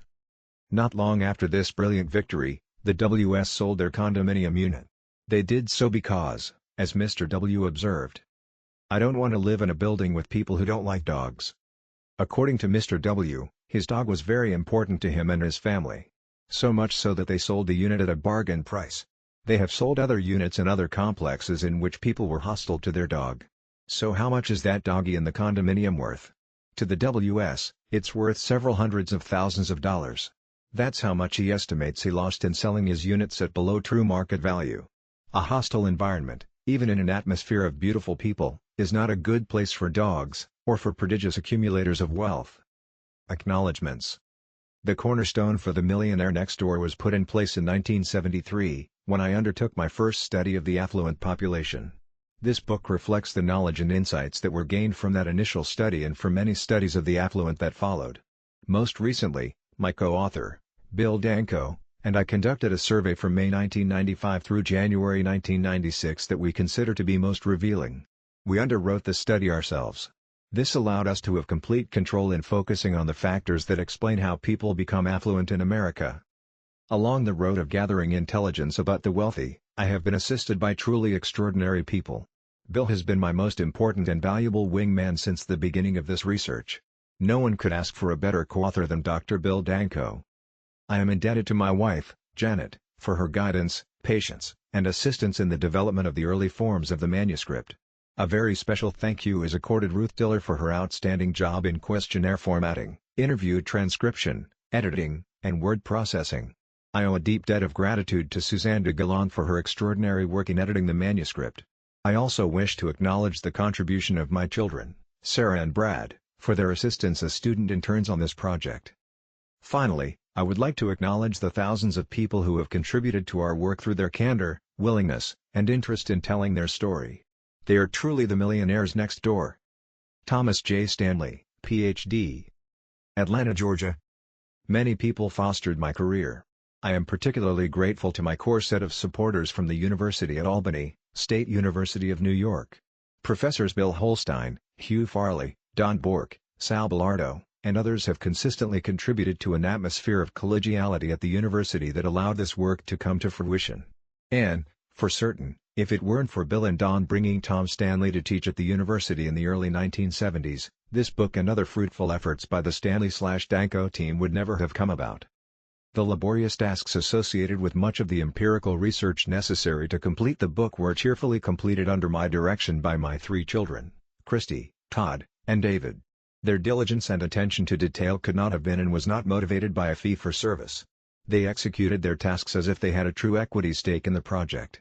I trust that this exposure to marketing research will make them informed consumers when shaping their careers. Finally, I must recognize and applaud my mother, who instilled in me discipline and faith. Through her living example of hard work in spite of adversity, she taught me how to live an honorable life of perseverance and courage guided by God. William D. Danko, Ph.D. Albany, New York. Appendix 1. How we find millionaires. How do we go about finding millionaires to survey? A C student of ours once tried to answer this question in a marketing research course. He suggested that we merely obtain a list of people who drive luxury cars. As readers know by now, however, most millionaires do not drive luxury cars. Most luxury car drivers are not millionaires. No, this method will not work. Targeting by neighborhood. The method used in our most recent study, as well as many others we have conducted, was developed by our friend John Robin, the inventor of geocoding. Mr. Robin was the first to classify, or code, each of the more than 300,000 neighborhoods in America. Using this system, one can code more than 90% of America's 100 million households. Mr. Robin coded these neighborhoods first according to the average income for each. Next, He estimated the average net worth of each neighborhood by first determining the average interest income, net rental income, (L) generated by households in each neighborhood. Then, using his mathematical capitalization model, he estimated the average net worth that would be required to generate such incomes. Once he had determined the estimated average net worth for each neighborhood, he assigned each a code. A code of 1 was assigned to the neighborhood with the highest estimated average net worth, a 2 was assigned to the neighborhood with the next highest average net worth, and so on. Also see Thomas J. Stanley and Murphy A. Sewell, The Response of Affluent Consumers to Mail Surveys, Journal of Advertising Research, June/July 1986, pages 55-58. We use this estimated net worth scale to help us find millionaires to survey. First, we select sample neighborhoods that rank significantly higher than average along the estimated net worth scale. A commercial mailing list company calculates the number of households in each of our chosen high net worth neighborhoods. Next, the list company randomly selects heads of households within the selected neighborhoods. These are the people we survey. In our most recent national study, conducted from June 1995 through January 1996, we selected 3,000 heads of households. Each received an 8-page questionnaire, a form letter asking for his participation and guaranteeing the anonymity and confidentiality of the data we collected, and a dollar bill as a token of our appreciation, along with a business reply envelope in which to return the completed questionnaire. A total of 1,115 surveys were completed in time to be included in our analysis. An additional 322 surveys could also be accounted for, 156 address unknown, 122 incomplete, and 44 otherwise usable surveys returned after data analysis had commenced. Overall, the response rate was 45%. Out of the 1,115 respondents, 385, or 34.5% of the total, had a household net worth of $1 million or more.